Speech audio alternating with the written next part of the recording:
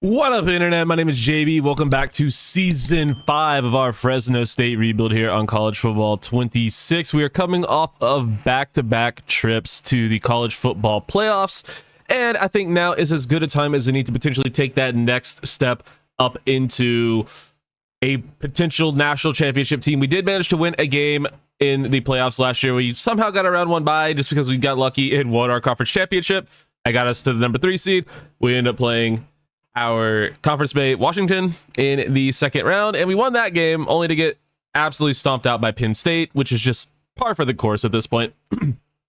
Anytime we play one of like the blue blood big like 7-8 schools, it's just not close. But I do think this is our best chance at winning a title. We were able to retain a lot of our starters, and we were also able to bring in a disgusting recruiting class, including maybe the highest overall true freshman I have ever seen.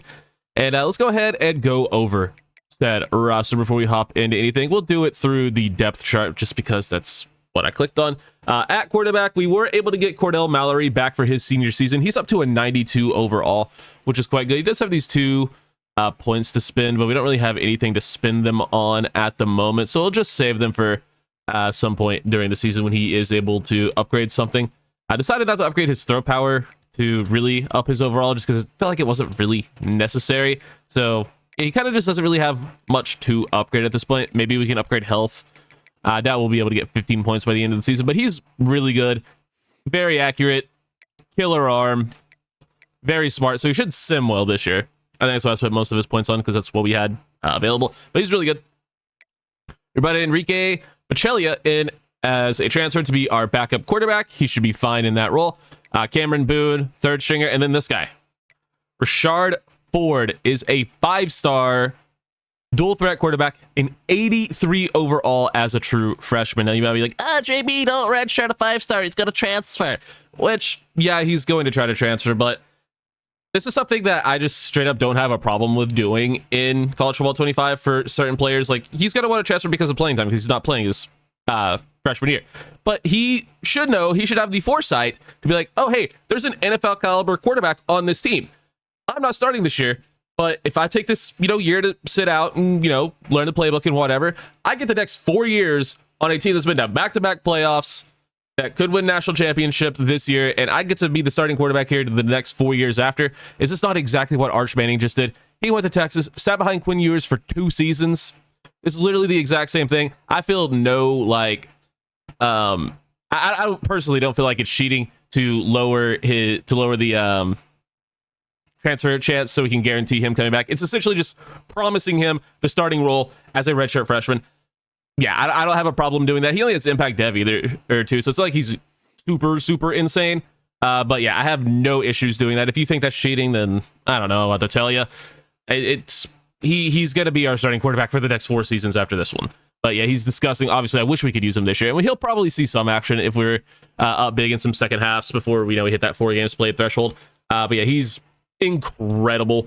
Has very limited skill caps. His accuracy is a little bit capped. We could definitely get that up into the mid 90s for sure, maybe low 90s for a couple of them, but yeah, could definitely get that upgraded quite a bit. His elusiveness is in a really good spot, quickness is in a really good spot, and then his IQ could be upgraded a lot, which will really help his overall.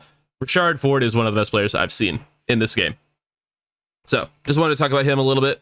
But this is still Cordell Mallory's team. He's a great player coming off of back-to-back really solid seasons. Particularly last year, we managed to cut our interceptions down by quite a bit and keep our touchdowns basically the same, and our yards went up a lot. So yeah, we just need to continue to keep the interceptions down, and I think he could be in for a monster season in his 3rd full year as a starter. At running back, we brought in Daniel Bray in the portal. He's a really good player, former Utah guy, and then spent the last 3 seasons at Washington, so we snagged him away. But he's an 88 overall who has barely played. So I can guarantee you he's going to be getting a ton of carries. 88 overall, 95 speed and acceleration and agility and change of direction. Not the best carrying or ball carrier vision or anything like that, but does have platinum shifty and sidestep. Silver 360 and armbar. He's disgusting. He's absolutely disgusting. You know who else is disgusting? 5-star Dion Calico. Now, unlike our quarterback, he is going to play because he is an elite dev 5-star freshman, and he is just, I think, better than Juwan Coffey, who had his moments for us last season, but 5-star elite dev, elusive bruiser archetype, and here's the best part: not a single skill cap, not a single one. Yeah, he's gonna play, and he's gonna play a lot. Dion Calico is unbelievable. So that's 280 overall, true freshman already. This is already the best recruiting class I've ever had in this game. Fullback is a tight end. At receiver, we are ridiculous at this position. Melvin Callaway, another transfer guy, former LSU receiver, and then Washington State, so we're able to snag him away from a conference rival. That's pretty funny. But he is a 92 overall, or 91 overall, with 91 speed and 94 acceleration, good agility, good catching traffic, great spec catch, great route runner. He's phenomenal. Platinum 50-50. He's going to be our X receiver, our starting outside receiver. And then this freak of nature, fucking Baruch Trapp, now into his true junior season, is a 92 overall. He's going to be our slot receiver. That's why I have Callaway at receiver 1. So when Trapp isn't in the slot, he doesn't line up outside, because this is our slot receiver very easily. 92 speed, 98 excel. He has 99 catching. That's pretty ridiculous. 99 short route running, medium route running, and deep route running. 91 release. He's just the best route runner, like, ever, and he's just really good. Fabian Cherry, who's been a multi-year starter for us, he's kind of, taking a little bit of a backseat just because, he doesn't have elite dev, but he's still going to play a ton. He's still just as incredible as he's been, so he will play quite a bit. Also 99 for every route running stat and 99 release. So him just being on the outside running go balls could be electric. And then we also have another 90 overall receiver, Matt Gillette, who we got out of the transfer portal, freshman transfer from Oregon. If you remember Jurion Dickey from the first few seasons, he's a real-life former 5-star that plays for Oregon. Well, we got this guy who's a CPU-generated player, coming off nearly 1,000 yards for Oregon. We snag him in the transfer portal, and he's a 90 overall gadget archetype with just ridiculous athleticism, 99 agility, and change of direction. Got incredible hands, incredible route runner. I think we're looking pretty good at receiver. We're 4 deep of unbelievable receivers. Danny Poole is quite good. He's had a couple moments for us last year. He's just slow, but he has unbelievable abilities. Honestly, Danny Poole to running back could be electric. Can I change his position right now? I don't think I can, but we can try. Because Danny Poole at running back could go hard as fuck. Yeah, no, you can't change positions in season. You could do that last year, and it would just completely fuck their overall and skill caps, but yeah, we probably don't want to do that. Boykins, he's all right. 91 speed, 83 overall. He could be someone down the line for us. Cordell Mallory is a really good receiver. Rashard Ford's a really good receiver, but they're quarterbacks. A couple of freshmen here. Aitman, contested specialist, who's pretty slow. And then Quinn Livings, start of a route artist, who's an okay athlete. We didn't do too good in the receiver window for high school players, but I think we did very well in the portal, bringing in 290 overall receivers in the portal. We didn't really need them, but we got them, and now we're just unbelievably deep at receiver. At tight end, we have Dominic Bridges, another 5-star with elite dev. He's a 78 overall, 6'3", 260 with 87 speed, good acceleration and everything. I just kind of want him to play. He has higher catching traffic spec catch than Corbin Schultz, who's a portal guy from Jacksonville State. And I feel like he should probably play. Obviously, he's a fucking 89 overall. He should probably start, but I also just kind of want the elite dev tight end to play a shit ton. And yeah, I mean, obviously this guy's a better route runner. And in terms of blocking, Schultz is better at pass blocking, but I don't know why that matters. He's a great run blocker. Okay, yeah, maybe we should start Corbin Schultz, and we'll have the other guys start at fullback. Not Evan Thrasher, but I need to do that. But yeah, we should just go ahead and play Corbin Schultz. I would like the redshirt the tight end as well, but he'll get plenty of playing time, especially if he's going to end up starting at fullback for us. I think that's reasonable. Yeah, we brought in 3 unbelievable freshmen on offense. Still have Evan Thrasher, who's a decent speed option. He's fine. Good depth tight end.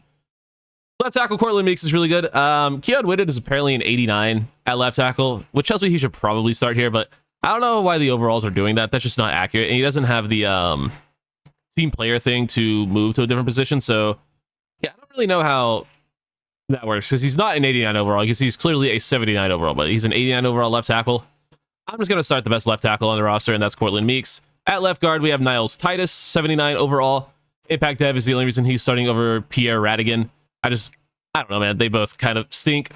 Then we have at center, Richard Harold, one of the only offensive linemen we have with a ton of abilities, so that's pretty cool. Lane O'Donnell is our starting right guard. He has some good abilities at this point. He's only normal dev, though. And then finally at right tackle, we brought in Stephen Grimes in the portal. Impact Dev, 77 overall. He will get the start there, and he'll hopefully be pretty good at it. There, left edge, John Carvalho, now into his senior season, has silver quick jump and takedown. We're hoping for good things out of him. He was a 4-star in the first recruiting class of the rebuild, and he's great. 97 finesse moves. He hasn't quite had that breakout season yet. He's missed a few games every year due to injury, but 6 sacks the last 2 seasons, 4 the year before that. We're hoping he can at least get to double digits this year. That'd be pretty cool. Tevin Gatto is great depth. And then at the other edge spot, we brought in Sean Ward out of the portal. He's disgusting. Former USC edge rusher. And he's just really damn good. See, he has silver quick jump, gold takedown, 6'5", 290 as a speed rusher. That's disgusting. Is he a real dude? I'm not sure. If he's not a real dude, we could change his number so he doesn't have to wear a disgusting number 60. That's just gross. Get him a real jersey number. Sweet. He's not a real dude, so we could change his jersey number. Beautiful. Go ahead and give him... We don't have any number in the 90s. I mean, single-digit numbers for edge rushers are pretty sick. You know what else is pretty sick? Like a number in the 20s could be cool. That's kind of cool in college. 32 looks pretty cool.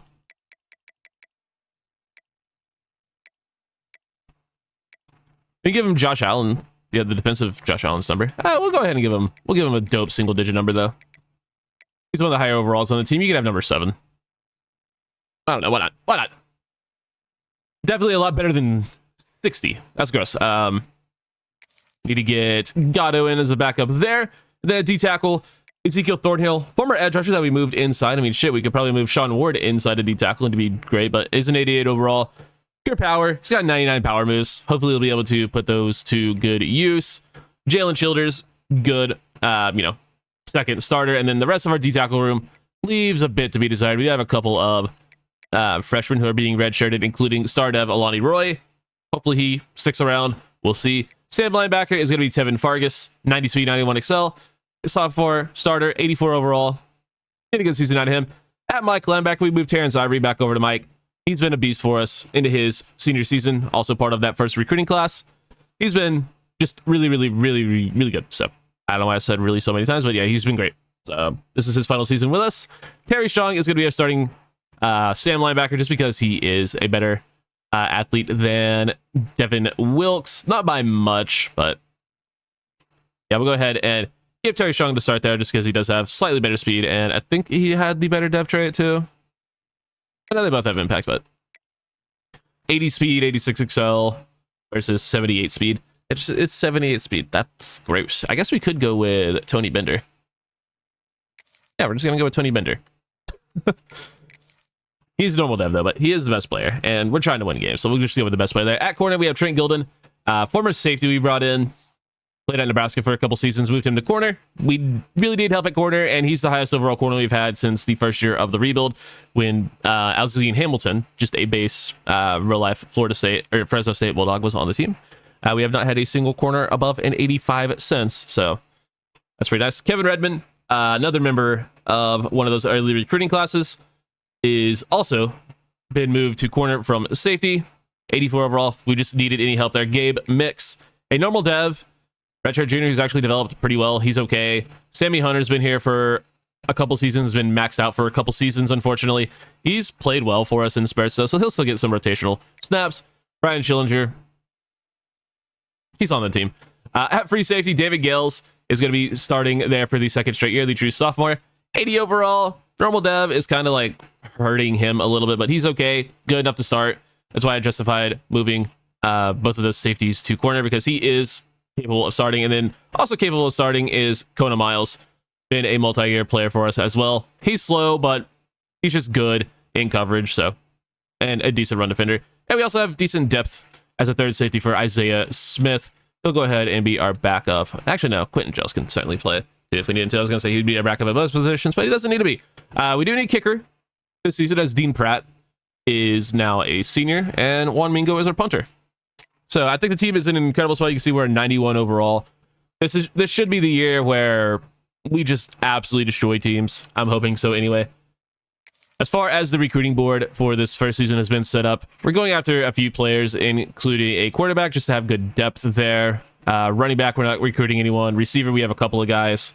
A couple of contested specialists, just because they were guys who had interest in us preseason. So don't really need a receiver, but obviously we'll probably be adding more guys to that as the season goes on. Tight end, Manu Bullet. He's a vertical threat, and his name is Bullet. Yeah, we want that on our team. He also has 87 speed, so him with Dominic Bridges could be an electric duo in future seasons. We are really hitting tackle hard.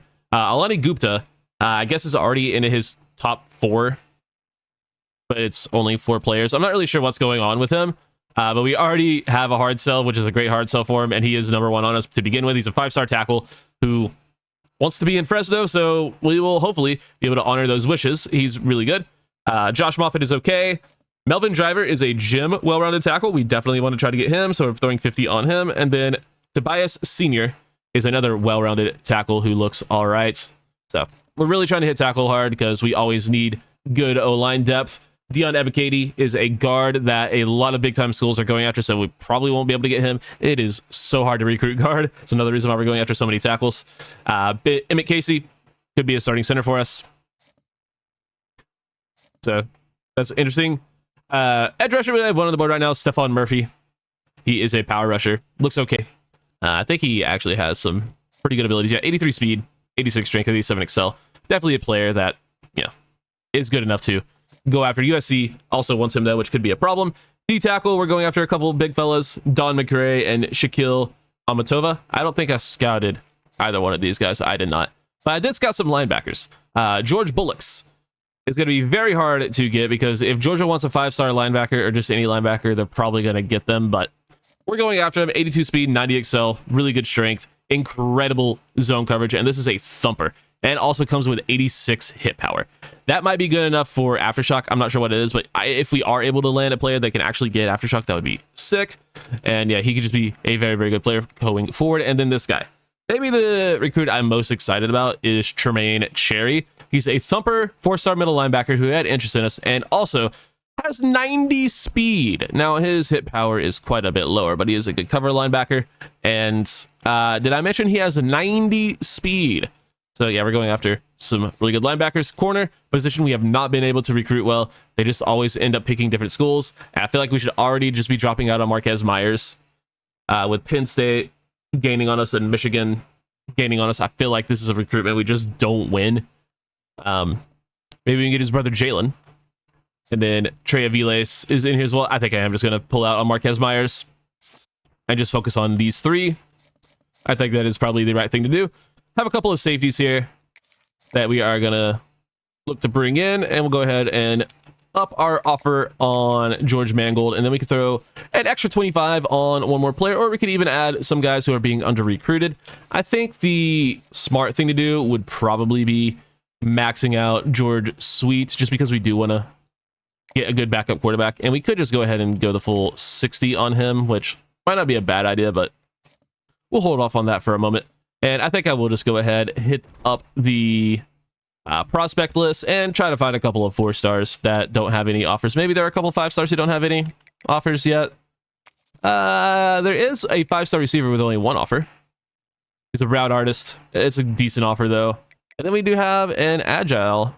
Ooh, that guy could have been a disgusting D-tackle. But Notre Dame is already in on that recruitment, so I think we'll just, unfortunately, not go after him. But there are several 4-stars without offers, any of them with interest in us already.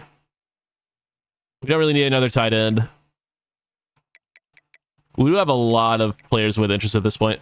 I mean, I could always use another receiver, but I was hoping for more like, defensive side of the ball, if I'm being honest. Like a corner. That's perfect. Field type, Edward Cohn. We'll go ahead and grab him. Hopefully, add him to the board. I mean, 6'5" contested specialist, color me intrigued. I mean, I want every single receiver. That's just who I am as a person. Pass protecting guard wouldn't be bad. I think I'd just rather go ahead and double up on corner just because we need the position so desperately. So yeah, we'll go ahead, add a couple more corners to the board, and that will pretty much get us through this first week of recruiting. Probably not going to end up with either one of these guys, but we can certainly give it the old college try. And maybe a scholarship offer will be enough to keep them from locking us out. We start off this season on the road against Stanford, and they're a pretty good team. We then get a bye week in week 2, play out of conference Florida on the road, so having a real tough test early. Then we get a home game versus Marshall week 4. Week 5 we get Washington State. Week 6 we are at Texas State, who hopefully by this point will have won a game. They have not won a game in 2 seasons, so hopefully they win a game. We then get a home game versus UTEP, a home game versus Oregon State, and a home game versus UCLA. So those should be some nice recruiting weeks. Then we get a road game versus Boise, and then 3 more home games to round it out. I didn't really set up the schedule. I just changed UCLA from whatever school. I think it was an FCO school to UCLA. So I think that's all I really changed. Probably should have made it a road game, just looking at this. But we do have 5 of our first 6 weeks on the road. So yeah, I think it's fine. It's just we have our home games in bunches and we start off on the road, and then yeah, I don't mind our schedule too much. I don't think it's too crazy, but we do get a lot of recruiting weeks in a row, which whatever, it'll be fine. Let's hop into this game versus Stanford and get a win on the board to start the season. All right, boys, here we go. Stanford is just a 74 overall. We have played down to our competition in past seasons, so here's hoping we don't. Offense is going to be Bowling Green playbook, and then we're still in the 4-2-5 base defense from Fresno State. So we'll see if the Bowling Green playbook continues to be good to us. I tried out several different playbooks last year just to see which one I liked the most, and Bowling Green ended up being pretty fun. We did have a disgusting tight end, Elias Williams, though. So, I mean, we have a really good one this year as well, an 89 overall player, but he's no Elias Williams. Elias Williams was, he's a Georgia player in real life. 6'6", 260, freak athlete. And he dominated for us, won the tight end of the year award. Maybe we could do the same thing with Corbin Schultz or whatever the fuck his name is. Probably not, though. He's just not as good. And also I want Dominic Bridges to play a lot. We'll see what happens. We got a lot to figure out as the season goes on, but we have a rain game in Palo Alto. Apparently it's drizzling. Looks a little bit more than a drizzle. It's also 91 degrees. God, this would be a miserable, human, muggy-ass experience. Oh, what a spin move. Oh, double spin move. Jesus, who is this guy? Okay. That was disgusting. Good Lord. Running back with a disgusting double spin move. We just got hit with a fucking highlight on the first play of the season. Quarterback down by Sean Ward. Making an impact early on. The former USC defensive lineman making a big play off the edge. And we need it. We need a dominant edge rusher. We haven't really had one at this point in the series. We've had a lot of guys put up like 7 to 8 sacks in that range. Like, we always have a couple of guys in that range, but we haven't had that one guy just go nuclear. And hopefully Sean Ward can be that guy for us.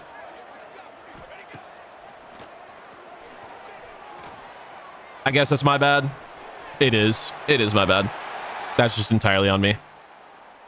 Well, good news is our offense got down the field with ease, so that's pretty sick. Deion Calico in the game, I just want to give him a carry. I just want him to get the ball.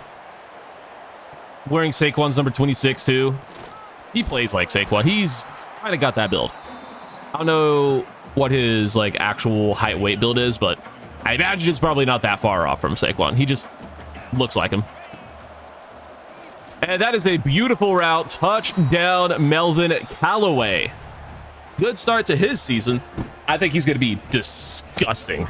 I think the combination of him at X and Bruce Trapp in the slot is just going to eat teams alive. And I am so excited to watch it occur.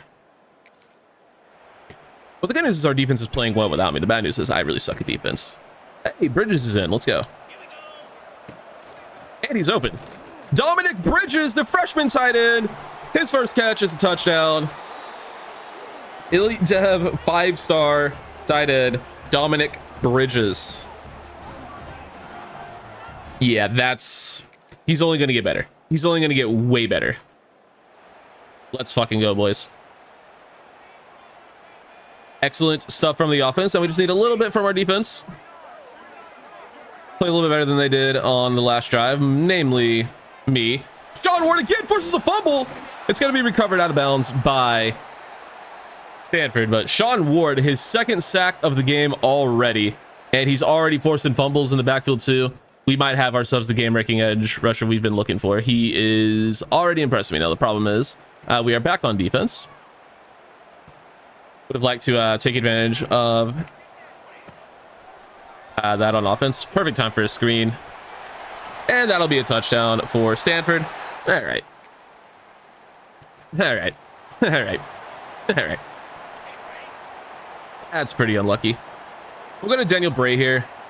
See if we can't get the first down with him. He will get it. 9 for 85. What a game he's having already. No gain on our first 2 attempts on this set of downs, but see if we can't pick up this 3rd and 10. We'll go to Corbin Schultz. That'll be 4th and 2. I would like to stay on the field here. I really don't want to go for a field goal. I also really don't want to run stick again, but I guess I will. Can we just streak Bridges? And then just put Schultz on an out. Yeah. We'll go to Schultz. He's open. Corbin Schultz. Huge gain, first down. And the game wanted us to kick a field goal. Could not be me. We don't kick field goals around these parts. I mean, we do sometimes, but... And there's Daniel Bray showing off the Platinum Shifty. That's a touchdown. Platinum Shifty is going to be a game changer. We have not had unbelievable running backs. We've had good running backs. Keontae Tyree has been good for us. Juwan Coffey was solid for us last year. But we haven't had a running back who can do shit like that. AKA we haven't had abilities on any of them because normal dev. And that should be fun. I mean, that is just lobbed right to Terrence Ivory, and he's gonna pick six it. Terrence Ivory with maybe the easiest pick six I've ever seen. I'm gonna assume we got pressure, but what the hell was that? That ball was just lofted up right to Terrence Ivory. I'm like, how is that person so wide open? And then I realized, oh, it's my player. Yeah, we did get pressure off the middle. It's gonna be Childers, and that just finds the hands of our superstar middle linebacker for the pick six. I've never seen an animation like that for me. That happens to me all the time. I'm surprised it hasn't happened to us yet in this game, but that's crazy. That was absolutely just absurd. Do I have Bridges starting at tight end? I thought I switched it. I mean, I don't mind. He's really good. He is starting. He is listed at tight end one. I don't mind it at all. He'll get the ball here. No, he won't. That was gross. That's just really good pressure from Stanford. We'll go ahead and try to get the ball up to Daniel Bray on the screen, see what he can do there. Yeah, blocking not exactly great. I mean, we need you to do a little bit more than nothing. Just a little bit more than nothing would have been appreciated. Bridges on the corner route. Big first down. That play is broken. Especially if you have a fast tight end, it's extremely broken. Can we hit that? We can. Bruce Trapp, his first catch that we've seen. Big first down. Brucey Bruce. Brucey Bruce and the Bulldog Bunch. That's our thing. I hate it as much as you probably do, but he's really good. Try to get redemption on the screen. Get Get a few yards, maybe. Yeah, 3. Better than the loss of yards we got last time we ran it.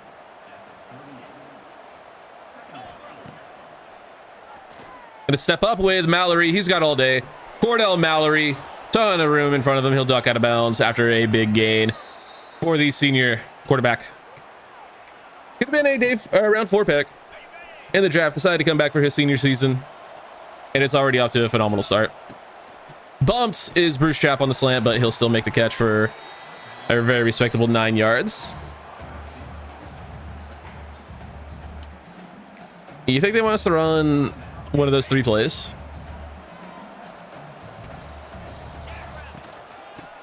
We're gonna get the ball to Bray. He'll get a first down. Daniel Bray, good run. He's playing with a little bit of a risk of injury. We don't love that. Gonna keep it with Mallory. Doesn't really have any running abilities, but is just fast. So we can try shit like that occasionally.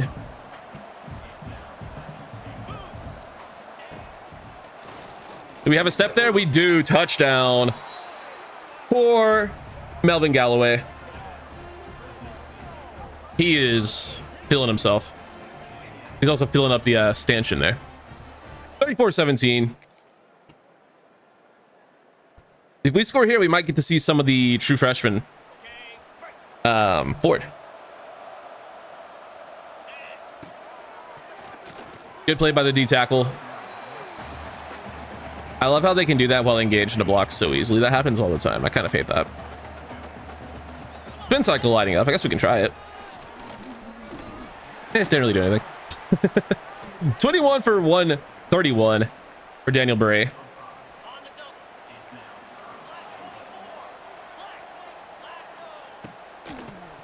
Try to hit Schultz, and we do. Corbin Schultz. Touchdown. Let's go. Offense is going ballistic today. And we're back on it. All right, 3rd and 8.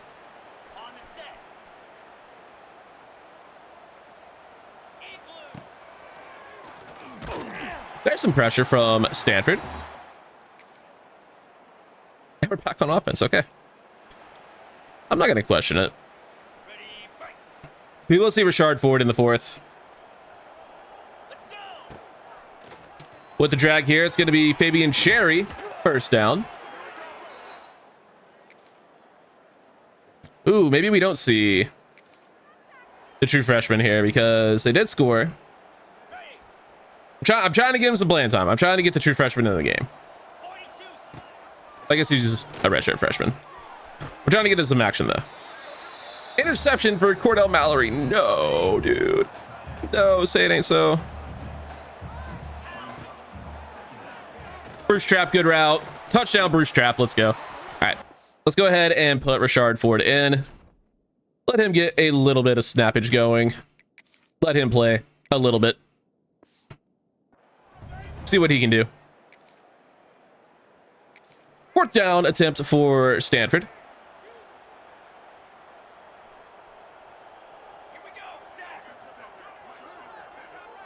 Let's see what they got. Shot down the sideline. Knocked away and incomplete. Well done. And now let's see what Rashard Ford can do. Leading the offense. 5-star quarterback. Getting his first action. Has a wide open receiver over the middle and throws a pick. Bruce Trapp just took forever to get into his cut, and that's not great. All right, well. He's not accurate. He's not accurate. It's fine. It's fine. He'll get it figured out. He'll get it reined in.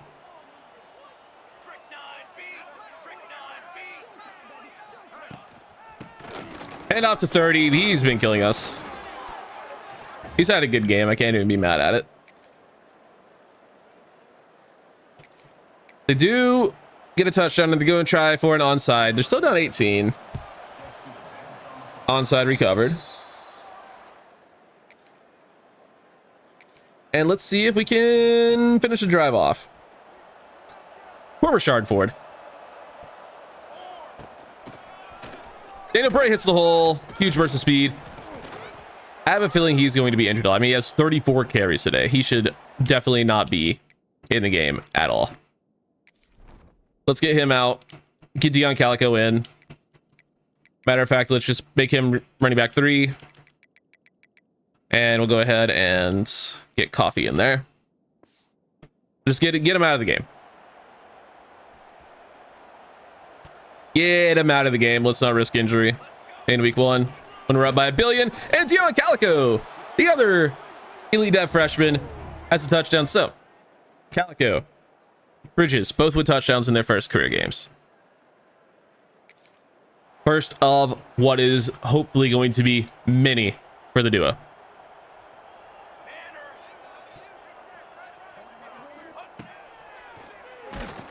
There's another fumble caused by Sean Ward. He has 5 sacks today. That shit said 5. We try a little bit of a speed option, because why not? Here we go. With Rashard Ford, we'll pitch it to Calico. He'll get a first down, and that'll end the game. 56-31 is the final, as we come in to Palo Alto and beat the piss out of the Cardinal. They are Palo Alto, right? I'm 99% sure Stanford is in Palo Alto.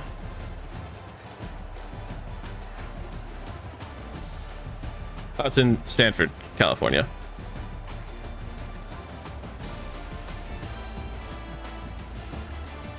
Could have sworn they were in Palo Alto. Maybe it's really close to each other.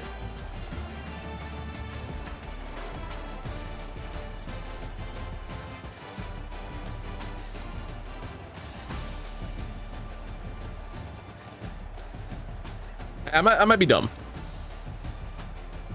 Oh, it's adjacent to the sea. Okay, I'm not dumb. I'm not dumb. It's right next to it. All right. Shout out Wikipedia. Anyway, player stats. Pierre Ballmer. I mean, he had a really good game. 4 touchdowns, 1 pick, but he was just getting killed. As for our quarterbacks, 22 of 32 for 230 yards, 5 touchdowns, 1 pick for Cordell Mallory. Pick on 2 passing attempts for Rashard Ford. My bad, bro. And then running the ball, Daniel Bray, 34 for 218 and a touchdown. Touchdown for Dion Calico. Mallory did some stuff as a rusher. And then Rashard Ford had a 26-yard rush in there, so good for him. Receiving, 5 for 60 and a touchdown for Bruce Trapp. 5 for 42 and 2 touchdowns for Melvin Callaway. Touchdown for Dominic Bridges and a touchdown for Corbin Schultz. Fabian Cherry and Daniel Bray, each contributing a couple of catches. O-line did their jobs. And then defensively, I'm very excited to see these numbers. 5 TFLs for Sean Ward, 1 for some other dudes, 5 sacks for Sean Ward, 1 for John Carvalho, and an interception, of course, the pick 6 for Terrence Ivory. I mean, all I want is for Sean Ward to not finish with 8 sacks. I think there's a very real possibility of that happening after having 5 in week 1. But if he can finish with like 13 or something, just like maybe 1 a game about for the rest of the year, that'd be great. Obviously, if he got 1 a game for the rest of the year, he'd be well than double digits. He'd be like at like 17 or something. But I just hope he doesn't finish like with no sacks, because that's just what usually happens, I feel like. We're in a couple of top 5s already. Probably need to reallocate points in that case, which is interesting. We drop in championship contender, but we rise in brand exposure. All right, if you say so. We do have a bye week this week, as Sean Ward does win the Pac-12 Defensive Player of the Week with his 5 sack performance. He better. As getting on to the pick 6, but they made the right choice. So I'll reallocate these points and we'll get through this bye week. So we're going to go ahead and get a couple of offensive line visits scheduled for week 4 against Marshall. It's going to be Dion Ebikadi and Alani Gupta on campus. They will get complimentaries with each other, of course. I doubt we'll be able to get, we might be able to get the tight end into his top 5. And then for the quarterback, we'll definitely be in his top 5. So we'll be able to get a little bit better of a visit going. As soon as we hit this button, I assume so anyway, we'll be into a couple more top 5s. We could also get locked out, and honestly, getting locked out on a couple players right now wouldn't be the worst, because it would let us actually put points on other players. But we do actually get into the top 5 on multiple receivers, which will make things interesting for all of that. But we do play Florida this week. It's going to be a very tough test, as we have Greg Sweet in his top 5. He's proximity to home championship contender. And that should pretty much either be hometown hero, which it's not, or conference legend, which it will be. So we can go ahead and do that. And then we'll get him in week 4 as well. Is a guard not a complimentary visit? That's fucking dumb. That's really dumb. Like, that is exceedingly stupid. A lot of stuff this game does is stupid, but a guard not being a complimentary visit for a quarterback is actually brain dead. Now, which one of these guys do I want more? Probably Shakir Dickey. I mean, Shakir Dickey's an athlete. He probably just has a higher ceiling. So I'll go ahead and get him on the week 4 just for the complimentary visit. Yeah, that's fine. I need more hours on him, but I need to figure out a place we can take hours off of people. And I've never seen a recruitment like Alani Gupta. It's just weird. I have a feeling he's going to end up at USC, but not really a whole lot we can do about it. I'm considering dropping out on Josh Moffitt. I don't really want to though. Whoa!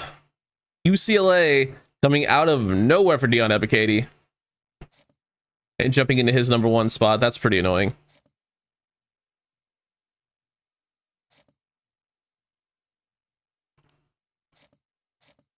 These are just players we're not going to end up getting, I don't think.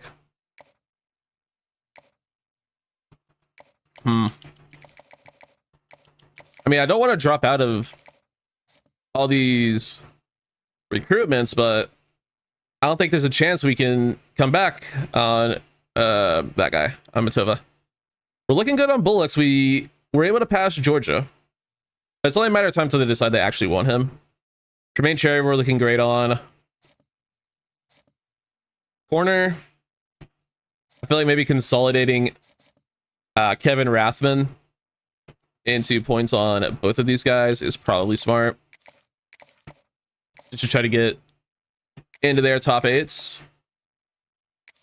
Because they're not getting any offers. As long as we can get in their top 8, that'd be pretty nifty. Looking good on both safeties. We have 5 hours to throw somewhere. And I guess we'll throw them on the edge rusher.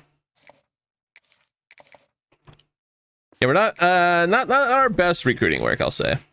But what might be our best work is this game against Florida. If we can pull off a road win against an SEC program, then I will officially consider us legit contenders. But it's going to be a very, very tough environment, obviously. Down in the swamps, these Gator fans are going to be a loud, rambunctious bunch. And they're going to make it extremely difficult to play here. But this is the kind of, the challenge that we need to step up to. These are the level of opponents that we want to be seen with.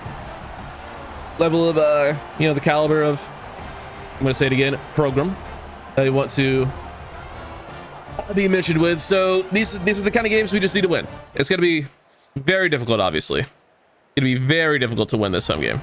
This is the swamp. You are correct. Thank you, Wall. I would have not been able to figure that out without you.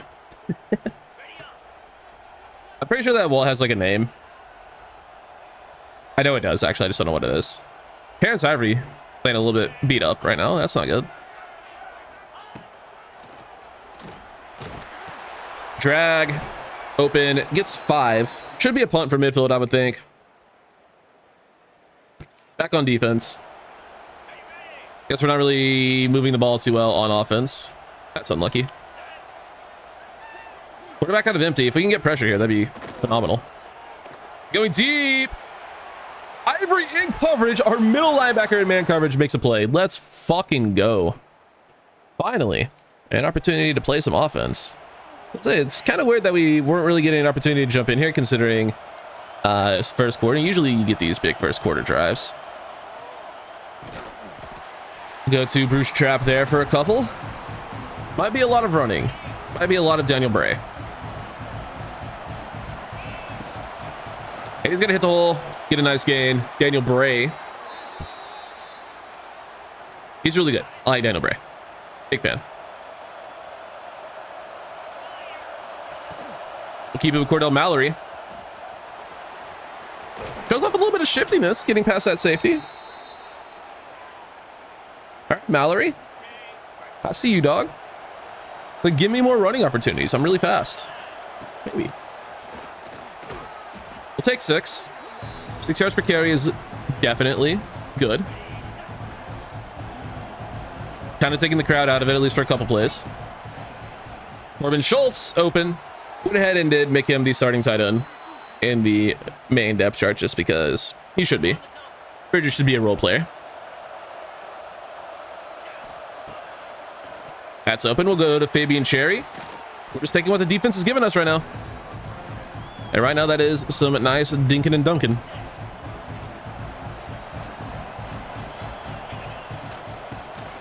Oof. That's the offensive line I know and love. That's the offensive line I know and love, unfortunately. All right, crowd's back rocking a little bit on this 3rd and shorts. Ah, they read the quarterback that time. CP wants us to go for it. I agree. I don't know how good of a decision it is, but I'm down.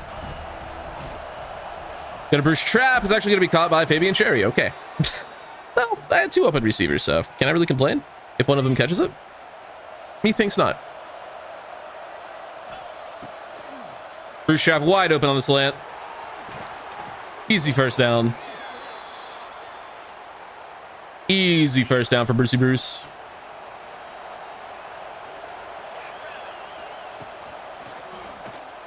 I wanted to step up there, but I didn't trust the tight end curl. They had a guy just sitting on it. I should have just probably gone with it.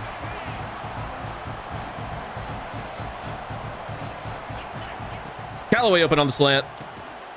He'll get a few back.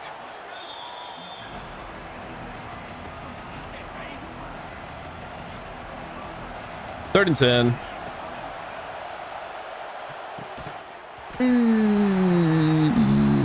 Unlucky. 28-yarder though. We should be able to knock this one through, no problem. Dean Pratt does drill the kick. We'll take it.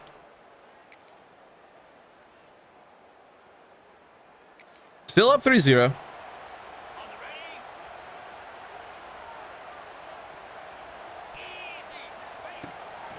Can we get there? No. Nice dig by the Florida receiver. He'll get a big gain. And our defense still in trouble. Now into a goal line scenario. Florida at the 5. Shoot the gap with Fargus. Nice. Timed that pretty well. Tevin Fargus, nice play. And that's what speed can do at the position if you can actually time snaps. And I can do it maybe once or twice a season, so no big deal. Kind of good at the game. I'm really not. I'm really bad at the game, actually. You guys couldn't tell. There's some pressure. Ward and Carvalho in on the hits. Sean Ward continues to be incredible. What a beast. What a find he's been. Backing Florida up to the 22-yard line. It's going to be a screen. I'm really good at not reading screens so far this season. But we'll force a field goal. And holding Florida to 3 into the second quarter on the road. We're playing well. We're playing well. We're just got to maybe wake up a little bit more on offense, get a touchdown here. 4th and 3, and they want us to punt from the 47. I'm good. I think we'll just not punt.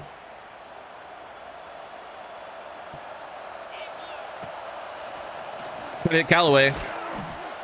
Let's say he has insane spec catch, insane catch in traffic. We can kind of trust him there. And he comes away with it. Probably not the kind of read you want to do too often, but I'm honestly shocked that wasn't intercepted. The running back was an RB. Well, that's cool. Why was the running back not RB there? At least it wasn't an interception. 3rd and inches. You get blocking up front. Bray first down. Into the red zone now, finally. Our offense doing the thing.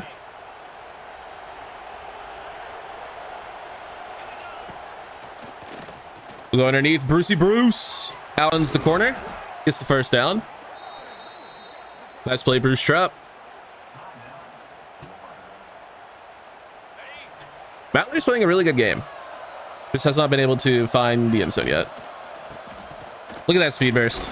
Oh my goodness. Shifty's insane. Great run by Bray. He'll get another look here from the 2. Daniel Bray touchdown. Nice cutback. Finds the gap. Shoots it into the end zone. And we take the lead. Heading into the locker room. Florida will get 3 up on the board to end the half. But we're still up by 4 points, which I will certainly take. We don't have many huge road wins. Actually, no, we did beat Oklahoma on the road last year. I take that back. But Oklahoma sucks. Florida, like, they're at least sometimes good.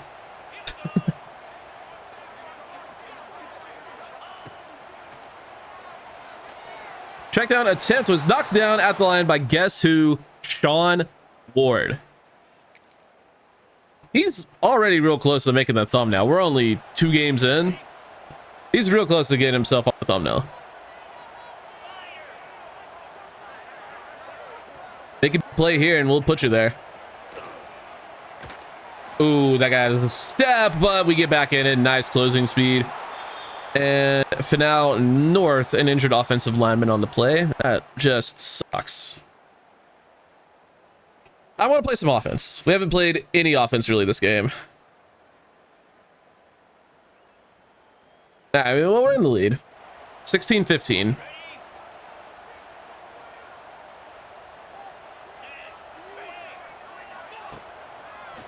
Play action. Then we get to the quarterback. Let's go. Kona Miles. A strong safety coming down and making a play on the Florida quarterback. Let's fucking go, bud. All right.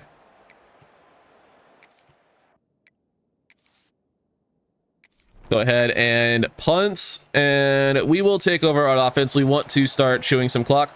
Only a 1-point game, so if we can take as much time off the clock here as we possibly can, that'd be great. We'll try to get that out to Galloway. Nice. Let's see, I kind of just want to run the ball. Chew as much clock as physically possible.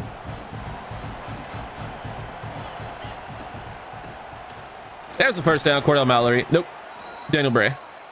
Another game over 20 carries. He's getting a disgusting workload. I mean, we probably need to see a little bit of 5-star back, you would think. Deion Calico. He probably needs to be in the game, at least some. Timeout called by Florida.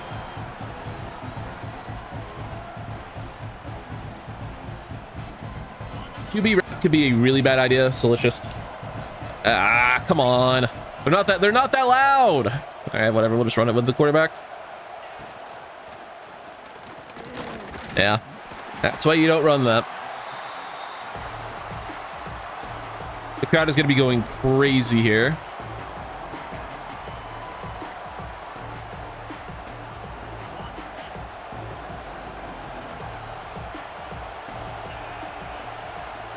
All right. Bruce Trapp can't outrun him. Fuck.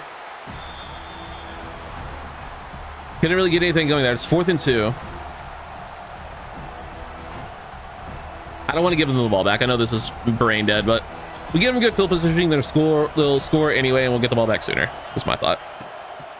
Or we could just end the game, potentially. That was a brain dead play call. Or was it gutsy and smart? I don't know, but we got it. Well, that's all that matters. Gonna need another first down to end the game. And we'll get one. First down from Mr. Daniel Beret. 2-minute timeout, and we should be good to kneel out the rest of the clock. You want to know something crazy, though? I guarantee you the clock will not fully run out here. Told ya. Fucking told ya. Fucking told ya. Almost like I just know how this game works.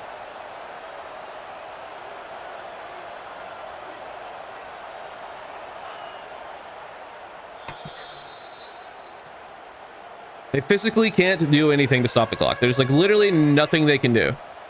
The game's like, actually, we're just not gonna, we're just not gonna extinguish the clock. You're gonna have to kneel 3 times and then stand there for like 20 something seconds. Oh, never mind. All right, cool. Finally decided to run itself out as we managed to pull off a road upset against a top 10 Florida team by a singular point. And Bruce Trapp, 10 for 156 and a touchdown. I'd say that certainly qualifies as your player of the game. Tough, hard-fought matchup against a really, really, really good team. And your Fresno State Bulldogs come out on top, sending the crowd home pissed. I mean, they're probably used to it because, Florida, but sucks to be you guys, I guess. Grayson Wilson did not have his best performance here today from North Little Rock. Nice. Cordell Mallory did have a pretty solid performance, 226 yards, 1 touchdown, no picks. We'll take it. Love the no picks, especially. 22 for 67 and a touchdown for Daniel Bray. Yeah, we need more of our other running backs. Not that he's bad, it's just he needs a little bit of a breather. Bruce Trapp though goes off, 10 for 156 and a touchdown. Melvin Callaway. If I called him Galloway, my bad. I'm just gonna do that. That's who I am as a human. 4 for 27, 3 for 25 for Fabian Cherry, and 2 for 18 for Corbin Schultz. O-line was mostly pretty good. Grimes and Harold give up a sack each, but I mean, as long as it doesn't become a recurring thing, we'll be all right. Handful of TFLs. Stacks for Kona Miles and Ezekiel Thornhill, who was hurt in this one. Oh no, that's not good. And Cavarlo and Ward with half a sack each. See, that's what I'm kind of worried about, is Ward having that massive monster game week 1 and then just kind of doing nothing. Obviously, he made a few plays in this one. Said I was gonna think about putting him on the thumbnail, but don't have a half a sack in every other game, Go ahead and get into week 3. See how that ends up going for the recruits. And we do drop to 3rd on a couple of players, but we are into top 3s. As long as the guard is one of the guys we're in the top 3 for, we're up to A+ championship contender and into the top 10, by the way. That's cool. As Bruce Trapp is your Pac-12 Offensive Player of the Week. Congratulations, Bruce. This is our game versus Marshall. They're 3-0. We do have Gupta on campus this week. Bullocks, Georgia has pulled the offer. So we're just going up against UConn for George Bullocks. That'd be awesome. Quarterback on campus this week. Mostly there for the complimentaries. I would love to get him, but I just don't think we will. He has a visit to Oregon next week, especially. So that's pretty much just a dead mission, I think.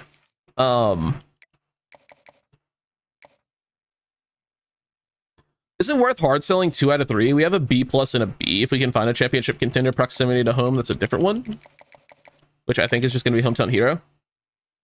I think that's worth doing just because it is 2 really high grades. I don't know. We're going to try it. Oregon has passed us for Eric Andrade. We're not going to beat Oregon. So we'll just take those hours back. Actually, we can get 40 on Shakir Dickey on a hard sell. He is on campus this week as well, so that's nice. Oh, we knew that. So he is going to be Hometown Hero. Go ahead and max him out. Bullet, we're into the top 5 on. I'll get this all situated and we'll reconvene before the game. That's probably how I should be doing this, because, yeah. All right, we got everything set up for the recruiting board. Unfortunately, we have a couple of guys who are not really liking our playing style at the moment. Mangold will probably be able to get back in on. It's just passing yards per game. I think that'll, go back up with playing just more games. We only played 2 at this point. I think our grade will go up if we just play decently. And then Don McCray, we're keeping him on our board because no one else has offered him currently. He likes sacks. Pause. But yeah, he's just gonna be a little bit more tough to get back in on. But in terms of scheduled visits, we have, of course, Alani Gupta, the 5-star tackle. We have the 4-star quarterback, the guard, who, yeah, this one's not looking great, but he is on campus this week. And then we also have the contested specialist athlete receiver. I don't know, this guy could just be freaky. He doesn't have the best athleticism in the world, but that 92 2 acceleration. He could play like safety or something and just be disgusting. I don't know. There's definitely something here with Shakir Dickey. I think he could be incredible. Oh, I might know why he's not considered a complimentary visit. Oh no, it was the guard. He's not a complimentary visit. I know he is. It wasn't listed last when I scheduled it. Never mind. It's like there's no way guard isn't complimentary for a quarterback, and it was. But it was not there like when we scheduled it. It didn't show up. But anyway, we got Marshall this week. They are undefeated for what it's worth, but they're also Marshall. Let's go ahead and let's just go full aura early on. If we struggle with Marshall, then we don't belong here anyway. All right, come on now. That loading screen took a lot longer than usual for some reason. Pretty sus.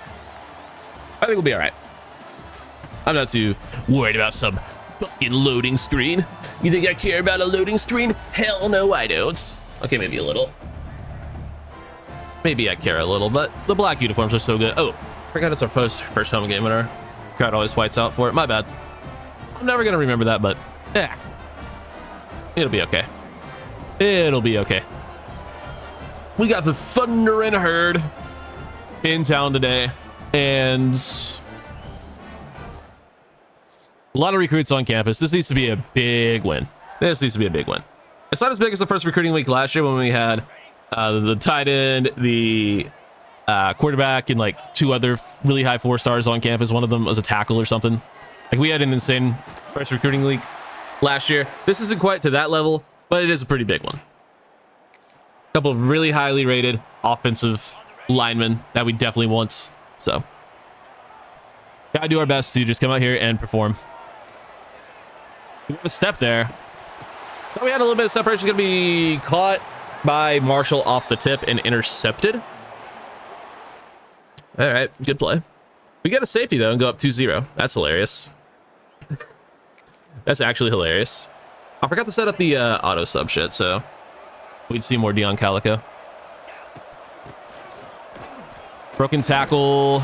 Gonna be short of the first. There's an injured Marshall player on that play. He's the guy who got the interception, so probably good he's out of the game. Same jersey number anyway. I'm pretty sure it was. Might have been 18. I saw an 8 for sure on the pick. I wanted to go inside and I thought they would tackle me, so I don't know. That was weird. We got the first down. Before I realized that I would have, I realized I would have the first down late, so I don't know. That's what that weird side step was. I'm like, oh, I need to go inside here. They'll stop me if I go outside, but then they didn't, and yeah. I wasn't expecting them to not get to the outside there.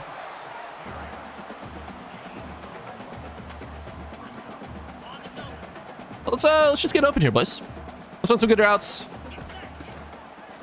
Look at the running back, Bray. He'll get a first down to the 2-yard line. That interception is just so gross on the stat line, man. I hate it. I really hate it. Daniel Bray touchdown. Let's go. I think that we're to the point that we can actually run on the goal line. Because for seasons 2 and 3, it was legitimately impossible. And I'm sure once we start playing good teams every single week and start playing just higher tier opponents every single game, it will be hard again. Hard Again is the name of that Taylor Swift song. It's a sweater thing, right? That's one of my dumbest one-liners in a minute. I apologize. No, I don't.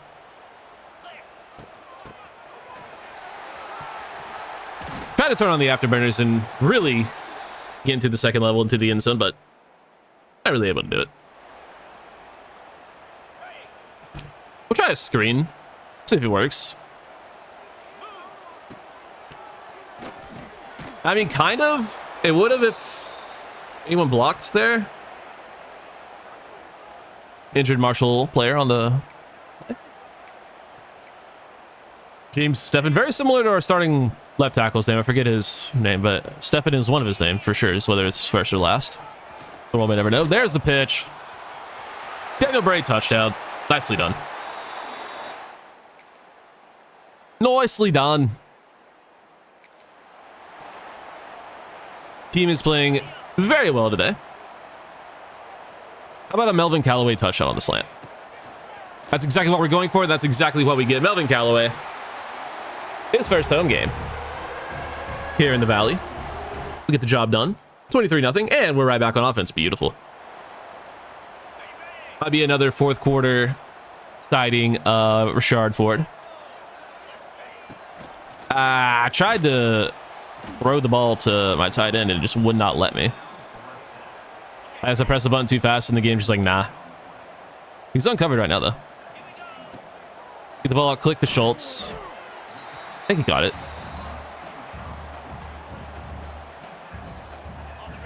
Looks like he did. You can never really tell in this game sometimes. Schultz in the end zone, touchdown. Corbin Schultz. That play is extremely broken. 29-0. 30-0. All right, let's go ahead and come into coaching, and we will mass sub in our backups. Just get the just start getting looks at some of our bench players.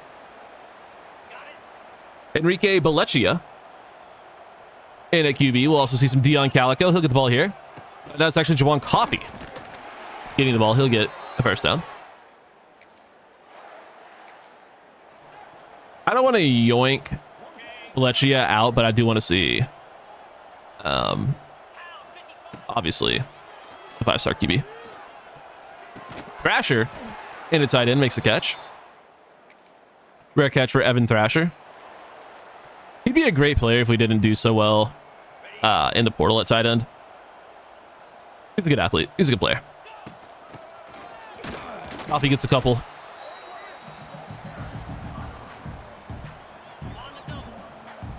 Juwan Coffey might be the best player on our team who just won't play at all this year, except in moments like this.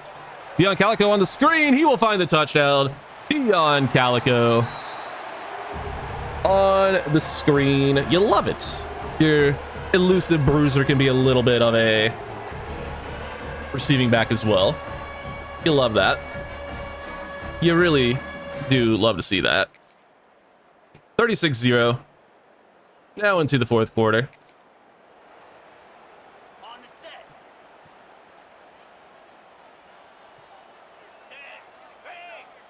See what our backup edge rushers can do. Probably nothing. Maybe Gatto can. All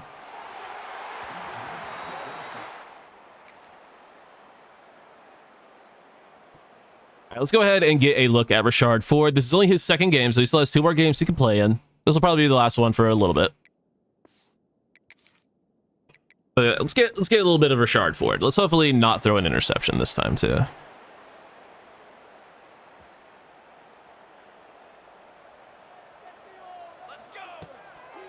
And that should be a connection that will win us a lot of games, as Bridges actually drops it. So never mind. Come on, Bridges. Get with the program, buddy.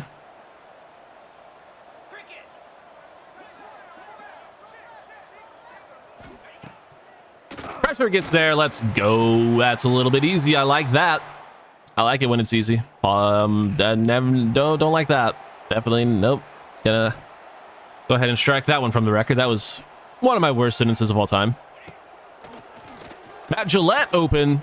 He needs to play more, but it's not really a spot for him, man. We have so many good receivers. And notably, a completion for Rashard Ford without an interception. A sight you love to see. We'll go back to Matt Gillette. Touchdown. Let's go. I mean, that could also be a big time connection because he's only a sophomore. It's just going to be a little bit tougher to keep him from transferring. Because he might just dip. He thought he was going to play. And we just had too many damn good receivers for him to really see too much consistent playing time. One of the deep shot there. Rashard Ford takes an unnecessary hit. 43-7 though is going to be your final, as Marshall just was not ready. They're not built like us. They're not like us, I guess you could say. No, I can't say that, but oh my god. Is that a 91 completion percentage for Cordell Mallory? It was. 240 yards, 9 touchdown, or no, 3 touchdowns, 1 pick. Touchdown for Ford, touchdown for Bachelia. They both did a little bit of stuff and things. Bray played well, had a touchdown. Coffee was fine. Calico was good. Everyone contributing, man. You love to see it. Schultz goes 5 for 52 and a touchdown. Touchdowns for Matt Gillette, Daniel Bray, Melvin Callaway, and Dion Calico, all his receivers, and just a bunch of dudes with a few catches. Only one sack given up by Lane O'Donnell. Lame. Come on, Lane, be better. Few TFLs, 2 sacks for Sean Ward. There we go. All right. That's what we want to see. Tony Bender with 1.5. 1 for Antonio Stead, who got hurt, and then half for Ryan Schillinger. No picks, but a dominant performance. Will that do anything for the recruits? I mean, maybe. It was a blowout win. Gonna have a whole lot of complimentary visits. Would have loved it to be a rivalry game, but could not get Hawaii on the schedule, unfortunately. But how's about we get some commitments? We do not. As Shaq Amatova commits to Auburn really early on in the cycle. Wow. We're in a recruiting battle with UCLA for Ebikadi. First on Gupta, Sweet, and Dickey. First on Moffitt into his top 5. First on Casey into his top 5. First on a corner into his top 5. First on the tackle into his top 5. We might be able to get another big recruiting week set up for the O-line, but man, needed to commit there. Also, fuck a recruiting battle. I hate it here. Yet another road game, this time playing the Washington State Cougars, and just because I'm remembering, let me just go ahead and make sure our QB still has his red shirt status. He does. Probably keep him out of games for the rest of the year. He's played enough. He's played a whole, quarter and a half. He'll be fine. He'll be fine. He'll totally be okay. Nothing to worry about with him, even a little bit. So, here goes nothing.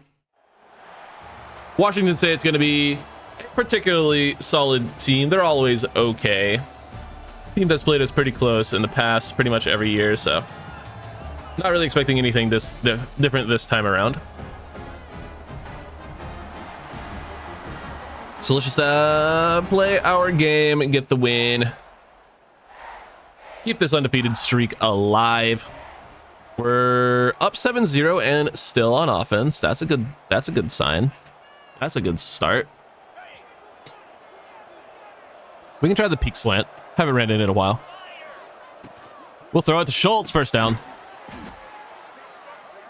He feels short. I know he's 6'2", but he looks shorter than that. I guess just because we're used to having a 6'6" monster at tight end. If we can get this to Cherry on the post, that'd be electric. Or we'll just step up with Mallory. First down, he'll slide. Get himself up early just to make sure he doesn't take an unnecessary hit. I forgot to do auto subs once again. Son of a gun. Son of a gun. Oh my gosh. Well, that's just too easy. Daniel Bray touchdown. My goodness, what a player.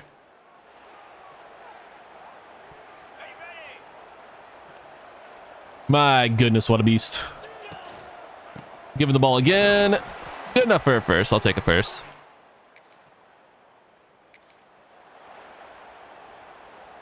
Third and 3.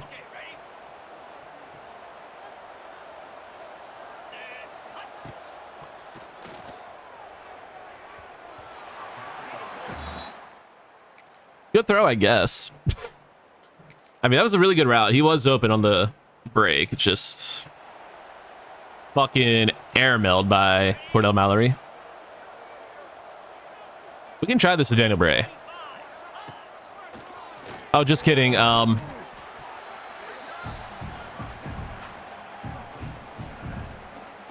Why would the primary target to block there be the safety and not the guy standing right in front of the recipient of the pass? Really makes you wonder. Really makes you wonder. How can they never get blocking right in these games? Genuinely. Is that an awareness thing? What is that?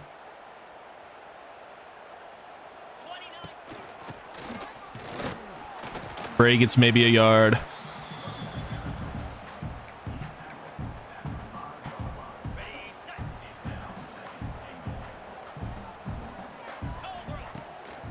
we have that? We do. That'll be a touchdown, Bruce Trap. Let's go, dude. Brucey Bruce and the Bulldog Bunch. Let's go. Back in the red zone. Okay, well, I need to get up for a second. But if we're going to keep getting super easy moments, then who am I to deny them? Well, that's who I am. The guy who gets sacked.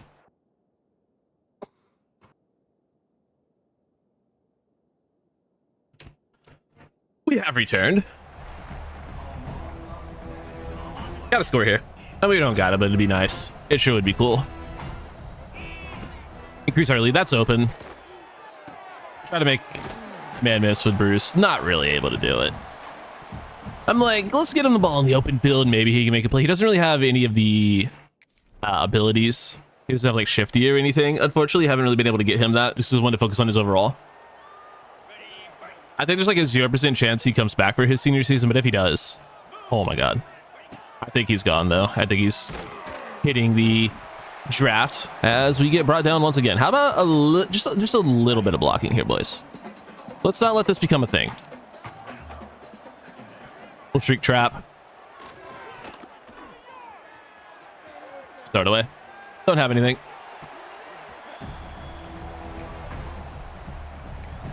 You just gotta know when to throw it away sometimes, you know? I usually don't know when to throw it away, but that time I did. That time I was fairly certain we weren't getting shit. I'm almost certain we're not gonna get anything here either, but maybe. Timed the route well, but Cherry can't come away with it. It was almost disgusting. I threw it just a smidge too early, maybe. Okay, we're still up by 1,000,000, 27-7 as Washington State does score. And we are into the red zone once again. That's open. Got a Bruce trap, get a few.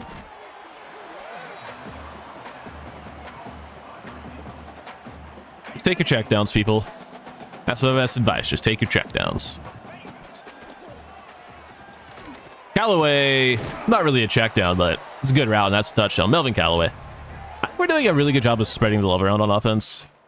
We don't really have one guy who's going super berserk in terms of yards and touchdowns, but everyone is eating. It's mostly Callaway, Trap, and the tight end, but everyone's getting a little bit. Reach the ball over the line. Come on, man. You can do that. I believe in you, Daniel. You're better than that. You have enough awareness to reach the ball across the line. I have faith. Bridges, open on the rollout. Try to hurdle him, man. Rare footage of a hurdle not working in this game. Tragic. They broke hurdling. How dare they?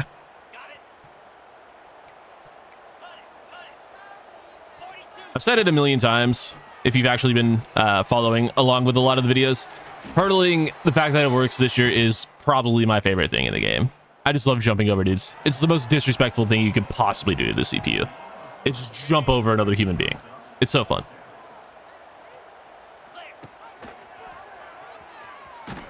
Pitched too late, and it's a turnover. I'm really bad at the game. Like, really bad. Like, stupendously awful.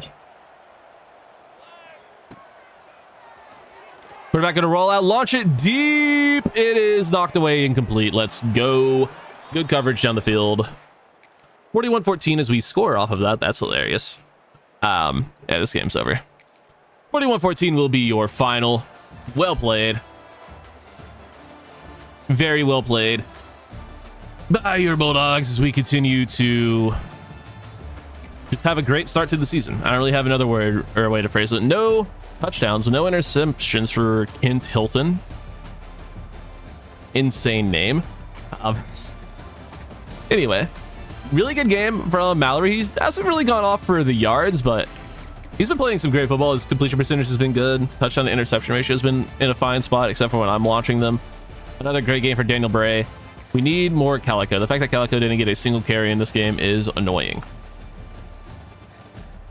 Bruce Trapp with a great game, receiving over 100 yards, 2 touchdowns. Touchdown from Melvin Callaway. Handful of catches for some other dudes. 2 sacks given up for Harold and O'Donnell. Guys, clean it up. Clean it up. It was the only dudes on the team with abilities. Like, use your abilities. 1 TFL, 1 sack for Stephon Ryder. No picks. Did our defense do anything? I guess they just forced a ton of 3 and outs. Maybe I don't know. That's really weird.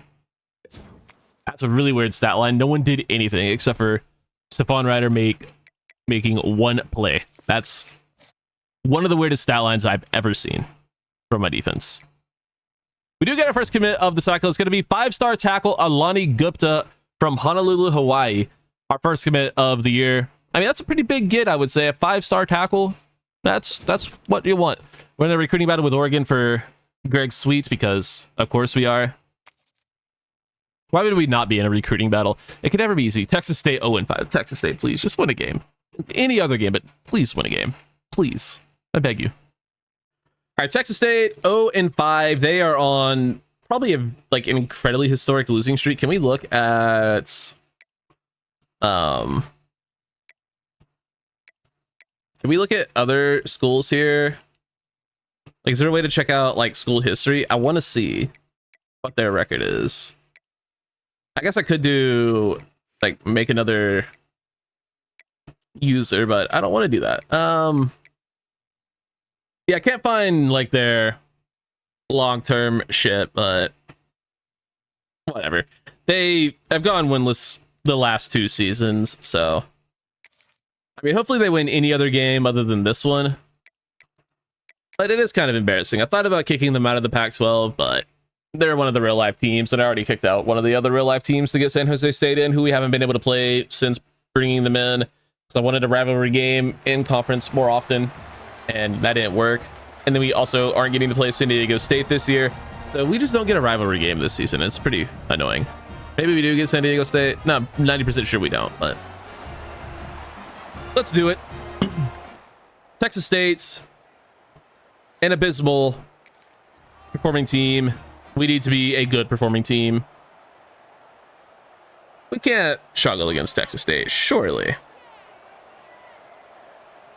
But we might. You never know. Any given Saturday, they always say. Fabian Cherry first down. Well done, sir. We don't score.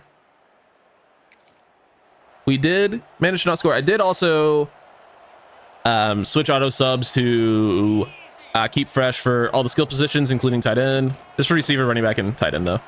So we should see some more Dion Calico. We should see more of our depth receivers.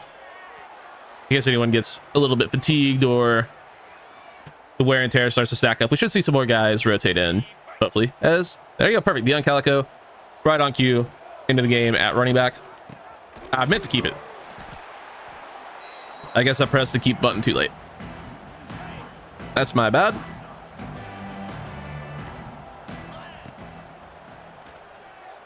Let's say we're seeing a lot of our backup tight ends, but I think that might be because our main tight end is injured. I think Schultz might be hurt.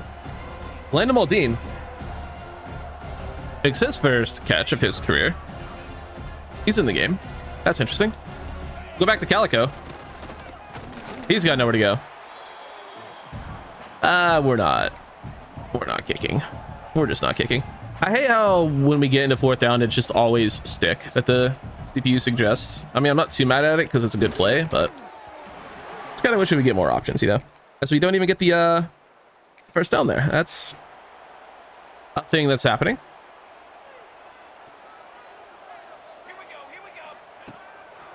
Connor Miles hits the QB. Get the ball. Nope. It'll be incomplete, though. We'll take it.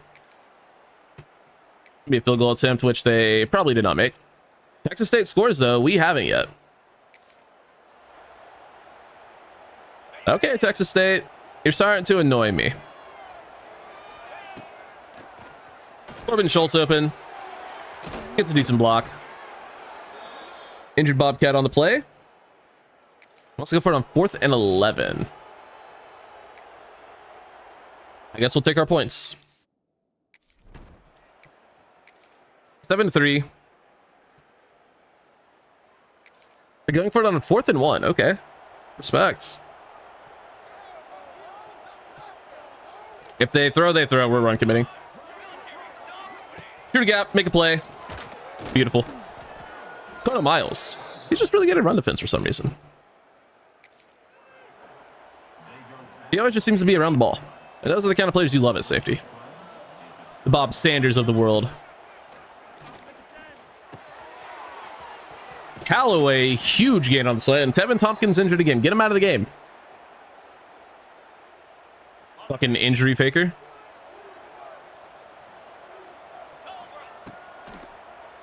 We got Callaway on the slant again. Ref playing better defense than the Texas State secondary there.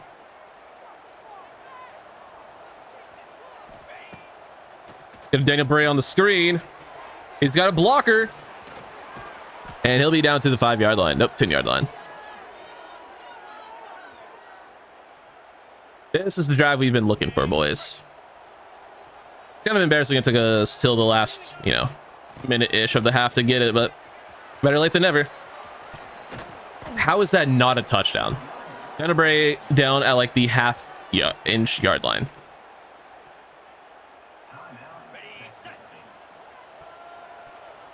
He'll be back in the game. He'll get the rock. And not able to score there.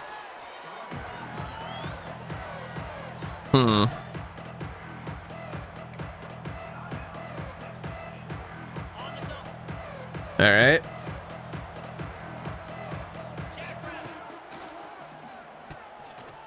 Pass caught by trap. Can't find the end zone. If we can't score here, that is just all-time embarrassing. We got to get in the end zone. Run through the running back. There we go. Or linebacker, rather. There's a touchdown for Daniel Bray. Now, how's the heck about some more points? Texas State, though, giving us our toughest competition of the season. Aside from Florida, obviously. But, yeah, this is not really what we signed up for. Callaway, good catch. Into the red zone now. Inside the 10, it'll be more Daniel Bray.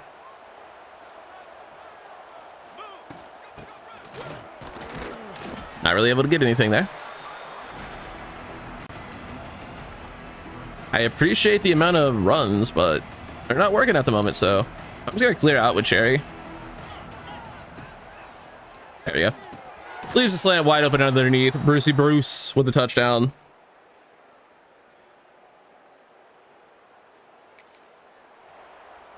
And all of a sudden, we're up 24-7 after another score. Beautiful. I love when the team scores in sim. That's my favorite. Making me not have to do stuff. Bruce trap into the open field. First down. Hell yeah.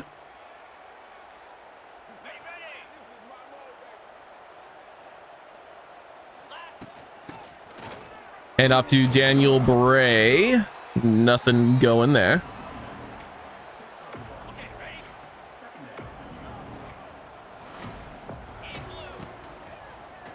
Schultz open up the middle of the field on the crosser. Touchdown, Corbin Schultz.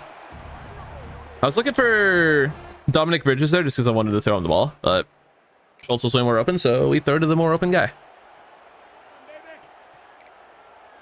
Because sometimes it's just fun to throw to your elite dev 5 stars, you know? Oh, that's just embarrassing. Come on, me. Be better, me. I know. I'm sorry.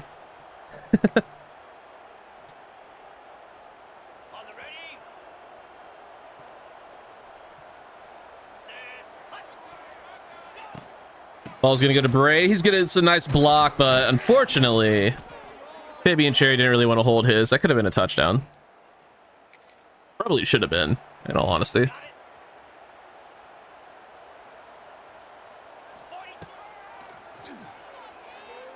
That's a good route. Trap, diving for the end zone. Can't quite get there. Try to do that for the pylon. Gotta do what you gotta do, you know? And there's an easy touchdown for Daniel Bray, finishing off the drive in style. Texas State played a great first half. They played a phenomenal first half, but our talent finally decided to show up and show that we are just slightly better than our opponents. Oh my god, Kona Miles almost picked that off. That would have been insane. See if you would have caught that, just saying.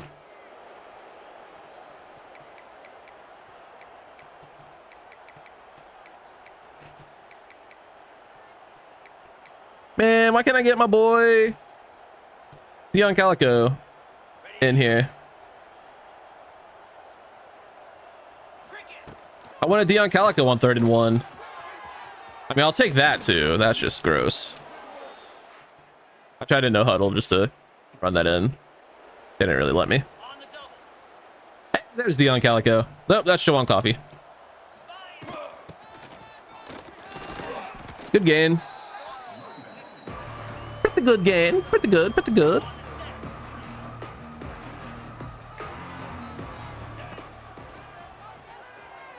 Oh my gosh. What a catch by Fabian Cherry. Took a big hit there, holds on. What a player. Or Jawan Coffee in the game. Got a speed option and actually pitched the ball on time this time. Dude still managed to lose a couple of yards. There's Dominic Bridges. Looks like he rolled his ankle or something. That's scary. Be okay, please.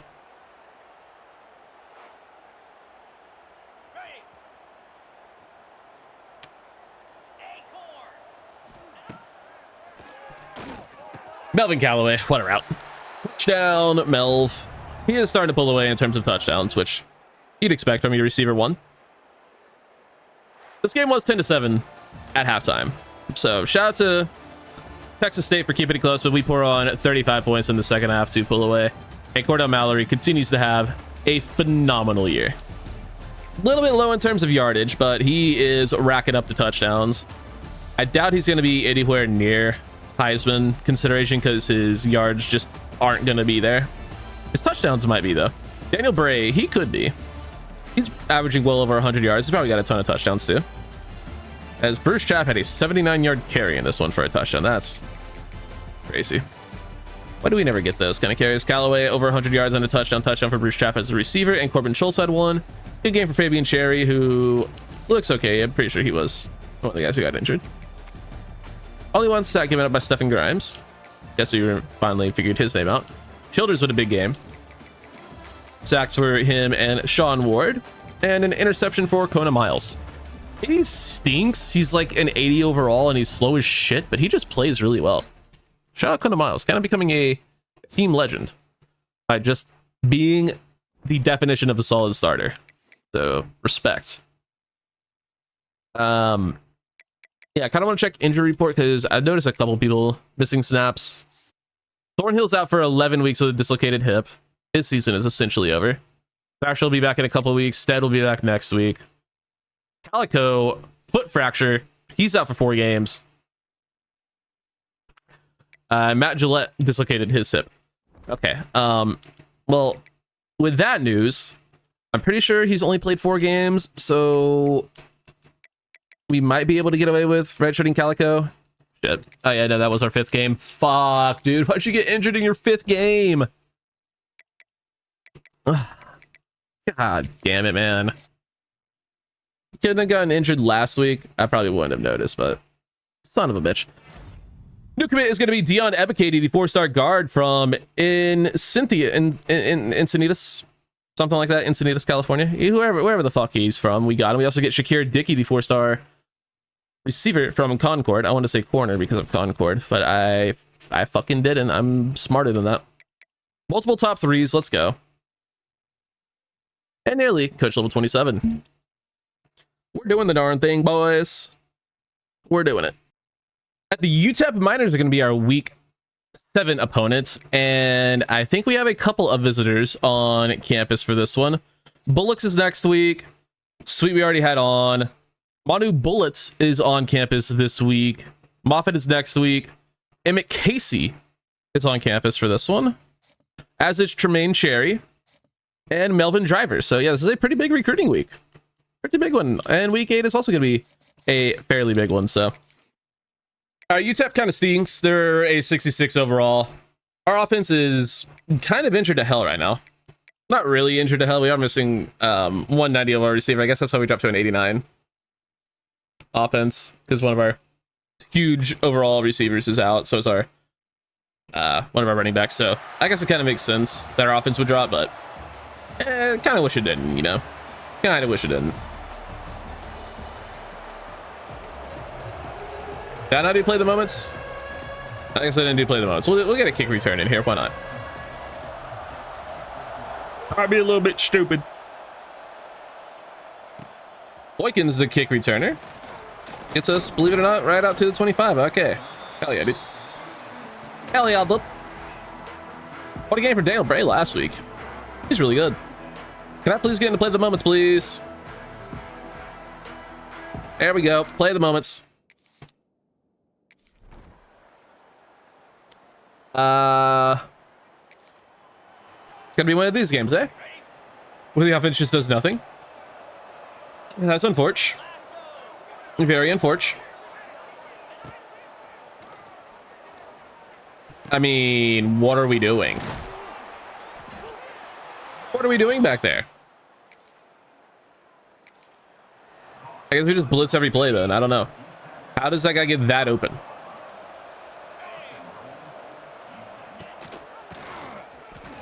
Tried to go for the hit stick and just kind of fell over. Love that. And by hit stick, I mean cut stick. Same thing.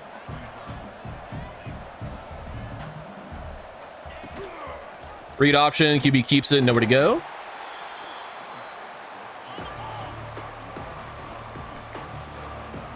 Come on, boys. Lock in here. Lock in here, boys. What are those circles on the field? That's weird. Fix your game. 4th and goal. They're gonna go for it. We're gonna run commit. If they throw, they throw. They're not going to, though. They did. Imagine having the balls to call play action there. Can't even be mad. UTEP up 7-0. And it's late first. When in doubt, just run a broken play. Big first down. We're not gonna be able to get a snap off before the 2-minute or the end of the quarter. We can try, just for convenience. No, all right, cool. Ah, so annoying. Yeah, so we have to get through this entire quarter or between quarters thing. Yep, I really care. I really care about all these stats. I really do. I promise I do. They're very interesting. I care more about tying the game because why the fuck are we in a close game against fucking UTEP?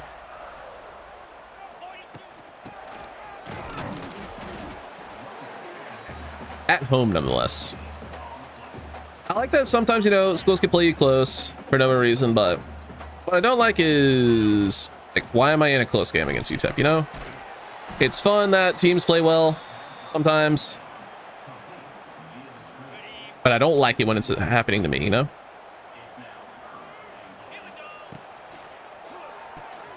Callaway open in the end zone, touchdown, Melvin Callaway. Just throw the ball through the ref.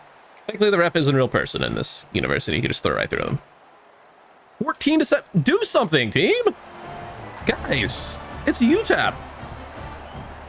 What are we doing? Bruce Trapp can't hold on. A little bit of a hospital ball, but it is what it is.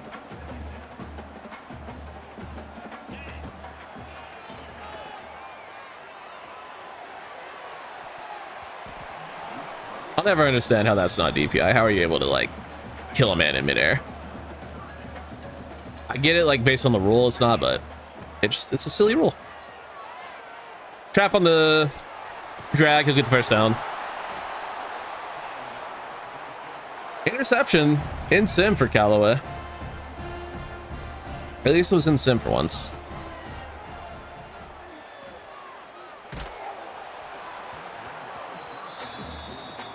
Mother bitch. Give me a chance, man.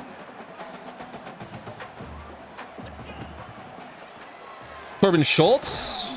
Decent gain. We have to call a timeout there.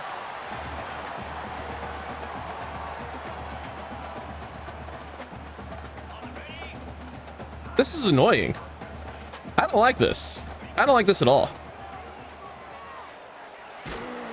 Great pass blocking.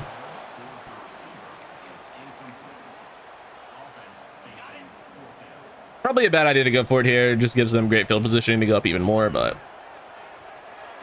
we ain't bitches. That's not a first down. Cool. Oh, they scored. 21-7. Great.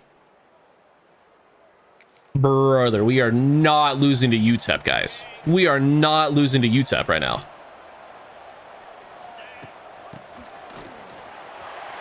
All right, maybe we just got to give the ball to only Daniel Bray.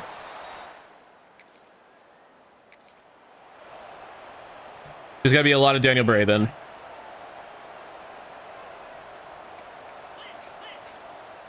Fuck the speed option, just give him the ball. Anytime today, that would be nice. Good carry for another 7.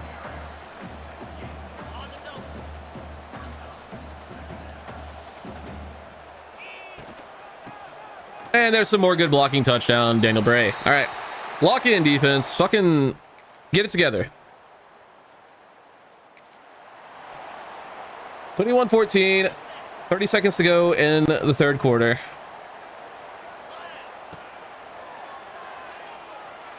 We have Schultz on the sideline. I would love him to stay in bounds there. Another third down. How are we so bad on offense today?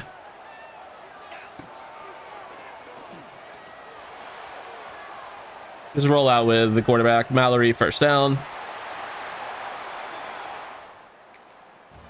Okay. Into the fourth quarter. We can tie the game here. Kind of have to. This is really bad because there's fucking visitors seeing this shit, dude. There's a lot of recruits seeing this game. Get it out, Schultz.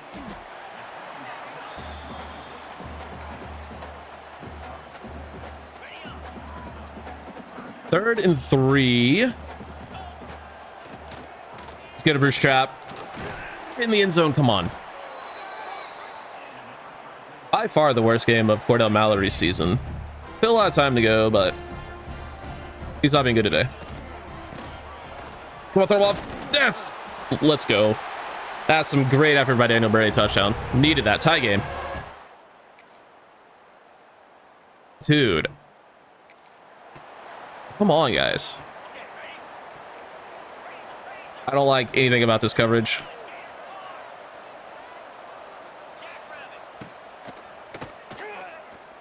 Shot to the end zone. Incomplete. Thank God. They're going to get a field goal, though. We get a 3rd and 10. Magnificent. Clear 4-down territory, so any gain here will be nice. All right, maybe it's not 4-down territory. Maybe we just don't want to win. I don't want to punt. Return. All right. I am thoroughly embarrassed. Our team should be thoroughly embarrassed. Get out to Schultz. Incomplete. Fuck me.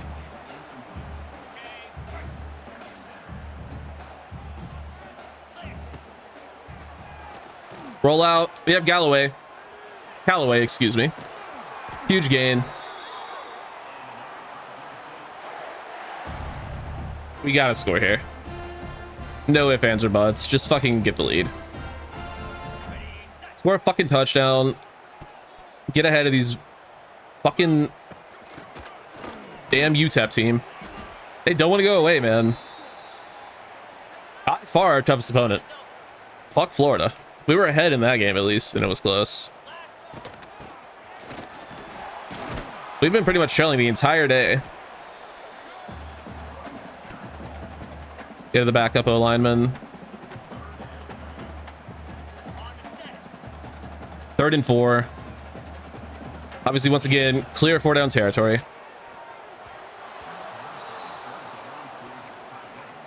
We're not. We can't tie the game. We probably should, but no. We're a top 5 team playing against UTEP. Figure it out. Bruce Chap makes the catch. Just so much contact there, not called. CB's just allowed to get away with all of the illegal contact. Should have been a flag. I hate that that's not called in this game. It happens literally every single fucking play. Sideline shot. It is a big, phenomenal coverage.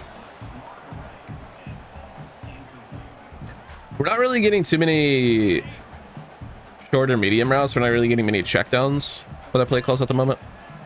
We're just getting all shot plays, which is not really what we need right now. We need just a few yards.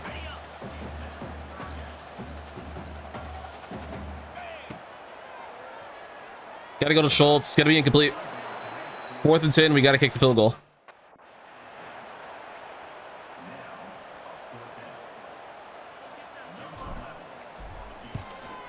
Kick is good. Tie game.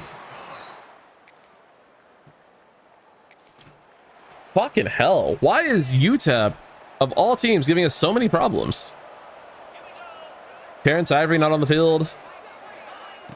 They're gonna run the ball. Get 9 out of it.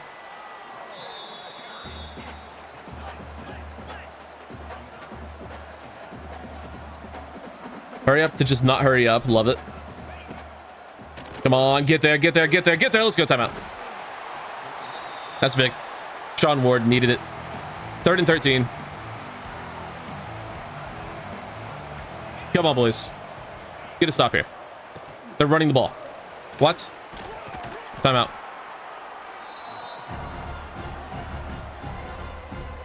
Good stop. We have 1:19 to go. No timeouts. How about a Bruce Chat punt return touchdown? How electric would that be? Pretty decent return, all things considered. I'm scared.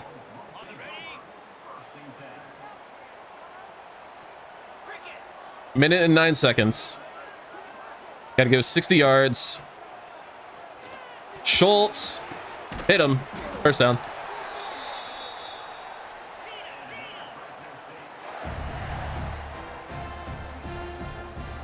I mean, this is just wild. It's a wild play.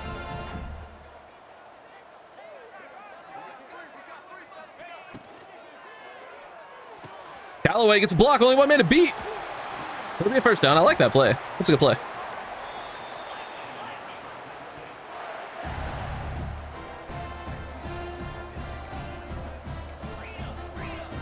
Come on.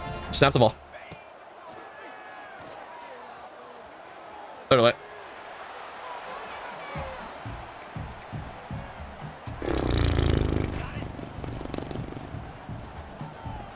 "38 seconds. Plenty of time still. Can't allow pressure to get in like that, though. 3rd and 10.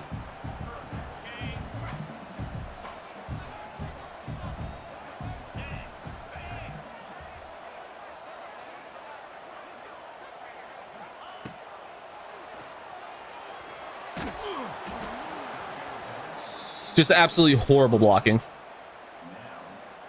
Not too many great routes either. They're going to ice us.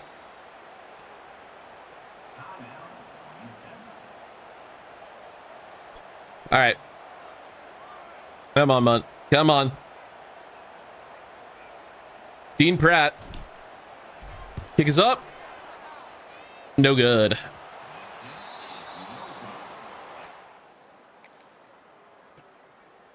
We're in overtime against UTEP. 3rd and 1.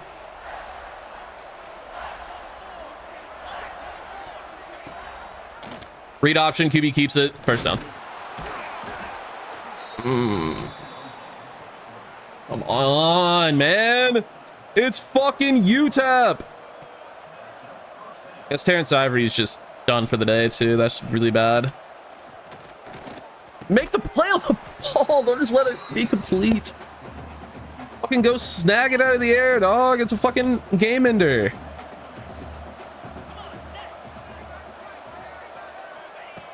Get there. Nope.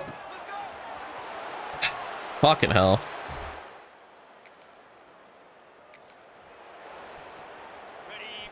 We might be terrible, boys. We might just be terrible. Get it out to Bray. at least something.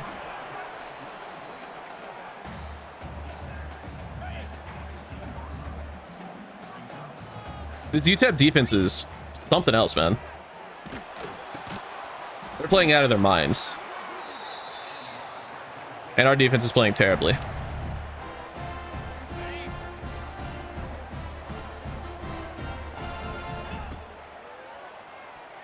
Callaway open. Hurdles over a man, gets just upended though in the air. Just straight up verticaled over, man. Wasn't even really a hurdle. Daniel Bray touchdown.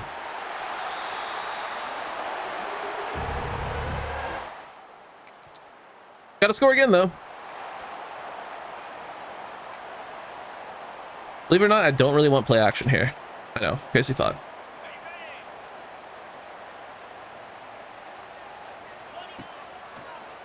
Yeah, Bruce Chap in the back of the end zone on the fade. No. Try to catch him napping on first down. They were ready for it. They're ready for all the slot fades we call. And then Bruce Chap drops it. We're getting no good play calls right now. I mean, this play's broken, but not when Schultz doesn't get open or gets bumped.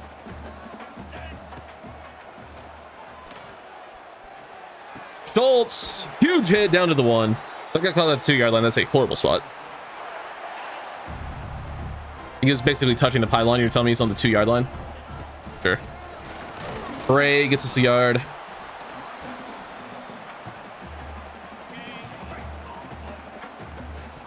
We just take this to the outside of the tackle. This should be a guaranteed touchdown.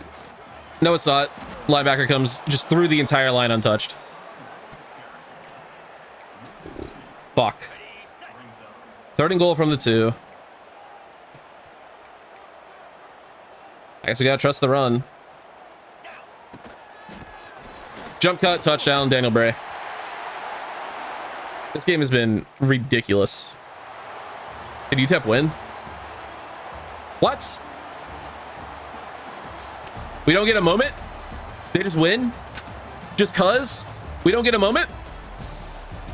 Well, UTEP with the massive road upset. Because we don't get a moment to even try to win on defense. I guess they scored on the first play and then just kicked a field goal? Or went for 2 to win? Is that what happened?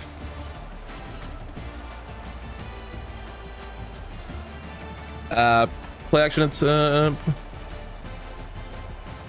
we went for 2 and didn't get it. So why didn't I get to go for the 2-point conversion? That would have been nice. And then yeah, 1 play, touchdown, and then they get the 2-point conversion. Didn't even get a chance. Did not even get a chance. That's super fun. Why would it not put me in on defense there? Or put me in on the fucking 2-point conversion?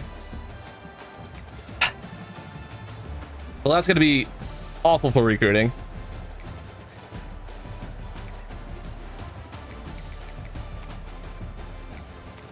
Our defense was fucking awful in this one. How do you give up 39 points to UTEP? Pathetic. Actually pathetic. Man, that could be a season and recruiting class ruiner.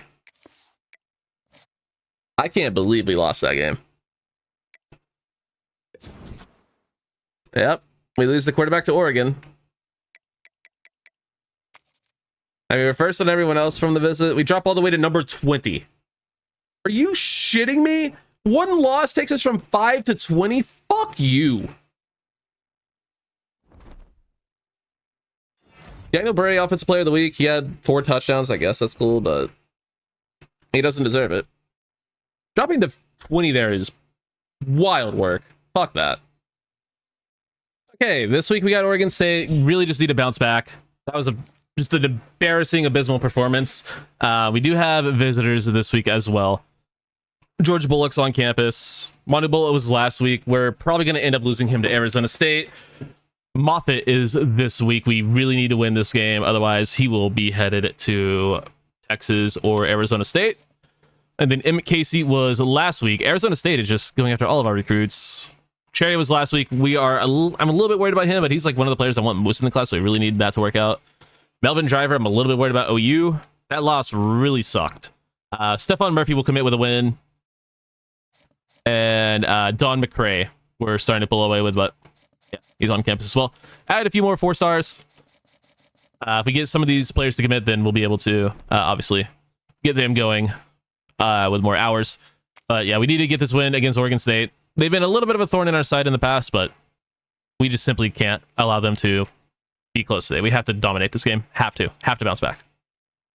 Also worth noting, we did level up so we can finally get our tier 3 ability in Master Motivator, which will increase all XP gains for quarterbacks. That should be pretty nice. Hopefully that does something. And one thing I should also do is we are now, halfway through the season in terms of, weeks. We're at like week 8. We could probably look to see if we have any upgrades to make. So that is something I should probably do before we hop into this game versus Oklahoma State, because we have some hours to spend, some points to spend. Let's go ahead and get to spending. 7 for Cordell Mallory. I'll show you this one, just because he's our quarterback. So we could go into power. We could go into health. Yeah, that's right. We're just going to save these because he could get dot. I kind of like mobile resistance, though. Increase accuracy in pocket for open receivers or improved pressure resist on the run. I think I want gold mobile resistance, actually. So yeah, we'll go ahead and take that. That's not a bad thing to get for sure. That really wasn't worth the time it took. We got basically just a couple of abilities on some other players. I don't think anyone actually went up in overall, but we did, get multiple abilities. We got one for Terrence Ivory. We got, of course, the one you saw for Cordell Mallory. I think Bruce Trapp's IQ went up a little bit. Same thing with Daniel Bray. So, yeah. We got a little bit more like awareness and a couple of abilities, so nothing really to write home about. One of our offensive linemen got option shield, which we've been running a decent bit of options, so maybe that'll come into play at some point. We'll see. The problem is that apparently Oregon State thinks that they can hang, and they are into our red zone now, and yeah. How about we don't let this happen again? How about Oregon State just isn't on our level? How about that? Read option, QB keeps it, gets a couple. David Gales comes down to make the tackle. We need better safeties, I think. And we just need a better secondary in general, but when Arkansas State was at their best in that dynasty, was when we had multiple just elite first-round caliber safeties. And we have not had that. We haven't even had good safeties in this series. The only 2 good safeties we've had in this series are now corners. I guess Coda Miles is good, but his ratings aren't good. He plays above his ratings, but he's not good.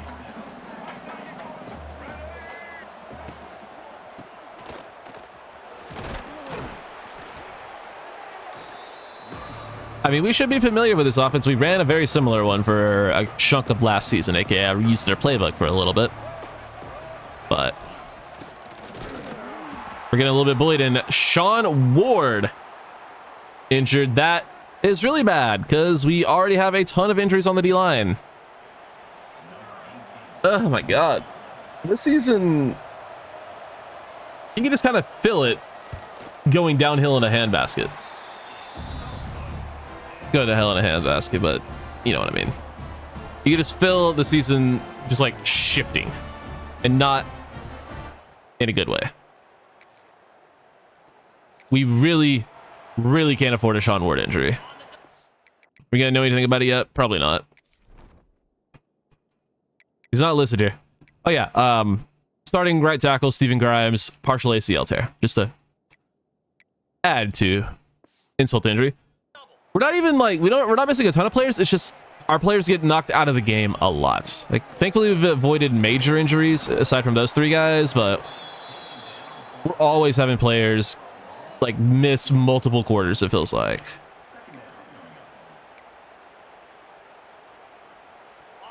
Don't love a 2nd and 16. Don't love that. See if we can do something with a screen here. The answer would be no. We get a yard.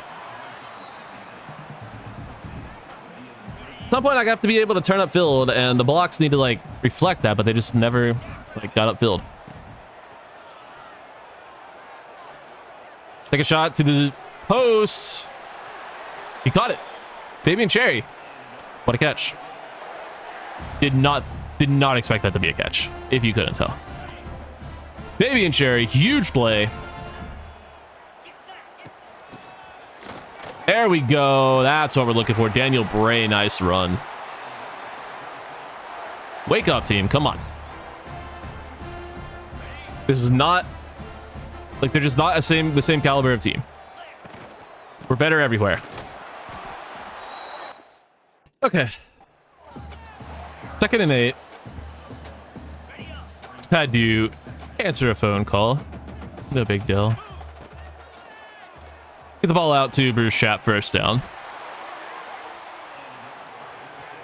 Oh, man. Today has not been a good JB day IRL, but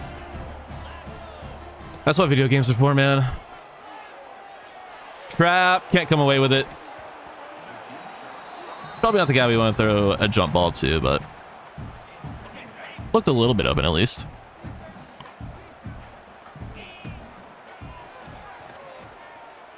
What are you?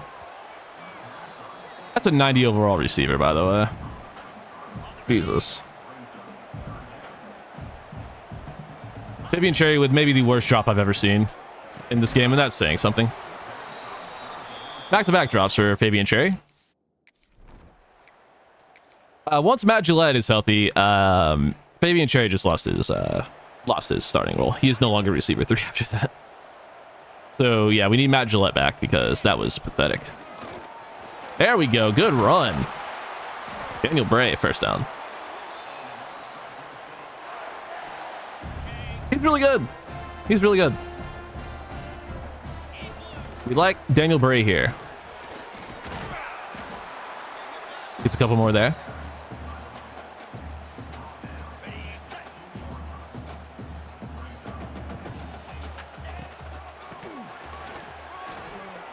And there is a touchdown for Mr. Bray. Let's go, boys. Come on.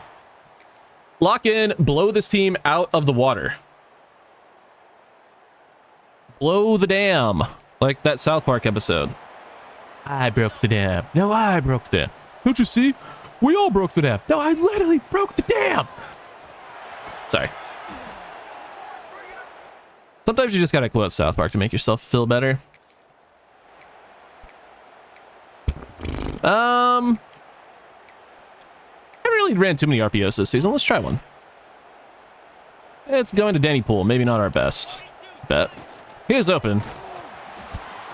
I'm sorry. I'm sorry. What happened here?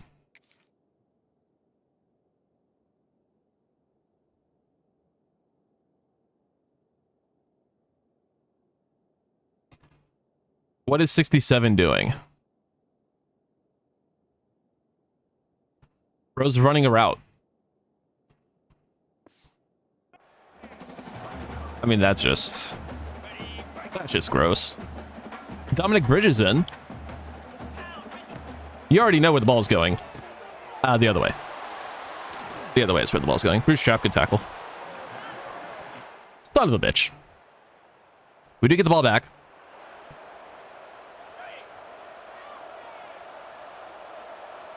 Come on, boys. Stop struggling with bad teams. I tried to throw it away. I wanted B, but I just don't trust the fucking cross or the curl. I just don't trust curls in this game. They're picked off all the time. Evan Thrasher, good catch. He'll get a huge gain. Evan Thrasher out of nowhere. All right, bro. Or was that Maldine? That could have been Maldine. I think it was Thrasher, though. Come on, Callaway. Win off the line. He did. We'll give him a shot deep. Melvin Callaway got him. Touchdown, Melvin Callaway. Probably our first, like, true deep shot of the season. And maybe even of the entire series. We really have not been able to take many deep shots. Probably a few to Jurion Dickey, but not, you know, a ton. It's a lot harder in this game. Whereas last year in New Mexico Dynasty, we were just doing it literally every play. I felt like just get someone would take off and just streak him every single play, and it was a touchdown. But that's a touchdown, though, for Daniel Bray. This year, that might be the shifty inside zone. Might be the new meta for instant touchdowns if you get good blocking.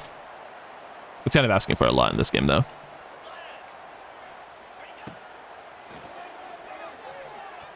Bootstrap works upfield, gets 9. I like that. He didn't just stand there. He kind of just worked upfield, saw the opening, and just like, let me just go this way.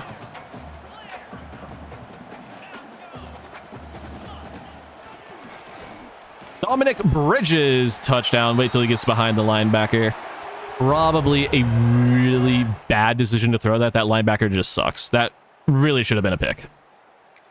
That truly should have been picked off. We're up 31-3 all of a sudden. Don't know where that lead came from, but I'm not complaining because boy, do we need a blowout win. Or also in the fourth quarter. Even better. End zone shot. Nearly mossed, but it will fall incomplete. Oh, man.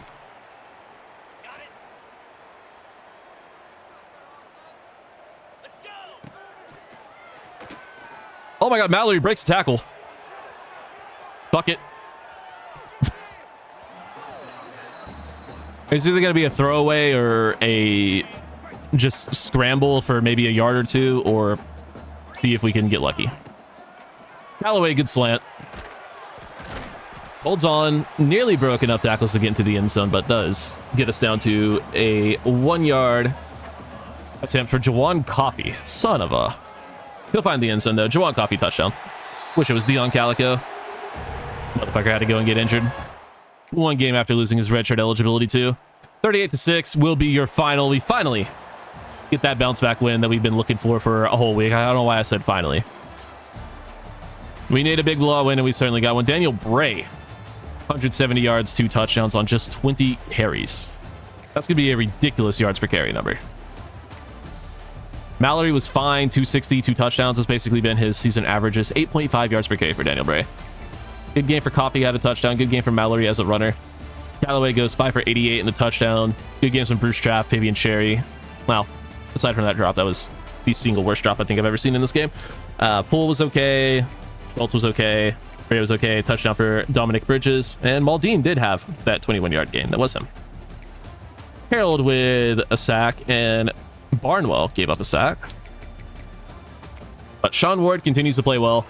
He's the best edge rusher we've had in this series by a mile. Interception for Tevin Fargas.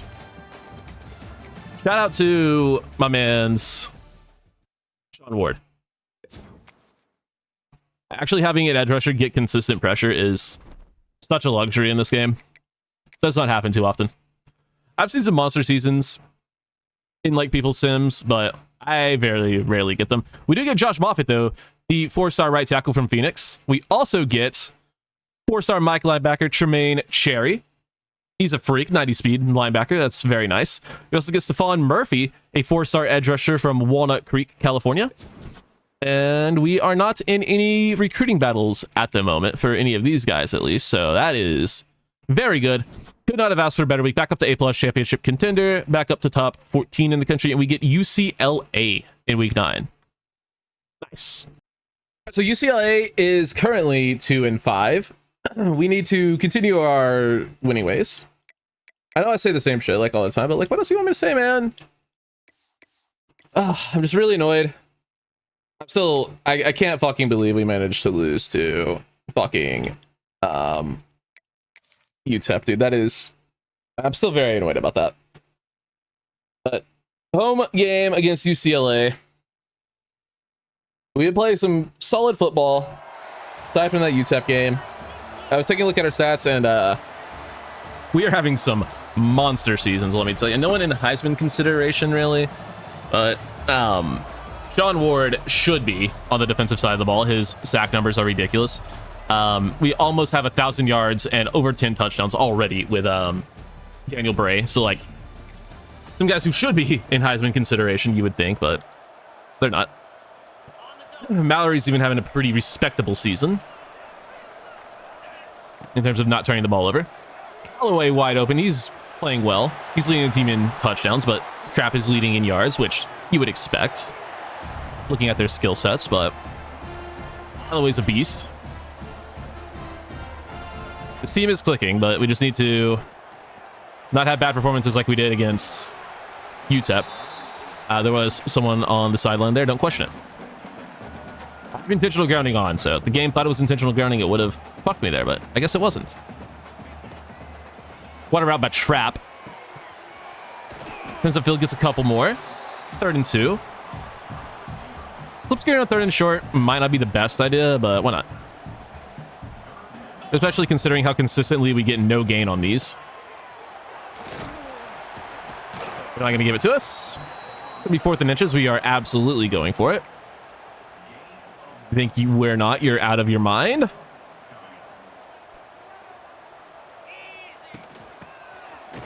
We do get the first. Let's go. Well done. I like first downs. Those are my favorite. They're pressing the hell out of us. Hit as we throw. It's going to be lofted over the middle of the field and intercepted. Yeah, I'm pretty sure that was just a straight go. I don't think that was a late post. Maybe it was. But the hit as we throw certainly didn't make matters any better. Take it back. Ah. David Gill sucks.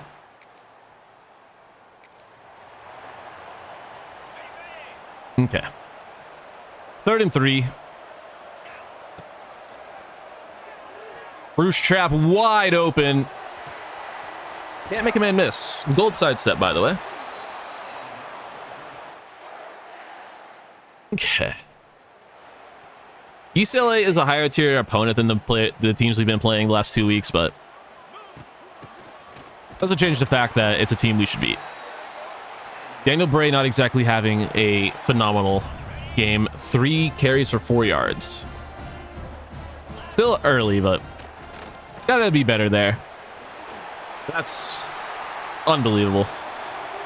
Bruce Trap takes a slant to the house, gets some good blocking out ahead, and that is the lead for the good guys. But UCLA able to score to tie the game. Now halfway through the 2nd quarter. Still a tie game. Back on offense, though. Get the ball to Daniel Bray. Gets a decent block. I don't know why he tried to run through the block instead of like around it. I didn't really have control over that. Pretty annoying. You think with Platinum Shifty he would be able to avoid something like that, but I guess not. We'll go to Schultz. He'll get the first.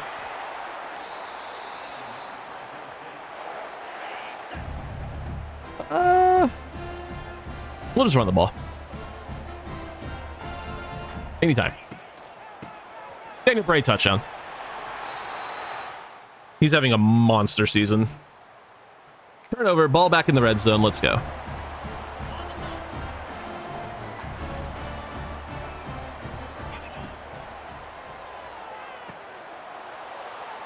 How does a linebacker play a trap like that? I mean, probably because it was a pretty easy throw right where he was going to be. We get another turnover and a touchdown in sim, so I'll take that. It's clearly I'm able to score. They get a safety. A lot of stuff happening. Now 21-16. We'll take the check down to Schultz. They actually break a tackle, turn upfield for maybe an extra yard. 3 interceptions for Mallory. I've only thrown 2 of them, so I don't want to hear it. 2 is still way too many. He's about to double his interceptions on the season in this game. He had 4 going in. Now he's up to 7, but Fabian Cherry will find the end zone. 28-16, now 28-23. We get a 3rd and 2.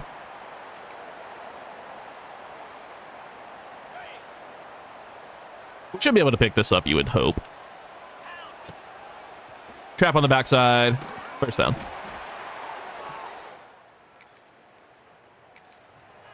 I believe they call it a trail for a reason.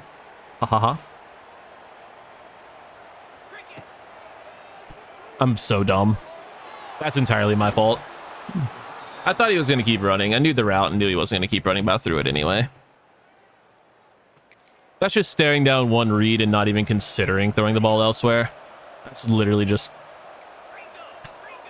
I hate myself for that one. We'll take off with Mallory. First down slide. Oh, we're in the 4th quarter.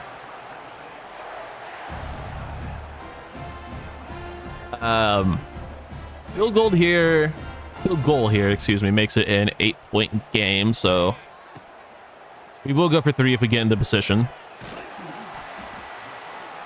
But obviously we would like to just score a touchdown. Touchdown is a great, result here, but also just ending the game, running the clock out would be the best case scenario. That's not likely to happen based on our field positioning, though. And the fact that Jawan Coffey is the back. Gonna have a 3rd and 2.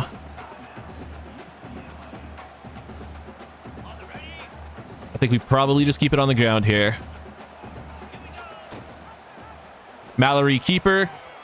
He'll turn upfield, get a few more, and that should take us to the 2-minute timeout, you would think. Good run by Cordell Mallory.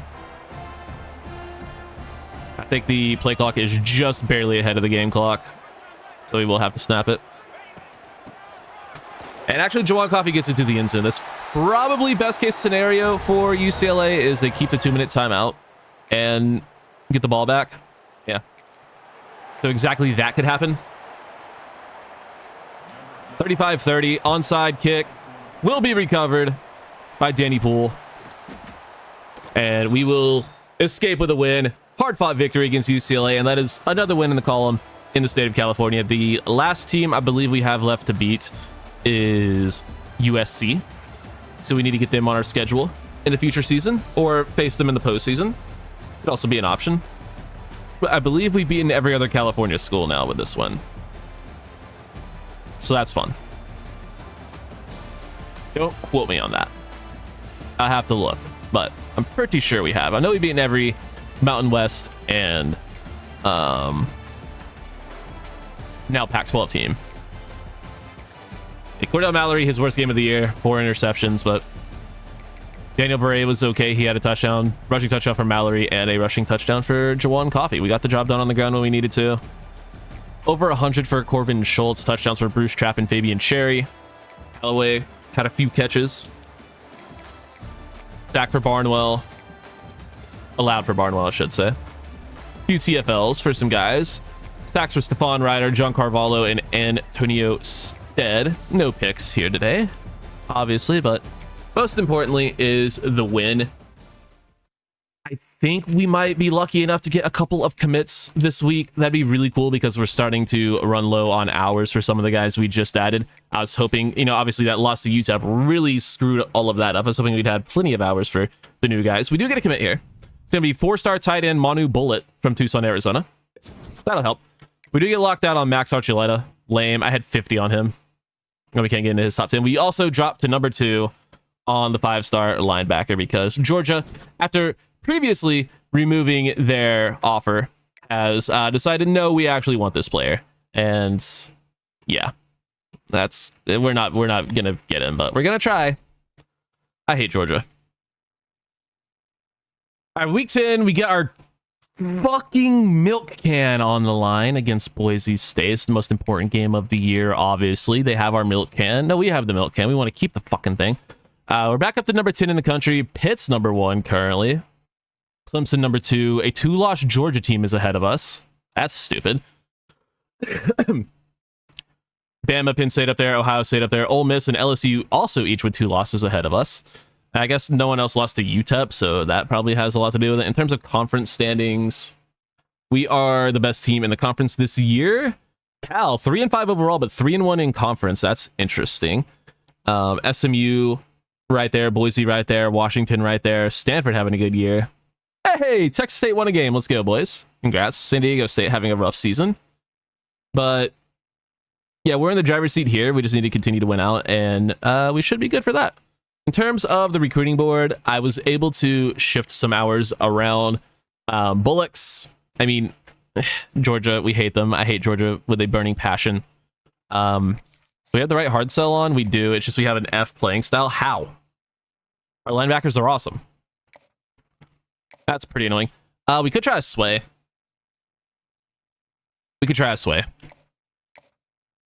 So we go 20 on his hard sell, which is, I already forgot. It's not aspirational goals. What the fuck is it? Standard bear. We go there, and then we go for the sway.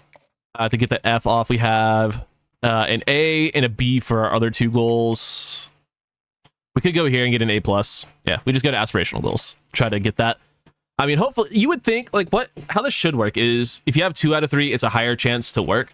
But what should happen here is the higher the grade you have that you're trying to switch to, the higher a chance it has. So if we have an A+ that we're trying to switch the sway to, then that should, like, have upwards of a 90%, should be nearly guaranteed to work.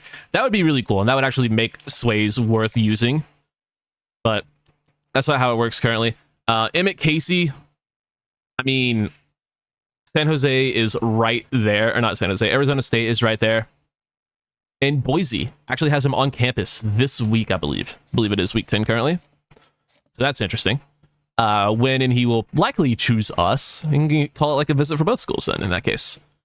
Melvin Driver, we just need to continue to win here, and I think we'll be able to outpace OU, although OU is gaining pretty quickly.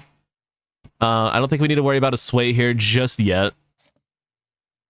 And of course, Oregon wants our safety. This is why we need like some of these players to commit, just so we can get like we need these. Like, if we had these 20 hours from Don McRae, he's been in his top 3 forever with no other offers. I don't want to take every single hour off of him. We could, not have to worry as much about Texas just coming out of nowhere and offering this corner, and shit like that. So that's where we're at. We're going after another quarterback, 6'5" dual threat. Maybe he turns into something. Don't have any hours for a good looking corner. We dropped on the tight end. Oh no, it's because we did have an offer. We were just second on him without an offer, so we put hours on him this week. So yeah, it's interesting. Recruiting is in a weird spot. It is week 10, so that offensive lineman will be at this game to hopefully see us beat the shit out of Boise, and he won't commit there. That'd be great. Okay. Boise, tough opponent as always. One thing we need to make sure we do is not let them wear their fucking blue uniforms on blue field. We haven't seen their black uniforms yet, so we'll try that. I care more about this milk can than life itself, so I need to win this game. This milk can is the most important thing to me, so yeah, gotta keep control of our milk can. They had it for a couple of seasons, and that was a couple seasons too fucking many. All right, they're not allowed any more milk can. No more milk can privileges for you bitches. You've had enough. It's mine. Belongs to us. It belongs in Fresno. Definitely way more cows in Fresno than there are in Boise. I think that's probably not true, but Boise's like 99% potato. Let's be real. Apparently the problem here today is going to be our defense. Okay, all right. Don't suck, please. Hand off. Good tackle by Sean Ward. Sean Ward is such a fucking athletic freak, dude. He's like 6'6", 290 and just plays incredible in terms of athleticism off the edge. He's a fucking monster. And he's going to get credit for half a sack there, along with whichever corner that was. Dude, I need Sean Ward on all of my teams. The problem is, though, he is a senior, so is John Carvalho. We have Gatto, the former Vandy transfer. He'll be just a true junior. But he will be our only good edge rusher next year unless we find another one in the portal, because we have not been able to recruit that position super well. It's just pretty much everywhere on the defense we have not been able to recruit well. We've been okay. I mean, we've been really good at skill positions. And like, that's pretty much it. We've recruited quarterback, we've recruited tight end, we've recruited receiver, running back. We've recruited those well. Haven't recruited the offensive line well. Kind of linebacker. Haven't recruited D tackle or edge well. Certainly haven't recruited corner at all. Kind of safety, but yeah, we just, I don't know. Need better edge rush. This is what I'm getting at. That's a good gain. Bruce Trapp goes over 1,500 career receiving yards. That feels low. That feels really low. He's been a 3-year start. I mean, we're only like halfway through this season, so that could still, well, we're past halfway, obviously, but you know what I mean. It just feels low. Keep that personnel out here, actually. Okay. Fuck off with that timeout bullshit. The CPU can completely spam hurry up, but the one time I want to go no huddle, that happens. They just call a timeout and say, nope, not allowed. Yep, no, how for you. We can do it every play. I mean, I guess I could call a timeout and stop them, but they would just do it again, and I would waste all 3 of my timeouts on 3 straight plays. Touchdown, Melvin Callaway. That makes me happy. Okay, our defense needs help, as they do quite often.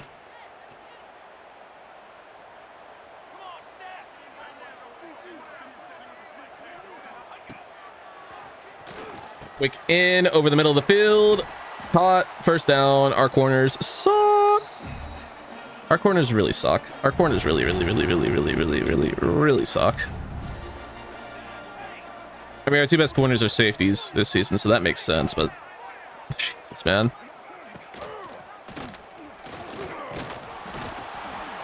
Touchdown, Boise. Basically dragged their quarterback into the end zone. Stephen Meredith. It was good against us last year, too.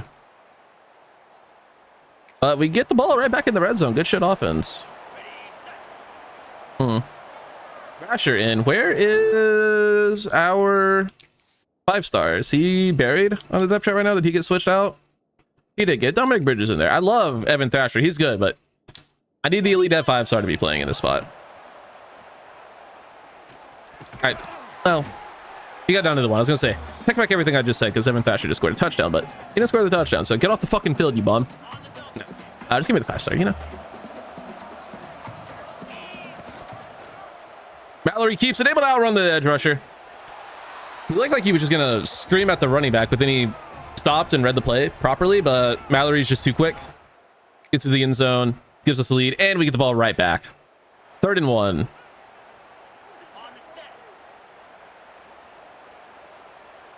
I would love a first down here. I really don't want to kick a field goal. And we won't have to because our boy got us. Daniel Bray first down. Lane O'Donnell injured on the play again. He is a walking injury timeout. There's Dominic Bridges.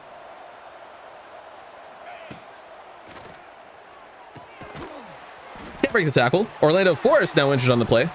Speaking of injuries, I do believe our 5-star running back is back. Dion Calico, I believe he's healthy. He is healthy. Get him in at RB2. Welcome back, Dion Calico. We'll go to Bridges here. He's so quick, dude. I'm so excited for next season. Calico, Bridges, and Rashard Ford.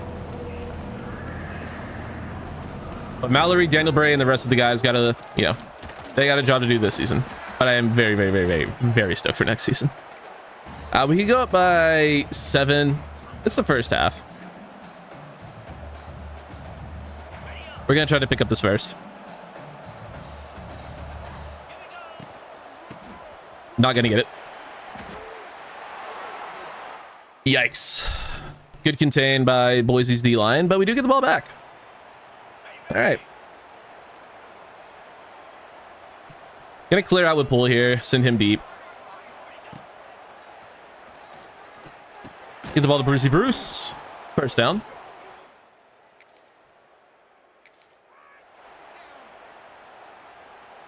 Not bad, not bad. Put Callaway on a slant. He's gonna destroy on it. Melvin Callaway. What a play. I wish he wasn't a senior. I need more extremely fast contested specialists in my life because their abilities are so fun. I think the receiver position in this game is by far the best. Like, there are so many good receiver archetypes. They all develop. I love the gadget receivers. I love the elusive route runners. Contested specialists can be really good. You just need to find a fast one. Obviously, speedsters are probably the best, but I barely even recruit speedsters just because they're very rare to see highly rated ones. And like, I got 2 3-stars just sitting on our bench, not able to play because they're slow as fuck despite being speedsters. And Bruce Chap can do shit like this.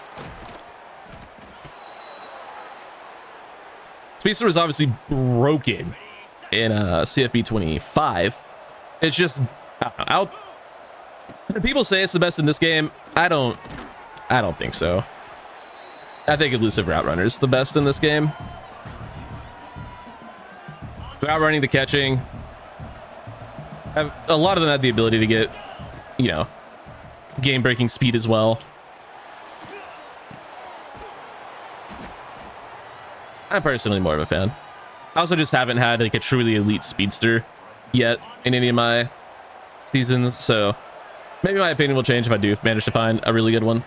But until I do find a really good one, I think I'm gonna stick with that take, even if it is a scalding hot one. What if they just triple slanted?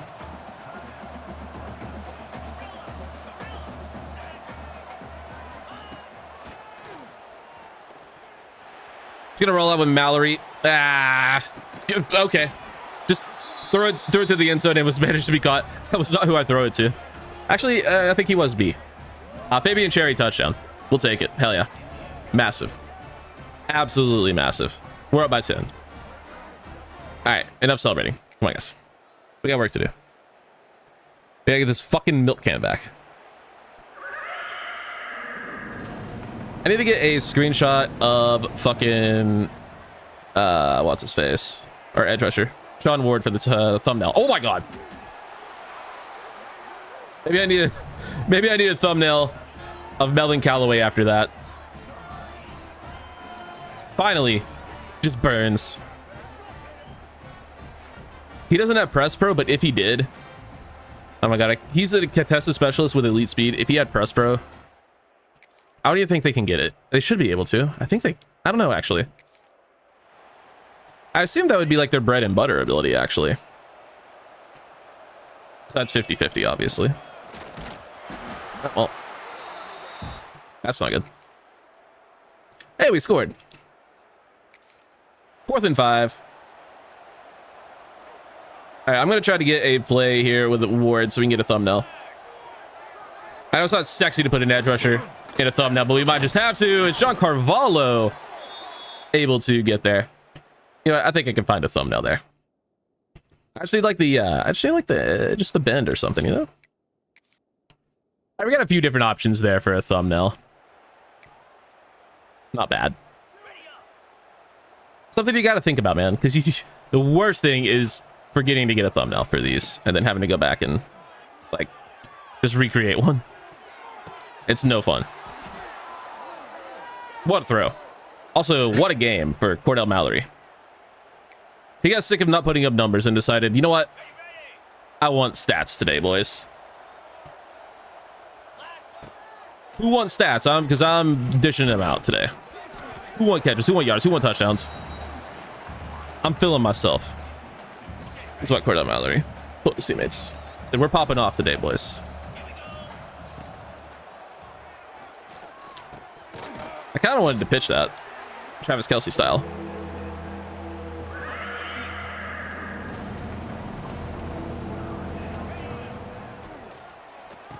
Bruce Trapp takes a slant to the house. I mean, he's just too quick for that shit, boys. He's way too quick for that. I did not want to play full game, believe it or not. 49 to 24. It'll be a 4th and 1 for Boise. It's in the house. Boise put up a lot of points, and they kept it close early again. But I think we're just maybe a second half team.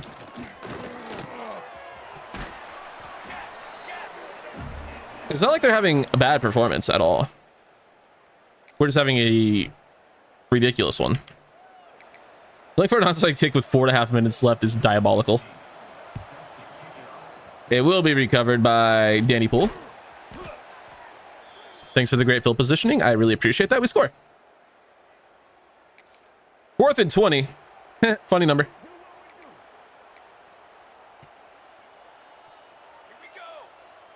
Just back everyone up here.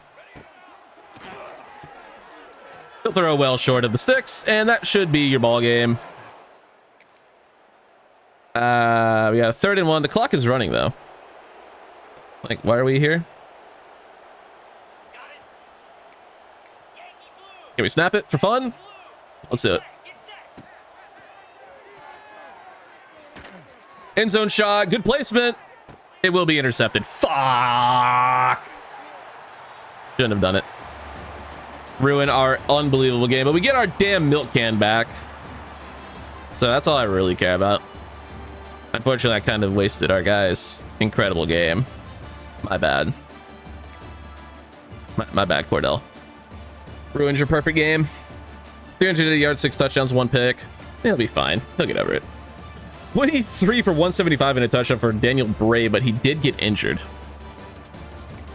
Crazy that he got injured and not a single other running back got a carry, but what a game for Melvin Callaway. 7 for 164, 4 touchdowns. Schultz, 6 for 45, 5 for 75 and a touchdown for Trapp, 5 for 56 and a touchdown for Cherry. Bridges with a few catches, Thrasher with a couple catches, Bray had one. O-line played a really good game. And then defensively, we had a few TFLs and sacks for Cody Cornelius, somehow getting on the field. 1 for Carvalho, half for Gatto, Stead, Gilden, and Fargus. And an interception for Sammy Hunter. Way to go, boys. Proud of y'all. Great performance, great performance. Golf claps all around.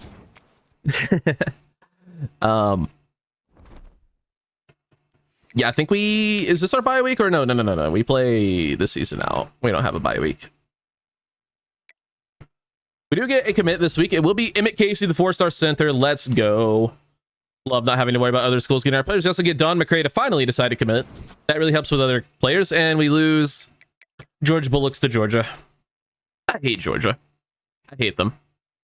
Like, they're the epitome of C player, get player. And it's frustrating, to say the least. Colorado State on the docket. Just got to continue to coast along, not have any more hiccups. Team is looking unreal right now. Coming off our best game of the season, bar none. And it looks like a cold one here in the Valley. And I'm pretty sure this is our first time playing Colorado State at home in this entire series, which is wild. We've either avoided them or played on the road. So, that's fun. Oh, it's a raining game. Yeah, for saying they got lowered the chances of these, we have been getting quite a few of them. That's okay, though. Mallory rolls out and finds Callaway for a big gain. Having a good old Y sale in a minute, so might as well give it a shot.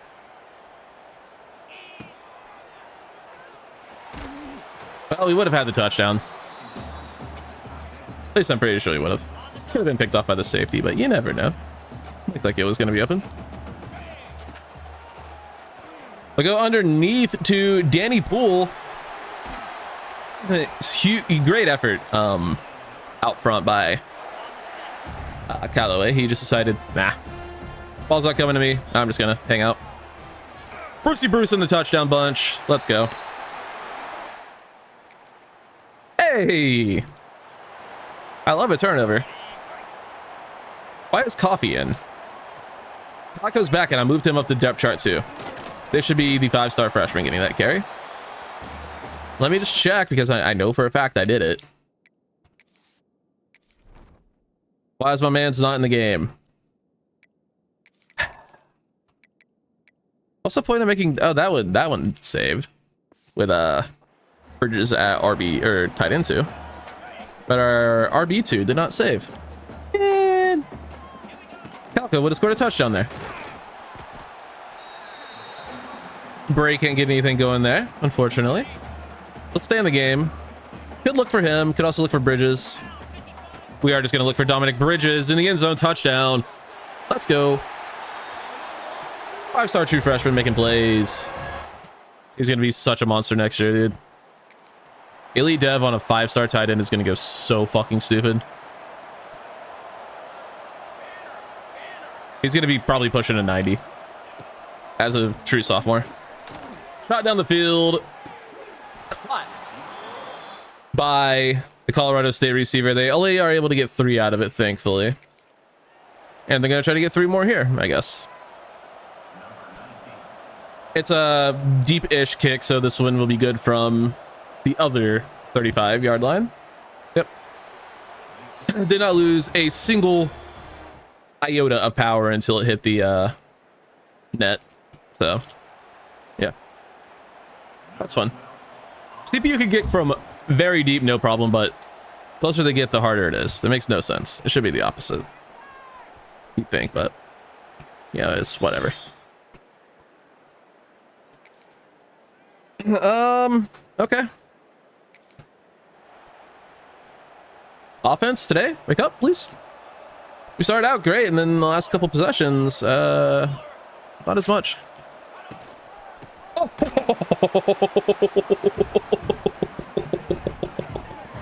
Terrence Ivory just killed a man.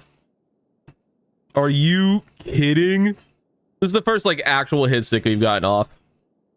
Like Oklahoma drill, just meet in a gap style, just straight crushes him. Oh my God, Terrence Ivory.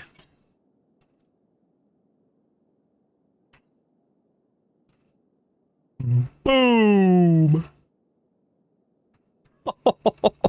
That might be the thumbnail, actually. Let me just...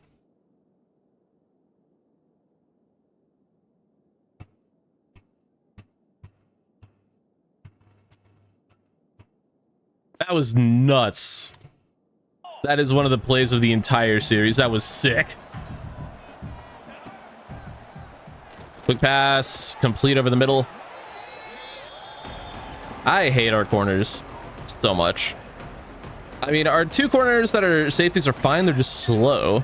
They're getting coverage though, but speed matters more, I'd argue, at corner than pretty much any other position in the game. There's a touchdown.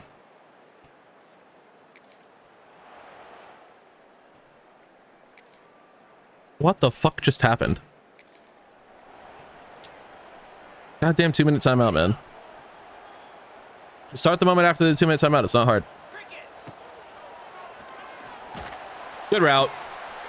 Schultz first down. Niles Titus, starting guard, injured on the play. That's fun. What if he like didn't get hit?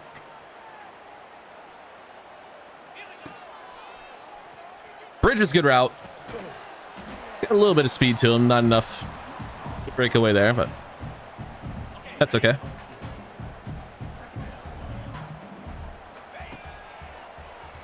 Up to seam to Bridges, can't find it.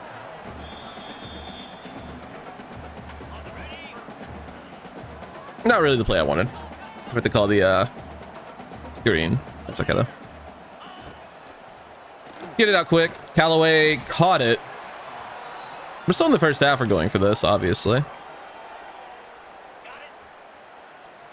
gonna trust our backfield duo. Little speed option.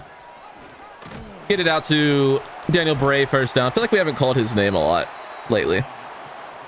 Mallory's figured some stuff out, passing the ball out time, but Bray's just kind of gone by the wayside a little bit.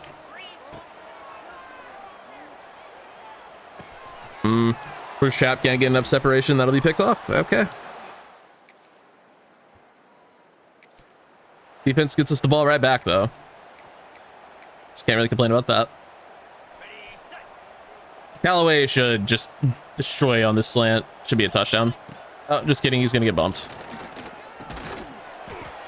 He's actually going to be allowed to run her out because the game is broken. Schultz back in. Get out of the pocket. We have Callaway back in the end zone. Can't get a foot down.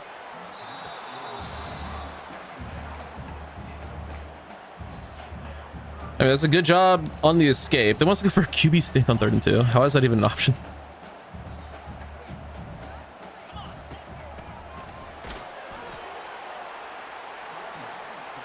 See, this is the thing. It's like, we've been fine run blocking all year.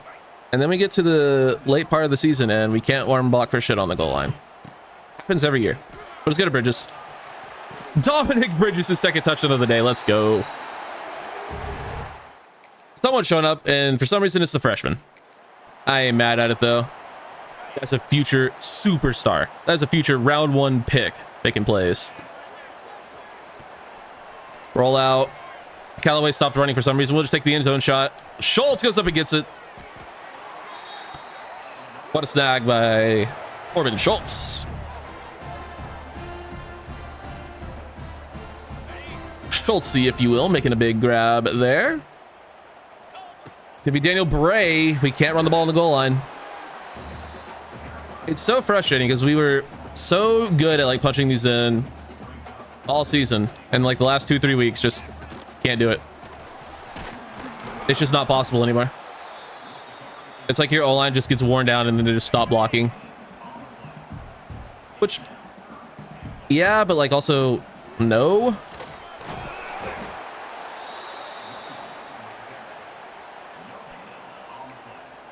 It's so annoying. I mean, we're going for it, obviously.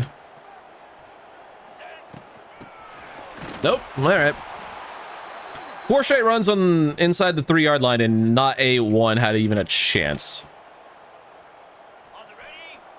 We do get an interception and the ball right back in the red zone, though. See if we can find a way to score this time. Bruce Trapp drops it. Is it the weather? Is it the fucking... I don't know what it is. Why are we so bad in the red zone? It's kind of a problem.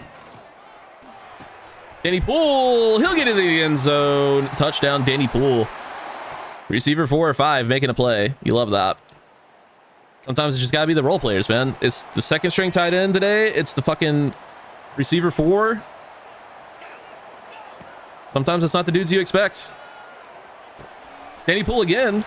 Good route, he gets open. He's a totally fine player. He's very much on par with Fabian Cherry. But, yeah, he's just a little slow. But he's making plays here today, so I ain't complaining. Callaway was wide open. I'm trolling. That's my bad. Also, yeah, contested specialist can't get fucking press pro. Makes no sense.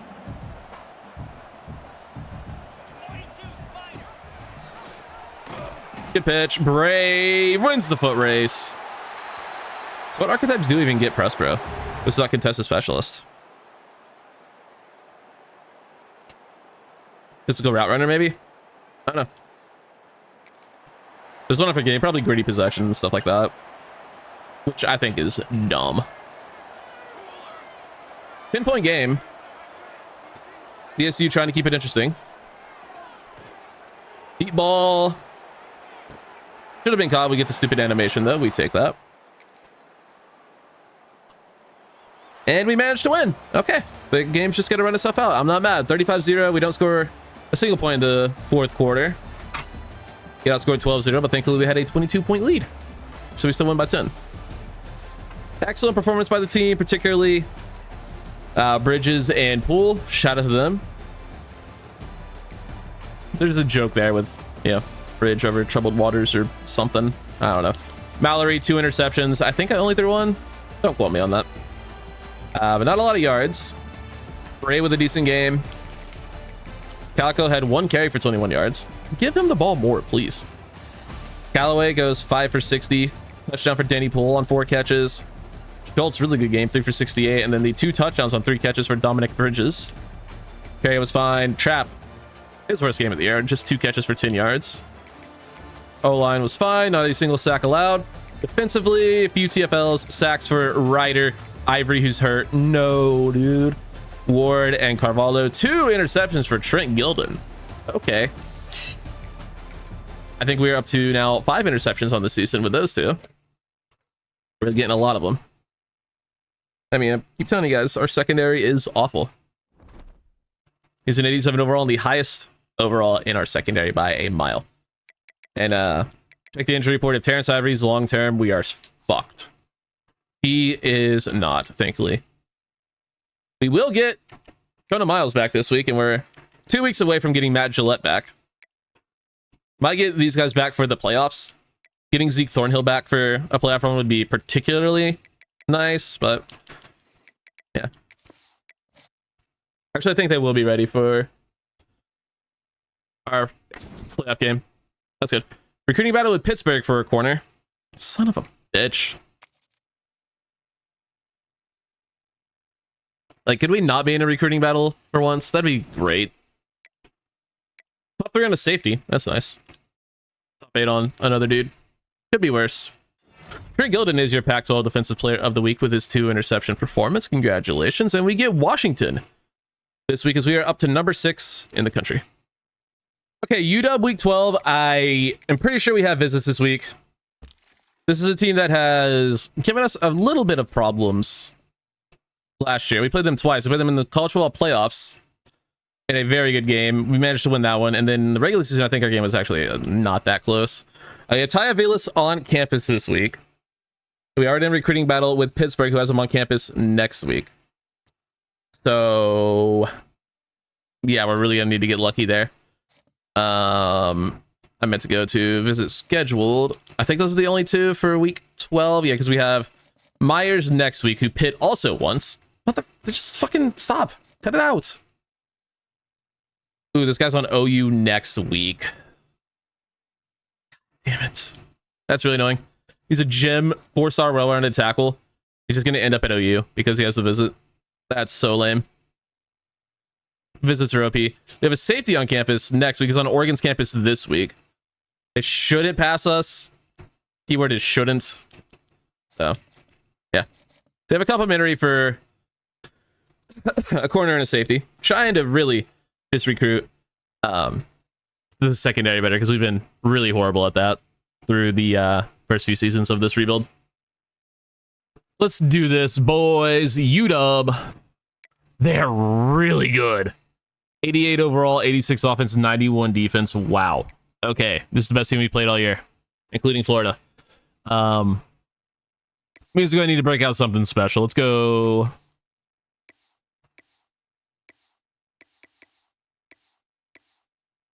How about like... I mean, you can't really... I mean, that we can wear that, but it's not like... I can't like tell any difference. I guess it's the Z thing or whatever that is. It's like feathers, I think. How about like a... Yeah. Yeah. That looks pretty cool.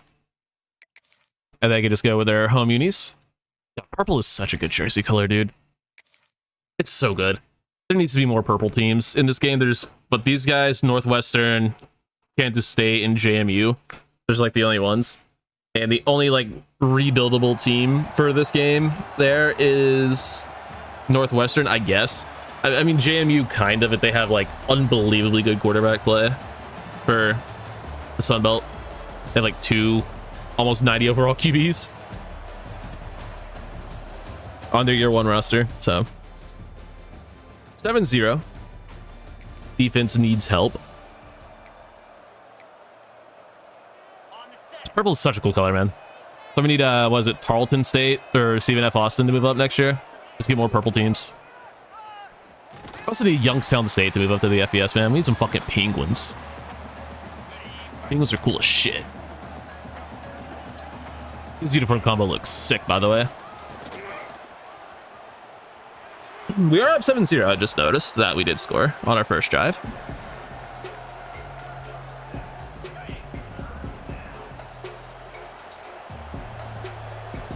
Third and 5.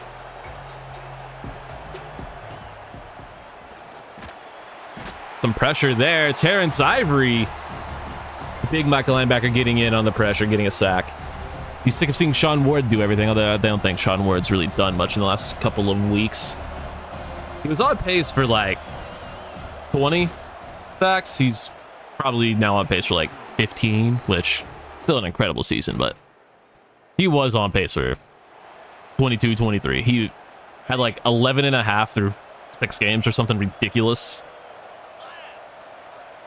Kind of cooled off over the last 3 or 4 games though, which was bound to happen.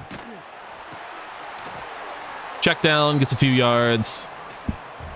Trevor Moe, not to be confused with Trevor May, the streamer slash former relief pitcher in the MLB.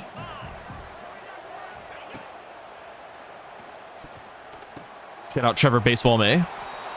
Diving into the end zone, touchdown. Fucking baseball.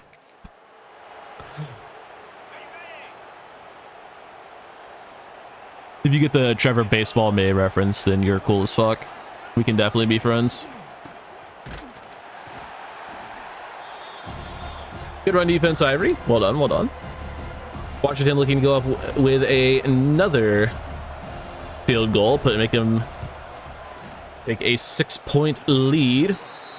Hey, our offense scored on our first possession and hasn't done shit since. We finally get an offensive moment. Oh, we're still in the second quarter. Okay, it's not too bad then.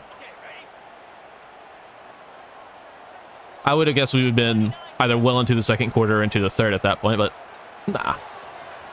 Trap first down. Bruce with a nice run. He's already got 72 receiving yards. That's quite the number. He's also completely uncovered right now. The ball out to him. Oh my god, there's no way a linebacker makes that play, dude. Just sticks his hand up and... Alright, whatever. Daniel Bray. Easy touchdown. Did not expect the fucking Red Sea to part there. 21-13.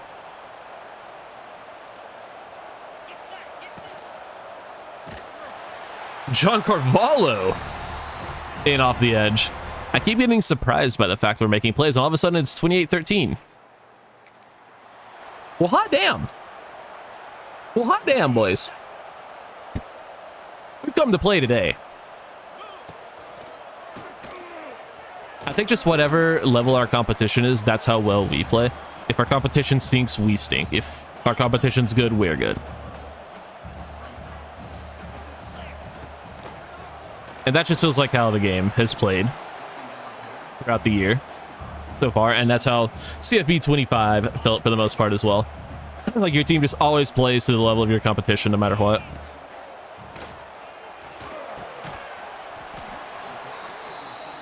Better opponents you play better, worse opponents you play worse. Line drive for our kicker. Easy 3 for Dean Pratt. We are going to need to get a new kicker because he is playing his final games at Fresno State. Probably just look for one in the portal. Just got one real late. I wanted to scramble there. Had a good contain though. 55 yarder. I mean, I'll let the CPU try it if it wants to. Yeah, I didn't think that was going to go in. Washington looking to make it interesting, going for it on 4th and 6. This drive has killed half of the clock in this quarter, so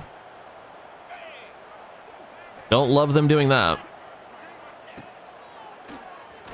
Really good coverage, and we get to the quarterback again, John Carvalho. He's coming alive late in the season. Took him long enough.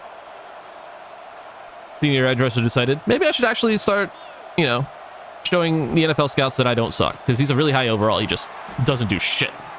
That should have been a first down, but we got a really bad spot, and then we don't go for it. So that's fun. 4th and 8. I want to blitz.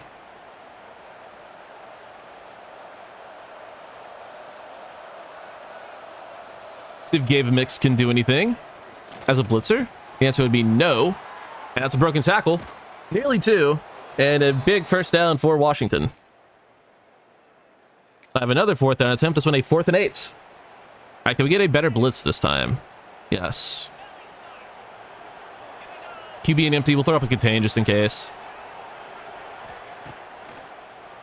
Quick pass intercepted by Gilden. Brent Gilden with the pick. Very rare instance of him doing something positive. It hasn't been too bad though, I don't think, but that's a big interception.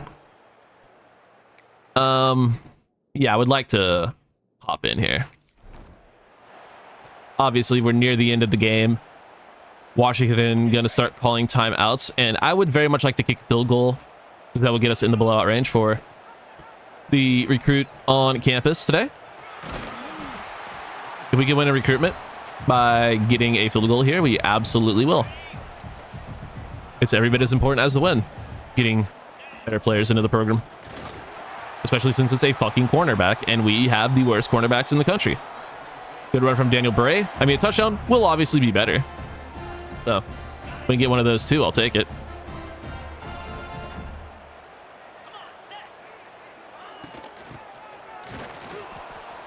Nice.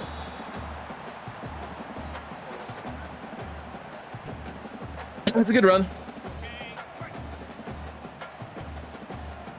2nd and 8. 2-minute timeout. No, not 2-minute timeout, Colin. A That was last play. That is just straight up a first, dude. No, we want to score here. We definitely want to score here.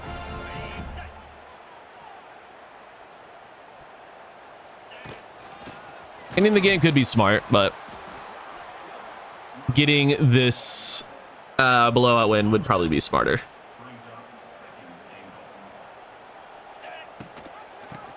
Handoff, Bray into the end zone, touchdown, Daniel Bray.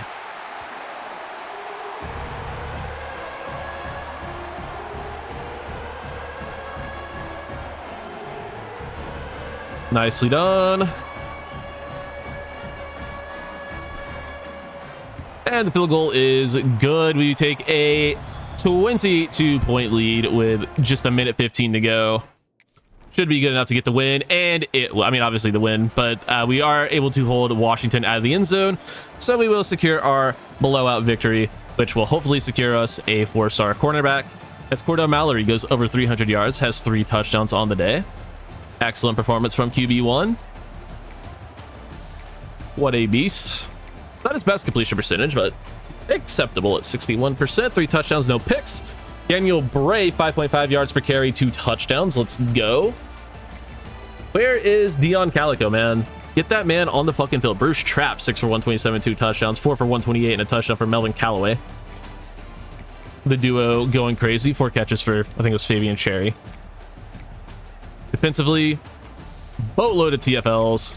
2 sacks for Carvalho, 1.5 for Ivory, half for Jalen Childers, and then interceptions for Trent Gilden and Kona Miles. Comes right back off the IR and immediately makes his presence known. Fucking big shout out to the homie Kona Miles. He's played very well for us, despite being not a high overall at all. All right, here we go.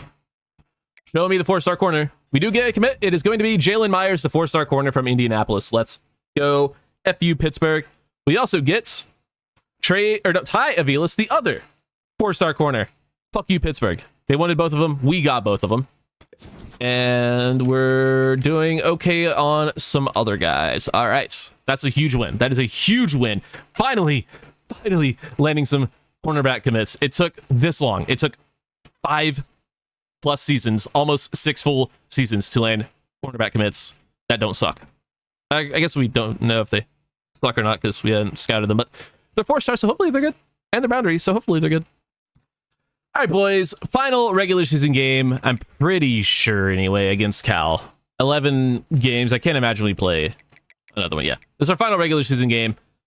We do have 2 recruits on campus. It's going to be a corner and a safety. Actually, I think the corner might have committed last week.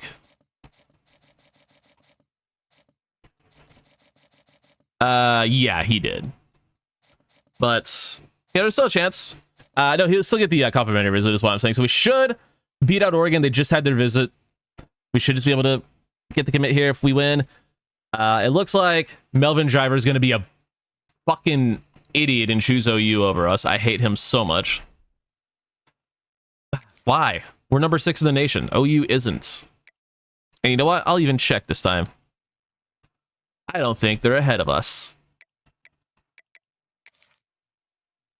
Nope. Are they even in the top 25? No. OU not even in the top 25. Yikes. What are they ranked? Or what is the record, I should say? They're 6-5. All right. Yeah, why would you join a 10-1 team who's made back-to-back conference football or college football championships? Why would you want to join that team? Why would you choose a 6-5 OU who's in like the mid-tier of the SEC? Where you could choose a team that is making the playoffs every year? Come on, man. Use your head. Use your damn head. Name, I forget. You know who's not going to be good at using their head? These fucking liberal Berkeley bitches. Sorry. You guys remember the memes last year, I'm sure. On Twitter.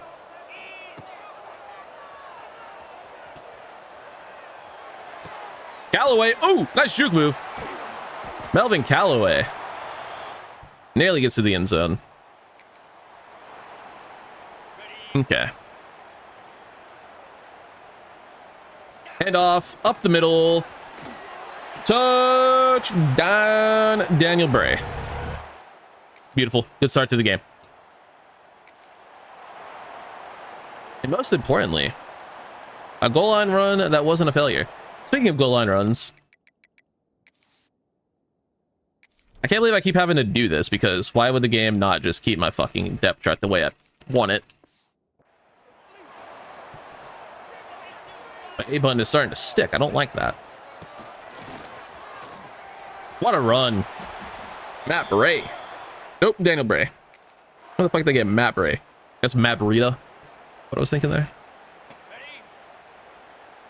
Hey, Calico in the game. How about we just give him a regular inside zone and see what he can do with it?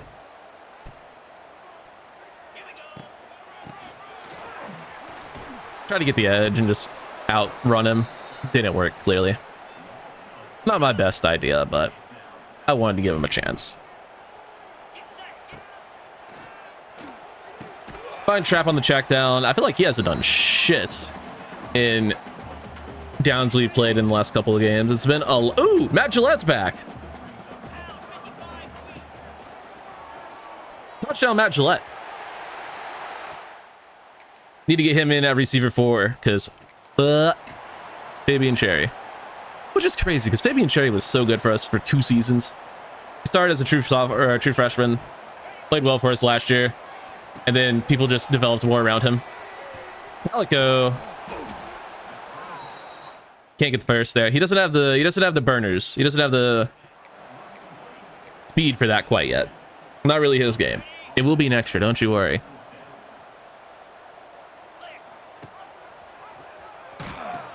Pitch to Daniel Bray, first down. So why not? That's why. Third down. Danny pull in. This is what I like. I like the rotation of receivers. It's fun. We have our couple guys, Trap and Callaway, who should be in every play, but these other 3 guys, they can rotate in and out.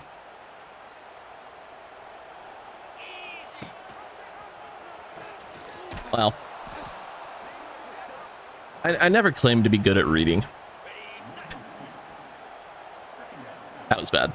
Almost that play was almost as bad as the joke. Schultz gets a nice game there, 3rd and 2.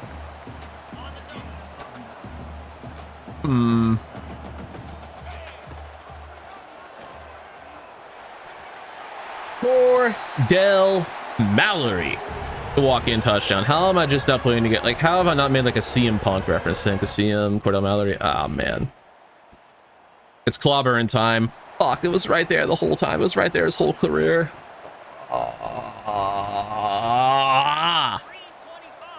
That's annoying. Good route. Drops. Put Boykins in. He's actually not bad. He's a rather gadget receiver who's very respectable overall. I roasted him earlier, but he's actually not terrible. Good route burst trap. I hope we manage to convince him to stay. I hope he doesn't go pro. He's going to, because he's a 92 overall. But I hope he just, like, comes back or something. I don't know. That'd be really cool. We'll throw it to Schultzy. Touchdown, Corbin Schultz. And that should just about do it for this one. We're up 28-0 in the first half. I don't need to be here for a field goal attempt, which they didn't kick because I had the audacity to not run the block. They just straight up did not cover Daniel Bray. Leave them completely uncovered. Go to Schultz. Nice gain of 6 on that one. Can we throw a screen? We haven't really been able to do that this season too much. We haven't really tried it a ton, but we can try it here. Callaway can't outrun him. Gotta get our blockers out there, man. I guess that's what you need agile offensive linemen for, but they're not as good as well-rounded offensive linemen.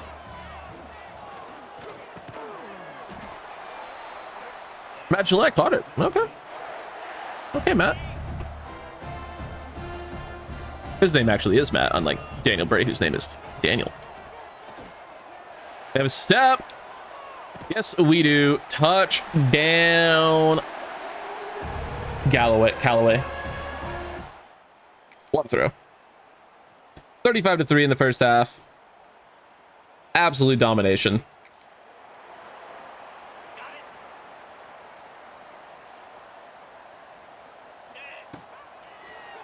Get a Bruce. He drops it.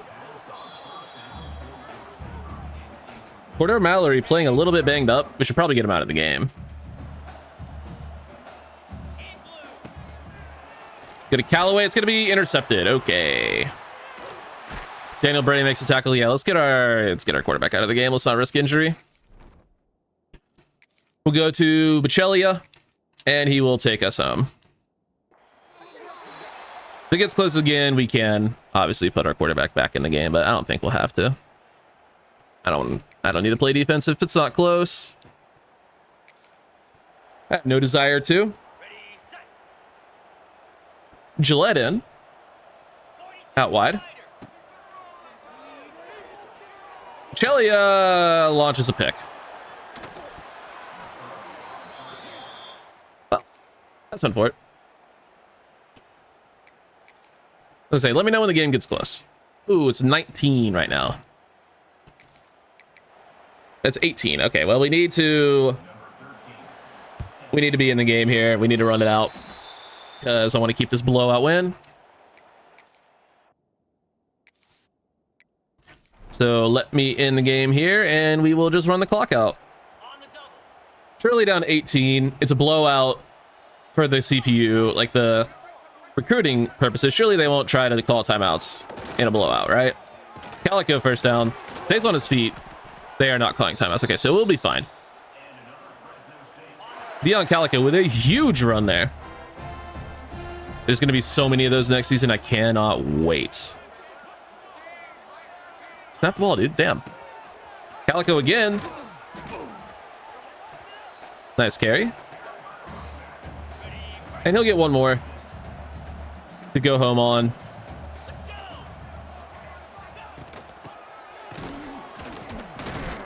Huh.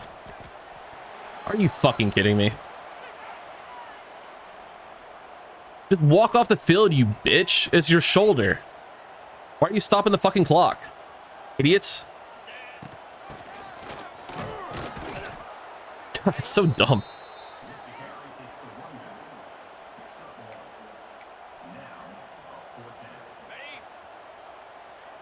And I have to stand here for 18 seconds because that fucking dumbass didn't want to fucking just walk off the field because his shoulder hurt. Ow. Guys, coach, call timeout. My shoulder hurts.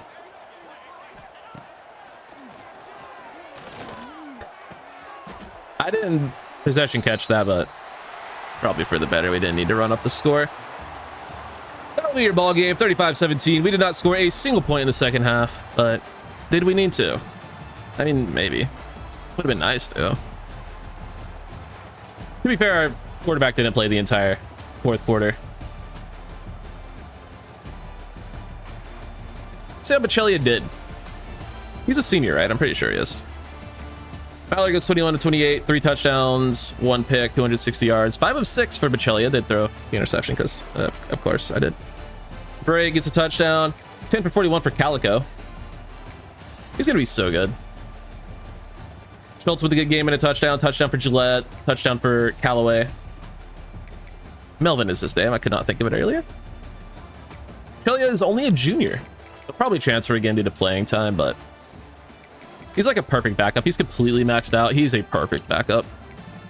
Ward 1.5 sacks, but he's injured. No, 2 for Jalen Childers. I should probably, give him the props and say that out loud, but really unfortunate. that Ward went down with injury. Very much need to hope that that is not a serious one. He's good. We're safe. We're safe. Everything's fine.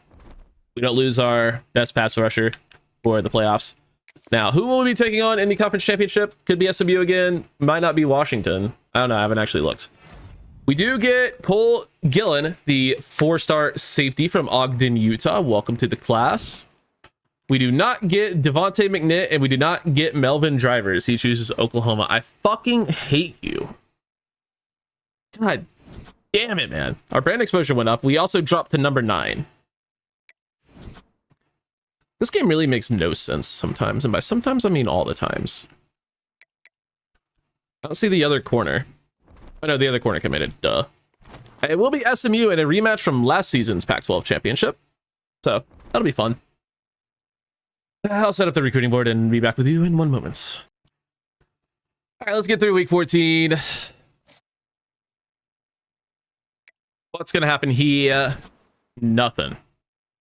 Nothing at all as we drop the 3rd on the safety.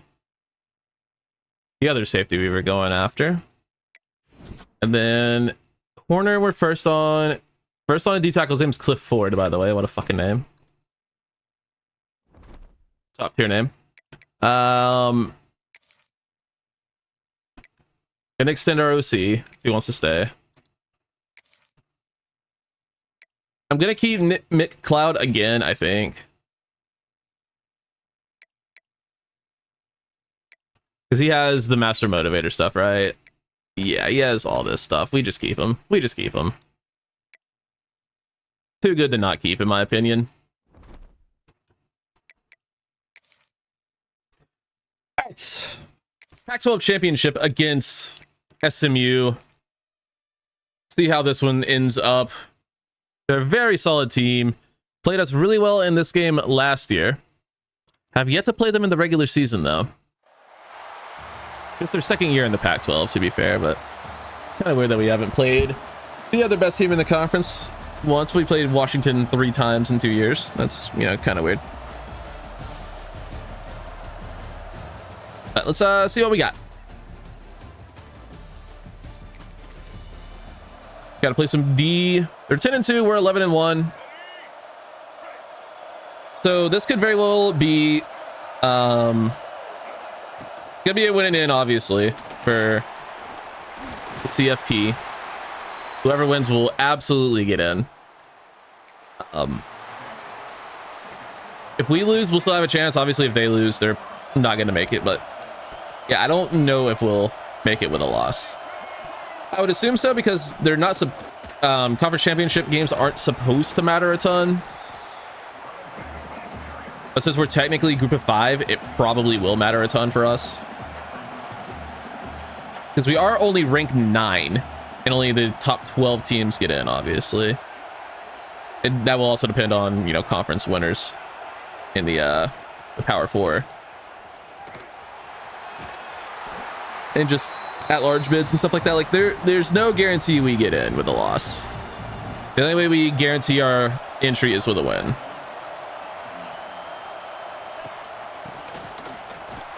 But SMU definitely needs to win to have a chance.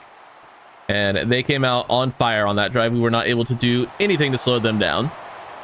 And it looks like we're not really going to be able to do anything to slow them down here either. So driving on offense, QB keeps it again. There we go. Good tackle made by Antonio Stead, starting D tackle, injured. 10-0. And we can't get an offensive moment. We just can't play offense this game, I guess. It's going to be all defense all the time. Good tackle. My dog is like sitting underneath my desk, and every time I talk, like she's just going to scratch her like ear or something. And every time I talk, she just holds her leg there and just doesn't do it. Like, can I scratch now? Like, you can scratch whatever, dog. What are you doing? It's kind of cute. She's just like staring up at me and just holding her back leg. I'm just like,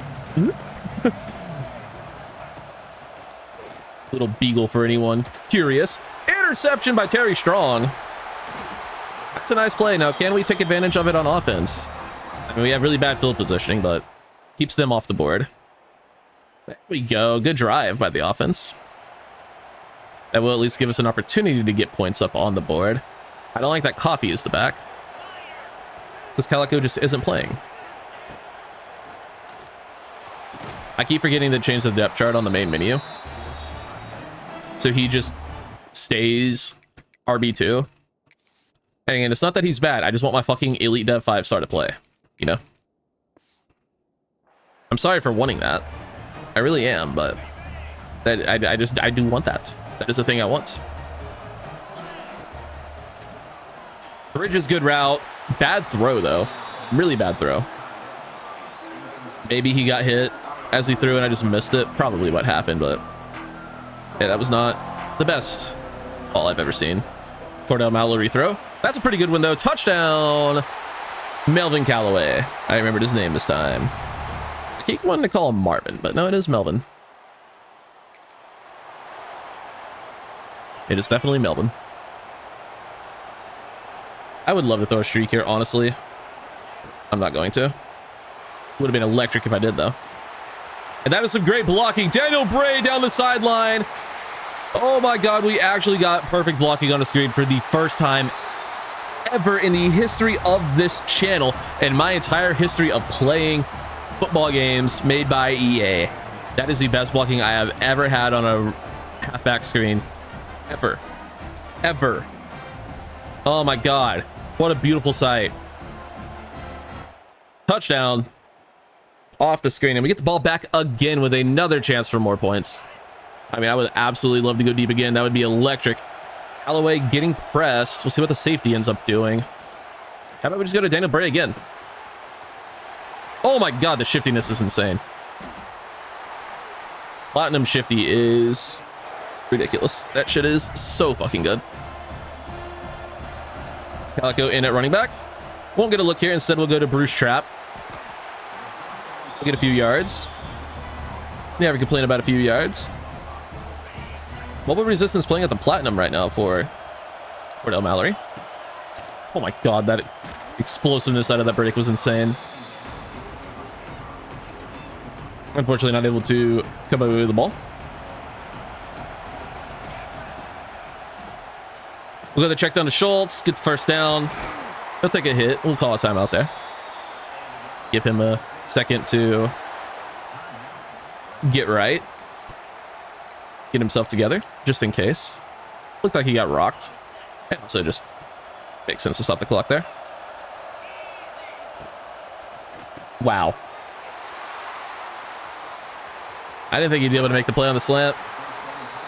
All right, good play, good play. Can't even be mad. 14-10. Into the second half. Now we have the ball in the red zone. Calico is the back. He'll get the handoff. Pretty good blocking. Get another first down. 10 yards for Dion Calico. I'm so excited for what his overall is going to look like after this season.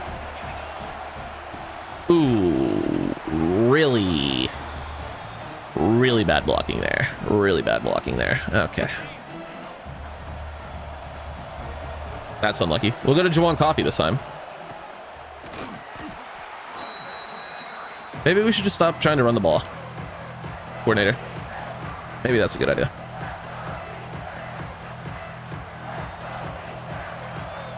We'll slant trap. I just hope someone gets open. We'll just have to get a Bruce Trap. No one else.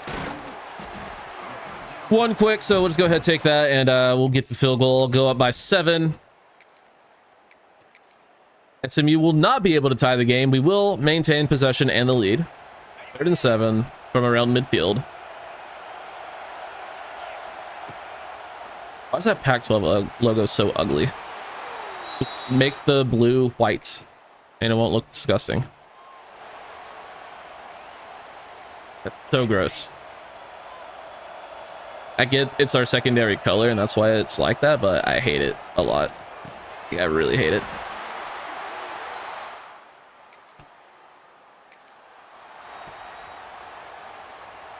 Right. If we can take a 2-possession lead at this point in the game, that'd be amazing. Dominic Bridges caught, holds onto the football. I think we probably go for this. 4th and 1. This definitely feels like a go for it spot. I mean, we could go up 2 possessions regardless, but fuck it. Schultz open. Has a step to the end zone. Tries to dive for the pylon. Takes a big hit.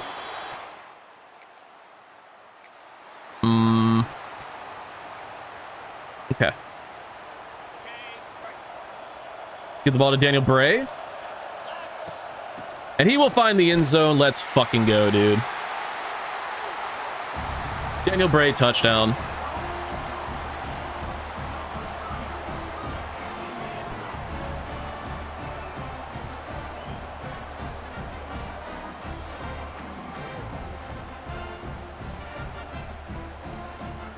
Nice, nice, nice.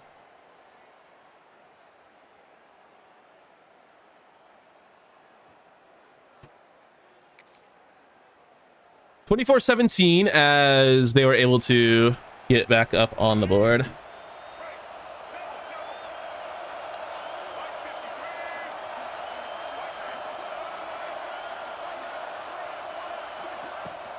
RPO.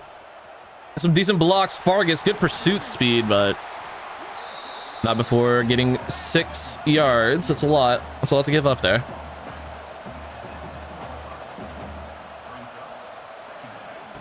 Another RPO. Yeah, that's quick pass offense. A quick hit RPO offense does go crazy. Let's get Fargus out of man coverage here. Let's see, can we get a zone blitz? But no. QB draw. Interesting play call. Very interesting play call. There's a zone blitz. So I do want to get pressure on the QB here. Definitely. Oh, they're just going to run it right up the middle. Okay, well. Okay. That was a little bit too easy. Just a little bit too easy, you know? All right.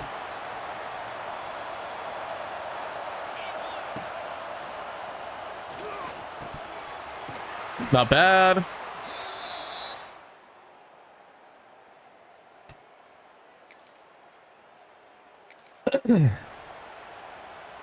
I wouldn't mind a speed option here. Could be electric. We're gonna give it a go. Mallory takes a snap, gets the ball out to Bray. Has some decent blocks. I mean, it's a good gain. It's 8 yards. It's not a loss. It's not a fumble. So it's a good outcome for the speed option. Try to cut that back. It's going to be 3rd and 2 still. No gain on that.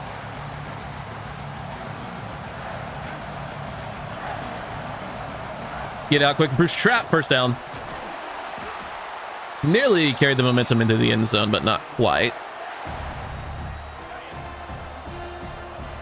And they're kind of leaving him opening up the middle, following the center, but we will find the end zone touchdown. Let's go. I was going to say those holes close very quickly. Thankfully, we're able to find one and get into the end zone. 3 minutes to go in the 4th quarter, we get the ball back. 3rd and 3. Good look to put the game away here for the first down. We're going to Bruce Trap. He's going to be 4th in inches, and Corbin Schultz hurts his shoulder on the play. So you better let me stay in the game here. I think the obvious play call here is QB sneak. Just try to get the first down. And we don't get it. Wow. All right. I'll play an important down. I'm not playing the whole drive. I'm not going to need to play any of the drive. All right, we get the ball back. Minute 49 to go. 3 timeouts still for SMU. No 2-minute timeout, though, is nice. Calico in the back. It's a really solid gain. I think a first down will just end it, though. Let's go chew clock just in case. Make sure we're in it. We're loading up the right side of the line. We're still going to run at it anyway. That was, in fact, a mistake, believe it or not. And they get a free timeout. Okay, it does cost them one of their actual timeouts. Good. That's how it should work. Last season, it didn't really want to a couple times. 3rd and 6, we need a first down here. Roll out with Mallory. We have Callaway down the field, and that'll do it. Melvin Callaway, a huge gain on 3rd and 6 on the slant. That will be your ball game. We can go ahead, take a knee, and for the 3rd straight season, be named your Pac-12 champions and guarantee our spot in the college football playoffs again for a 3rd straight season. Obviously not our conference, but should be the highest ranked group of 5 teams is what I'm getting at. We're already number 6 in the nation. I imagine that will only go up from here. Probably should have shown the trophy celebration. My bad. But Cordell Mallory, respectable game. 28 of 37 is actually a phenomenal completion percentage. Over 400 yards, 2 touchdowns, 1 pick. Rushing 21 for 53, 2 touchdowns for Daniel Brace, so that makes up for his lack of explosive yards. But Deion Calico had a pretty good game, 22 yards for him. Good game for Trapp, 7 catches for 45 yards, 6 for 107 and a touchdown for Melvin Callaway. 5 for 66 for Schultz. Gillette had a really good game. Cherry contributed. Touchdown for Daniel Bray, of course, on that huge screen. And then Thrasher and Bridges, each with a singular catch. Did give up a few sacks this game. Need Cortland Meeks to be better than that. And then defensively, we had a bunch of TFLs and then sacks for Sean Ward, of course, Tapper, Gatto, and Miles. And then in interceptions, oh, wow, we had 4. Terry Strong, Terrence Ivory, Kona Miles, and Kevin Redmond, all with picks in this game. Hell of a performance from the boys. You absolutely love to see it. You absolutely love to see it. All right. And would you look at that? Cordell Mallory has set the Fresno State career passing yards record. Congratulations, Cordell. Do we get anything else here? Fresno State career passing touchdowns record. So rewriting the record books is Mr. Cordell Mallory. Daniel Bray has set the Fresno State single season rushing touchdowns record. Anything else? Oh, yeah, the Pac-12 championship. Yeah, that's pretty important too, I would say. But I guess what we can do is go ahead and just check out stats before we get into the postseason, get into the CFP. Let's go ahead and just take a look while I'm remembering and don't forget. Pretty good season for Mallory. Almost 3,600 yards, 38 touchdowns, just 13 interceptions. He cut the number down from last year. Obviously, we still have a chance to go over, but yeah, he's very consistent in the mid to high 30s for touchdowns. He's also consistently going to throw a lot of interceptions, but it just is what it is. A couple of our quarterbacks played a decent role as backups. Daniel Bray goes for almost 1,500 yards and 21 touchdowns. Mallory was our second leading rusher. That's probably not great because Calico missed a lot of the season. But, you know, it is what it is. Receiving, Callaway goes over 1,000 yards, 14 touchdowns. Bruce Trapp goes for 850 and 10. 675 and 4 for Corbin Schultz. 426 and 2 for Fabian Cherry. He's A- conference prestige. There's like 2 conferences that have that. Whatever, dude. Guess we'll see him never. Daniel Bray had a really good season as a receiver. Matt Gillette missed most of the year, but had a phenomenal season. Bridges in a limited role, 15 catches, 140 yards, 4 touchdowns. Danny Poole played well. And we had a ton of depth at receiver, and everyone played their part. Niles Titus. He was an entire season starting without giving up a single sack. Hell yeah. You love to see that. Only a couple given up for Lane O'Donnell, but he was bad. Terrence Ivory leads the team in tackles. Oh my god. 28 TFLs for Sean Ward, 17 for Childers, 13 for Ivory and Carvalho, and then 10 for Kona Miles. And then in terms of sacks, 15 for Sean Ward. He had 11 and a half of those through like 6 games or something. So he did cool off towards the end of the year, but 15 sacks is still far and away the most we've had.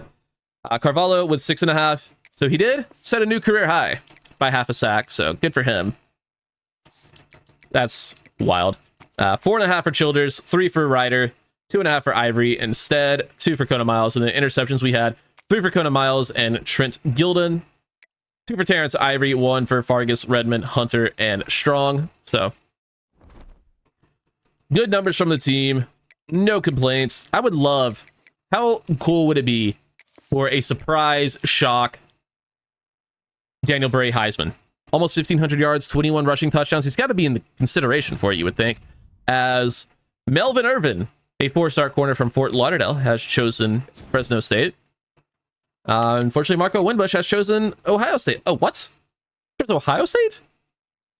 That's insane, because it was really just us and Penn State for pretty much his entire recruitment.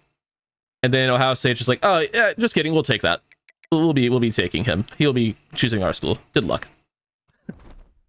Ah, man. Ohio State moment. Terrence Ivory is the Pac-12 Defensive Player of the Week. And Daniel Bray is the Offensive Player of the Week. Makes sense. He had a great game as a pass catcher as well as a running back. We don't get anything to see here. Come on, Daniel Bray Heisman. Give it to me. Probably won't. Oh, locked out. No. My two least favorite words. We do it, coach level 28. That's pretty nifty. And Dylan Alfred, the Ole Miss receiver, ends up winning the Heisman. 150 catches for 1,700 yards and 17 touchdowns. Almost 1,800 yards. Wow. That's like a little over 10 yards a catch. It's a pretty good year. It's a pretty good year. Sean Ward, though, wins the Chuck Bednarik Award for, I'm assuming, best edge rusher. 15 sacks, though, will probably get that done. Sean Ward also wins the Defensive End of the Year Award. 15 sacks. Maybe Bednarik is Defensive Player of the Year. I don't fucking know. Bronco Nagurski Award also goes to Sean Ward. Sean Ward also wins the Lombardi Award. He's just racking them all in. Give them all the awards. And we'll be playing LSU in the first round of the college football playoff as an 8 seed. One lost Pac-12 champion is an 8 seed. All right. If you say so. Let's see award winners. I wanted to see what all these different fucking awards are. Wow, we did not have anyone even close to Heisman. The fucking NIU receiver. All right. 79 overall receiver up there is insane. Why does Buffalo have a 96 overall quarterback? Goddamn. Yeah, we don't have anyone in the top 12 for Heisman. Let's compare Alvin Henderson's stats to Daniel Bray. He has fewer yards, but more touchdowns. Okay. I mean, I feel like we could have gotten top 10. I don't think that's crazy to ask for. The Player of the Year is different than the Heisman winner somehow. Looks like the exact same list, though. Where's Mike Ackerson's love for fucking Coach of the Year, by the way? Quarterback of the Year. Hey, there we go. Okay, so the Bednarik is just Best Defensive Player. Terrence Ivory finishes top 10 in that as well. And then the Bronco Nagurski is the best, also the Best Defensive Player of the Year. The Best Defensive Player and the Defensive Player. What's the difference? Is it just like two different awards? Is it meant to be like given to different positions, but edge rushers just win it, or I don't know the lore there. DB of the Year. Daniel Bray finishes second in running back of the year. Bolitnikov is best wide receiver. The best defensive lineman is the Lombardi. We won that. Best senior QB. Not a single fucking vote for our guy. Keelan Russell's still in school. And we're playing Keelan Russell. Jesus Christ.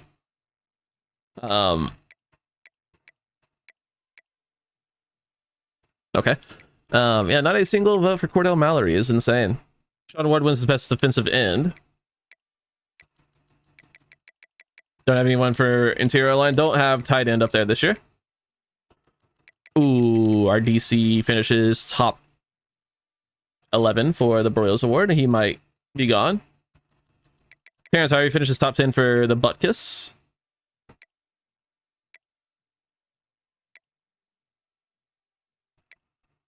This guy was returner of the year too.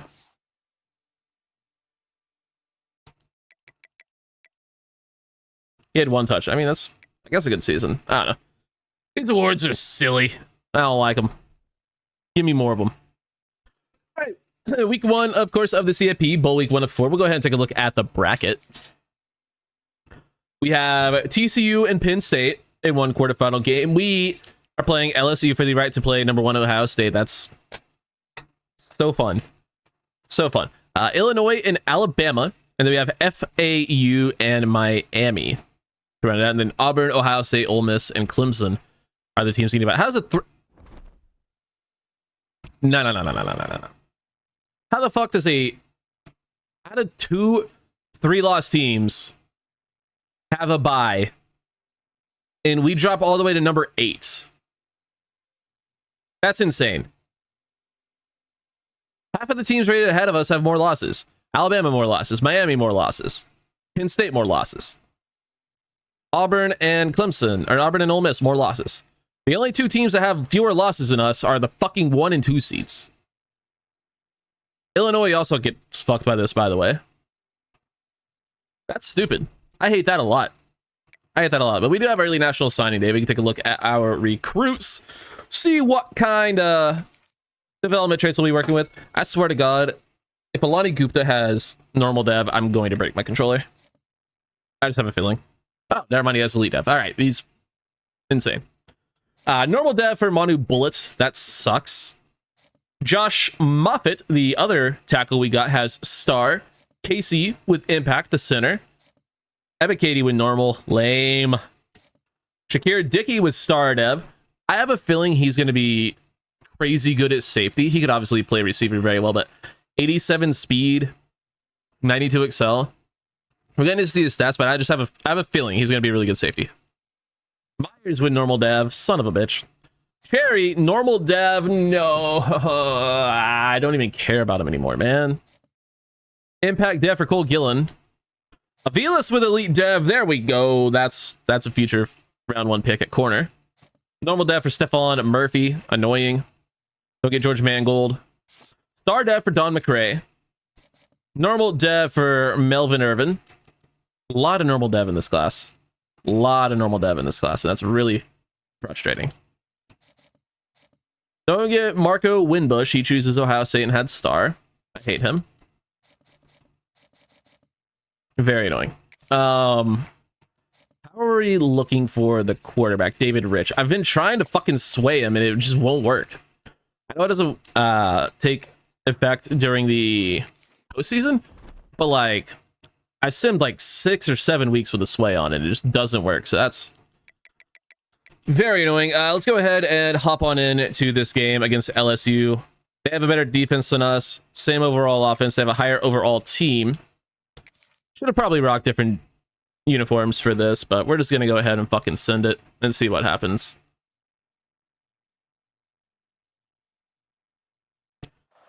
I don't think this is going to go well. We do have home field advantage. So this will be a nice send-off for a lot of our players. They'll get to have a big ovation from the home crowd as we get absolutely waffle stomped by LSU and Keelan Russell, former Bama QB, now playing QB for LSU. I think we're just going to get dominated. I don't think we're really going to have a chance. Maybe we are. Terrence Ivory, good play. And Fargus, probably. Kevin Fargus and Terrence Ivory. The TNT connection at linebacker, making a nice play there.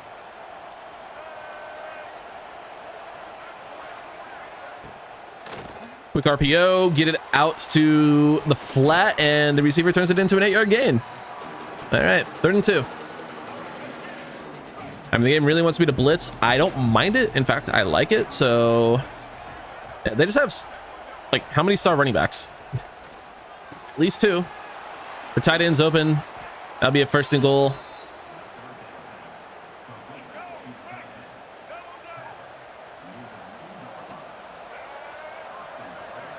All right.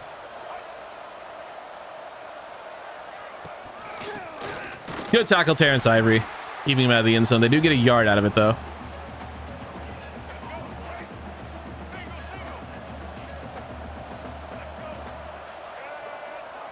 Second and goal. Another handoff. He's going to dive into the end zone touchdown. Fargus tried to meet him, but Running back going to have enough momentum to just dive on in. Don't know the distance because the game doesn't want to tell me. It's going to be 3rd and 1. We'll try to run it. See what Daniel Bray can do. Enough to get the first down is what he can do. Hell yeah. 4th and 17. Yeah, we're going to have to take the field goal. We're going to have to take it. We didn't make it. We get the ball back. 3rd and 5.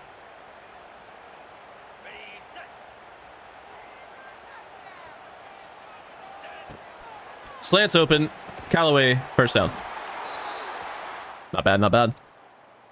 And we're now into the red zone. Offense appears to be figuring it out a little bit. Appears to be getting it together. Will it be enough to keep us in this game? I'm not sure, but we're going to try it out. I try to just throw it over his head and think it'll work, and it just never does. It just never does. Yeah, I know my defense needs help. I know they do. You don't have to tell me.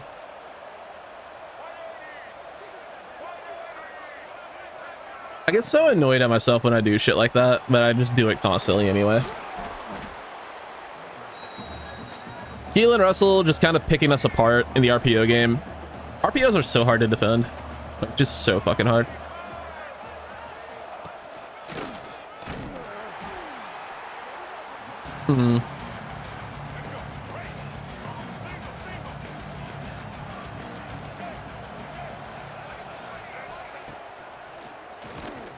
Good route. Caught. Touchdown. Okay. All right. All right.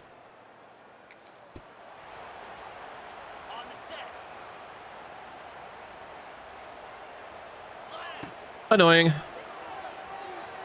Have a step here with Bruce Trapp. Hey, you'll get into the end zone. Bruce Trapp. Nice. Keeps us in it. We can't stop this offense. We just simply cannot stop this offense.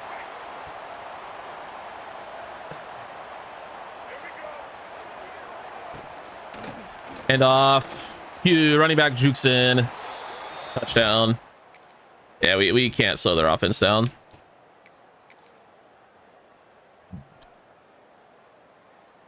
Third and 7. We have an opportunity here. We have a really big opportunity. If we can get a stop here, that field goal in a 1-possession game, it's gonna be a screen. Ivory runs it down. What a play by Terrence Ivory. Keelan Russell not having a great game. It's just our offense can't do anything.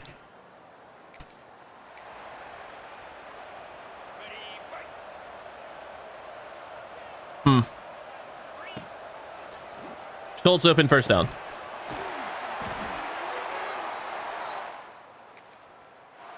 Not bad.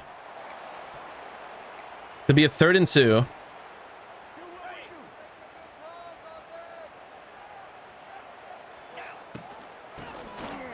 First down. Oh my gosh. The ball's now all of a sudden on the 1-yard line. Coffee the back. Should be Calico. Jawan Coffee with a CFP touchdown. Let's go. Good drive. Unfortunately, they are right back in the red zone, because we're just not capable of slowing them down.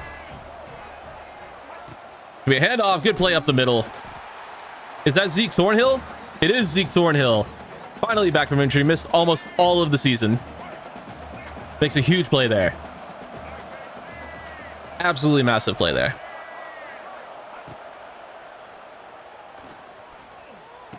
Tight end gonna be left open. Gonna call it 3rd and inches. John David LaFleur. Might be the most LSU name I've ever heard. Gonna run commit here. Just need to get pressure on the QB. Read option, he's gonna keep it, and he's gonna drag 20 miles forward for the first down. Probably should have been a touchdown. That will take us to the 4th quarter. It is a tie game, so we're not out of it yet. We're definitely not out of it. They're gonna score here, and there's almost nothing we can do about it. Could please just stop with the fucking screens? Just like, get me back in the fucking gameplay.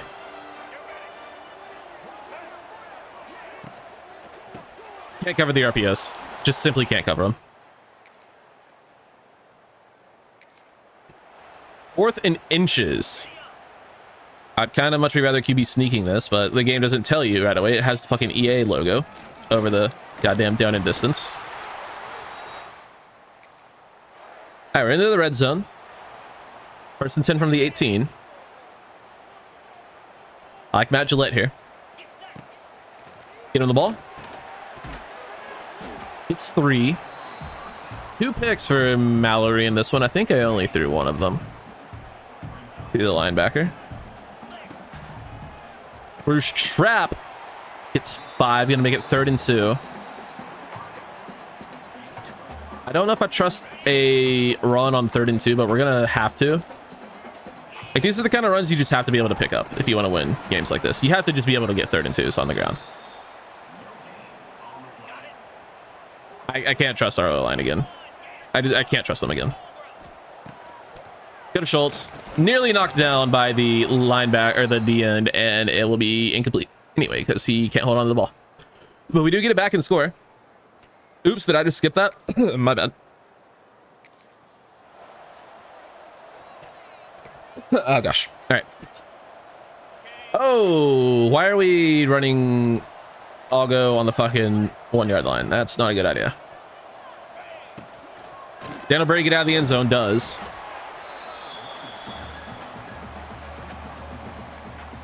manage to get himself out of the end zone. Gives us the tiniest bit of breathing room. How electric would the 97-yard touchdown be right now? I'll take 12. I'll take 12 yards. That's, you know, a good outcome as well. Gets us out of danger of a safety. 250. We should try to make this the final drive of the game if we can. Why are you pass leading that? I didn't. Well, so much for the last drive of the game. There's nothing we're going to be able to do to stop them there, so I'm not even going to bother. And they have 2:08 to tie the game instead of take the lead. Bruce Trap, good route. Just the worst time for bad. Cordell Mallory to show back up. I mean, this is also probably the best defense he's ever played. It's a 94 overall defense. We don't really see a whole lot of defenses that highly rated, or any.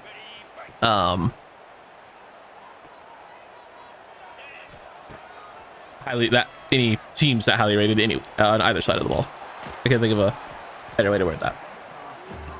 They're really fucking good. How about that? But they're not like unbeatable. Could we get that over that head of that guy? No. All right, 4 picks. That's gonna be the game. I mean, I guess we can. No. That's definitely not what I want to do. I mean, if the game gets us to stop, we can hop back in. But yeah, we do manage to get a stop. No timeouts left. They're pressing Callaway. That could be a massive mistake. They do have safety help, but couldn't get rid of it.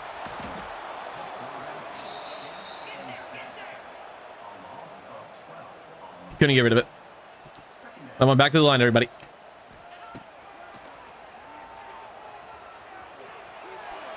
Throw it up. Got it. Can't get to the sideline. Get there. That should be out of bounds. That better be out of bounds. Hell of an effort to get to the sideline. Yeah, the clock is stopped. Let's go. It's not some. What? How is that not out of bounds? Snap the fucking ball. Jesus. Press the fucking button 36 times. I mean, we just have to get lucky on a go ball. It's really our only chance.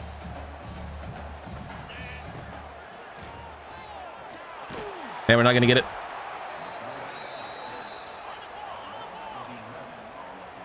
Hurry back to the line. Hurry. One final snap. That's all we're gonna get. Just throw it up. Incomplete. And we will lose in the first round of the college football playoffs for the second time in 3 years. Oh, man. That's a painful loss. I ended up launching too many interceptions. We just could not slow down their offense in the first half. LSU's defense got the job done. Ours didn't. Our offense also did not get the job done very clearly. And that's just a sad way for our seniors to go out. Mallory having his worst game of the season when it mattered most. And that will probably affect his draft stock. It should, if we're being honest. Bruce Trapp with a phenomenal game. And what hopefully isn't his final game here, although it likely will be. O-line did not play well. 5 sacks given up. Can't win when you're letting stuff like that happen. Half a sack for Warden Childers, who was injured. Interception for Trent Gilden. Heartbreaking loss. Heartbreaking way to go out. Just really stinks to not, make it further than that. We're going to lose so many good players this season. It's going to be a big season of roster turnover. I'll check back in here in just a moment once we get to Bowl Week 4 of 4 to see how that's looking. Do we need to hire a coordinator? I should probably look now. Okay, we still have both of our guys. Great. That's good. I really don't want to have to replace those guys. They're respectable. All right, National Championship Week.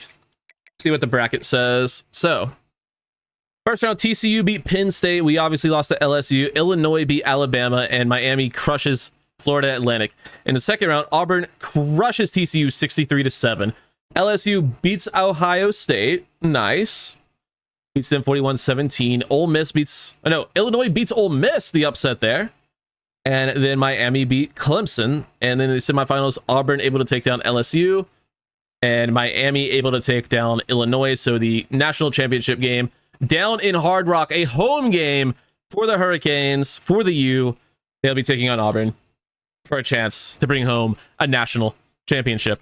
How electric would that stadium be? That would be so cool to see. But who is going to be the ultimate victor? Our coach stability went down, so I guess I'm potentially going to get fired. I doubt it. But our coach prestige went up to an A+. So, yeah, a spoiler alert, I'm not fucking going anywhere. I'm not fucking leaving.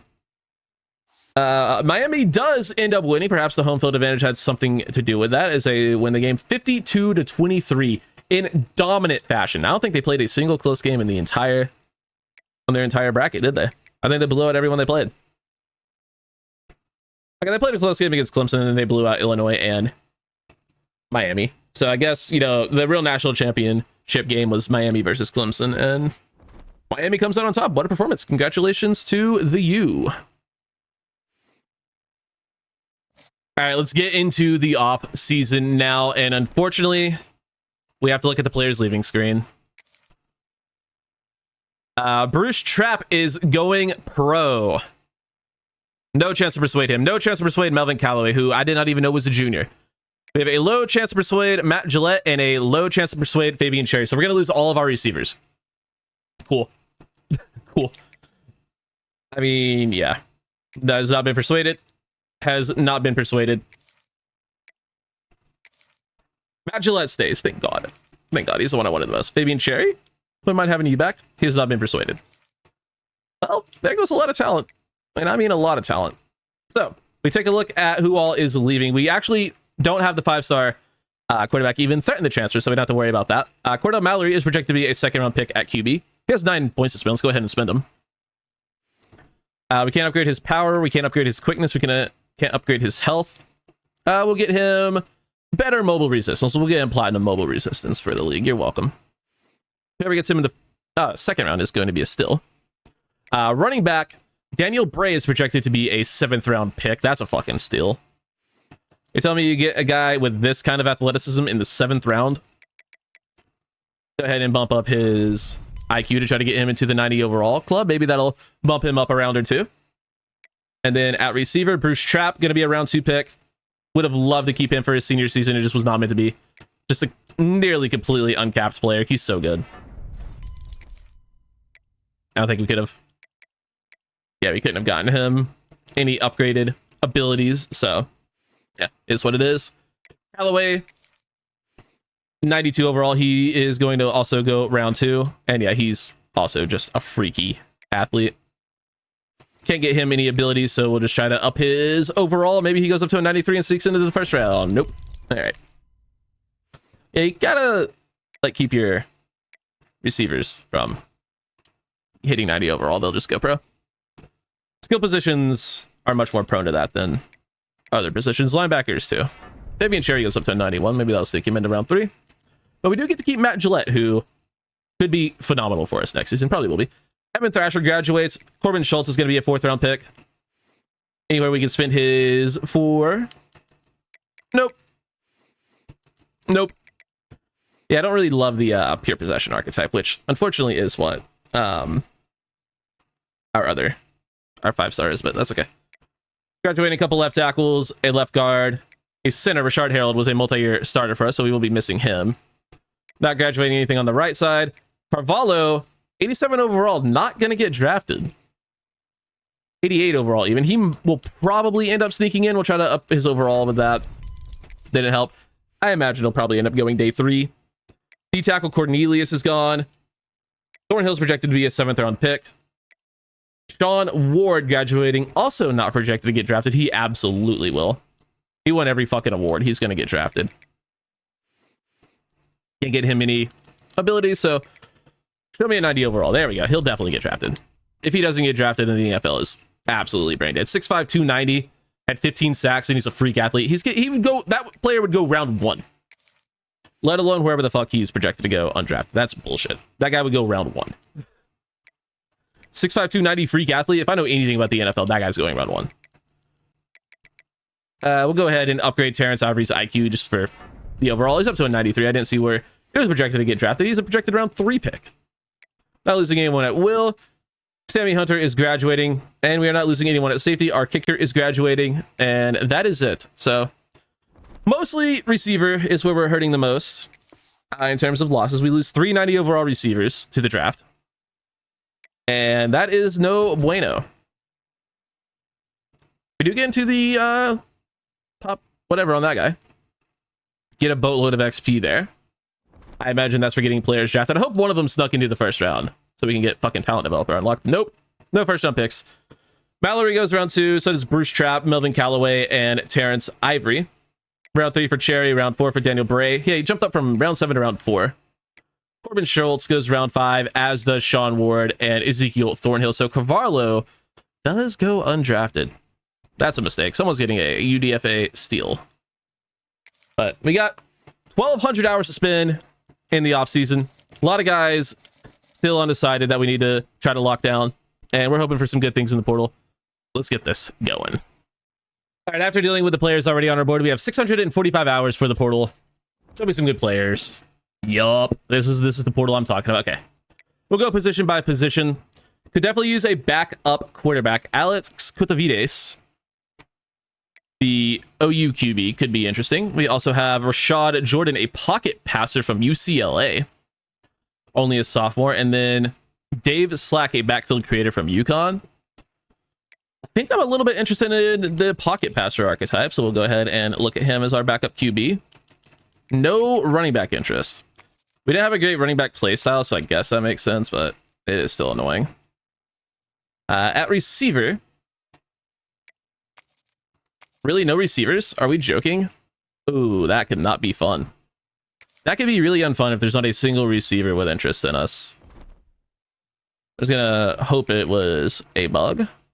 Yeah, no, not a single receiver will even let us consider them. We didn't just get 3 receivers drafted, by the way.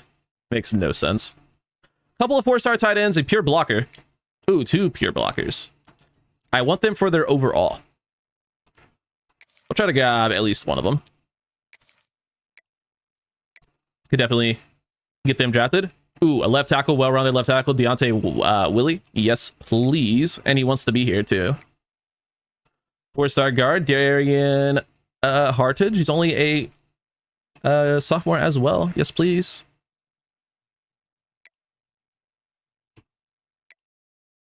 Pure power edge rusher, Tommy Trask. I'll take him, but might be interested in Gabriel Veerling. We'll see. I think at DT. Nothing at outside linebacker. Nothing at Mike. At corner. There we go. Some fucking 4 stars, finally. All right, week 3, George Beatty is a 4-star receiver that has committed. We also get David Rich, the 4-star quarterback from Danville, Kentucky. Don't know anything about him, but he might be good. We also get Tyler Volk, a 4-star edge rusher. Excuse me, we get Larry Hawkinson, the 4-star blocking tight end. Let's go. We also get Sam Howtow, the other 4-star blocking tight end. A couple guys who will hopefully be able to develop everywhere. We get the big one, Deontay Willie, the 4-star transfer tackle from Arlington Heights, Illinois. That is a huge get. Anytime you see a 4-star tackle in the portal, go for them because high overall. We also get Christian Lamb, a 4-star safety from Jonesboro. Shout out Arkansas State.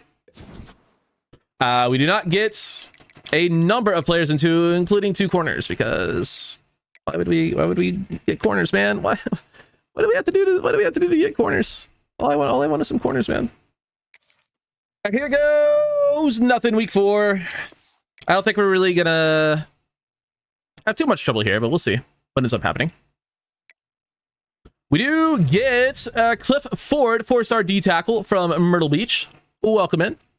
We also get 4-star transfer guard Darren Hardage from Denver. That's a big get. Get Gabriel Veerling, a 3-star transfer edge rusher. Javier Radley, a 4-star high school linebacker. Welcome in. Also get Thomas Oden, 4-star running back. And 3-star speed rusher Kyrie Pettigrew. Ricky Biggs to be the new kicker from Beggs, Oklahoma. Biggs from Beggs. Nice. Also get Pat Cobb, a 4-star receiver, also from Beggs, Oklahoma. They have to be homies. Didn't even realize that. That's funny. We get Kerry Hinnish, a 2-star punter. Just maybe he's a really high overall at kicker. I don't know. Thought it was worth a shot. And we miss out on a couple of corners. Another running back. We do get a ton of XP, though. And who else did we miss out there at the bottom? Another quarterback that was being under-recruited. So, yeah, we did miss out on quite a few guys, but I'd say we did pretty well for the most part. Let's go ahead and take a look at top classes. We signed the number 5 class in the nation. Only 1 5-star, but 25 4-stars, 3 2-stars, and 1 2-star. No, 3 3-stars and 1 2-star. There we go. Only 1 5-star is kind of wild, but I think our class is going to be very good in terms of overalls. We already know Alani Gupta, elite dev at tackle. Bullet normal, Moffitt normal, Casey impact, normal for Ebikady, star for Dickey. We knew most of these. New Myers, new Cherry. We're really sad about that. Gillen had impact. Avilas elite we knew.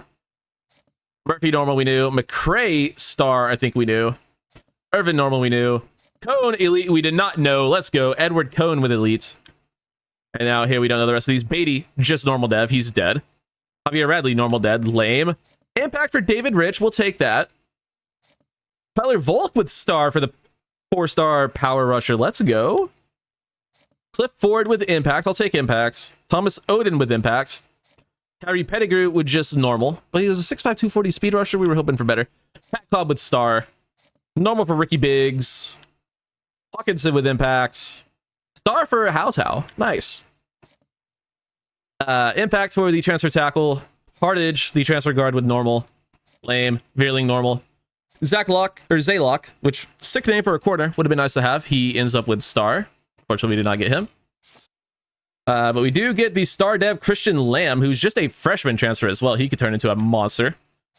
Dave Slackhead star. Cantu, we didn't get, had normal. Angerer had impact. And Quentin Trimble had impact. I'm pretty sure Clemson did not even have a scholarship offer for him, but class of 30, a lot of good development traits, a lot of normal, but that is the game we play. I'll show you guys position changes and we'll get the darn thing going. Oh my god, Larry Hawkinson is already a 90. What the fuck? This is why you get pure blockers, man. It really helps out with pro potential. Thomas Oden is already better than Jalen Uche. 90 overall for Hawkinson, 89 overall for Howtow. That's insane. Don't you guys worry. This is Dominic Bridges' team. Wiley's an 83. That's really good. Can we move Meeks elsewhere and he'll keep well-rounded? Yes, we'll move him. One of the guard spots. We'll figure out which one we need more help at. David Rich is actually an incredible player. 79 overall at quarterback. That's pretty good, I would say. All right, here's the one I'm most interested in, though. Shakir Dickey. He could be a freak safety. He's probably just going to be a receiver, though. Okay, he can't really... I mean, he could play some defense. He certainly could. Like a 6'4" strong safety could be electric. We don't really need receiver right now. Let's throw him a strong safety. Why not? Let him develop there. I think that could be pretty fun. We have unlocked Elite Recruiter. That's nice. We might use some of that. Probably not, though. Let's see what our training results are looking like, though. Just check out a couple of these guys' points. Oh, my God. Michelia has 30. 44 for Rashard Ford. 42 for Cameron Boone. Coffee with 37. 77 for Dion Calico. Just casually. Let's go. Receiver Gillette with 54. Let's go. 53 for Danny Poole. 56 for Fred Boykins. Yeah, we're probably gonna transfer out quite a few of these guys. Like Gadley, like he needs to go. Finley, he probably needs to go. We'll probably keep Spillman, maybe Burt, but yeah, we gotta get some of these receivers out of here. 74 for Dominic Bridges. Nice. And these two guys both just happen to have 40. That's pretty cool. A lot of points for our O-lineman. Ooh, a lot for Niles Titus. That's really good. That's really good. Cortland Meeks moved into guard. He has quite a few. Buddy, you're starting. You're fine. His Hardage kind of ended up stinking, unfortunately. Damian Roundtree is going to have to be our best edge rusher this year. Delgado exists. He'll be good, too. 61 for Alani Roy. He'll be able to help out. Vargas with 32 was hoping for a little bit more there. All of our linebackers are going to get a lot better. Grander's going to get way better. Hell yeah. Our corners can upgrade a lot. Nice. Safety's a joke. LeCount will probably be pretty good. Christian Lamb's a freak. Quinton Miles is really good too. Okay. Do the upgrades week 1 as we usually do. And in terms of transfers, we probably will have to transfer some players out finally. Yep, we have to transfer out a few. I think we can probably handle that. All right, let's end this off as we usually do by taking a look at a recruit or two. Up to 1,000 hours here. That's pretty nice. I love it here. I love when 5-stars have us number 1. That's my favorite. Also, did I notice a 5-star strong safety? That's one of the rarest things in this entire game. Let's take a look at all of these 5-stars that have interest. I realize that's a lot, but that's okay. Imani Okuda, 5-star elusive bruiser. He's no Dion Calico, but he could be good. Imani Mondo, 5-star route artist. He's a bust, but he doesn't even look very good. Ugh. Yeah. Apologies. Tim Vitale, though. 5-star hybrid strong safety. Looks pretty good. Tobias Boone, 5-star tight end. I'm already interested. He's okay. Kevin Akbar, boundary corner. Yes, please. Johnny O'Neill, an edge setter. Gross. Actually gross. I mean, he's actually pretty fast, so that's not bad. And then a 5-star linebacker. Pateli Manuai. Doesn't look too bad.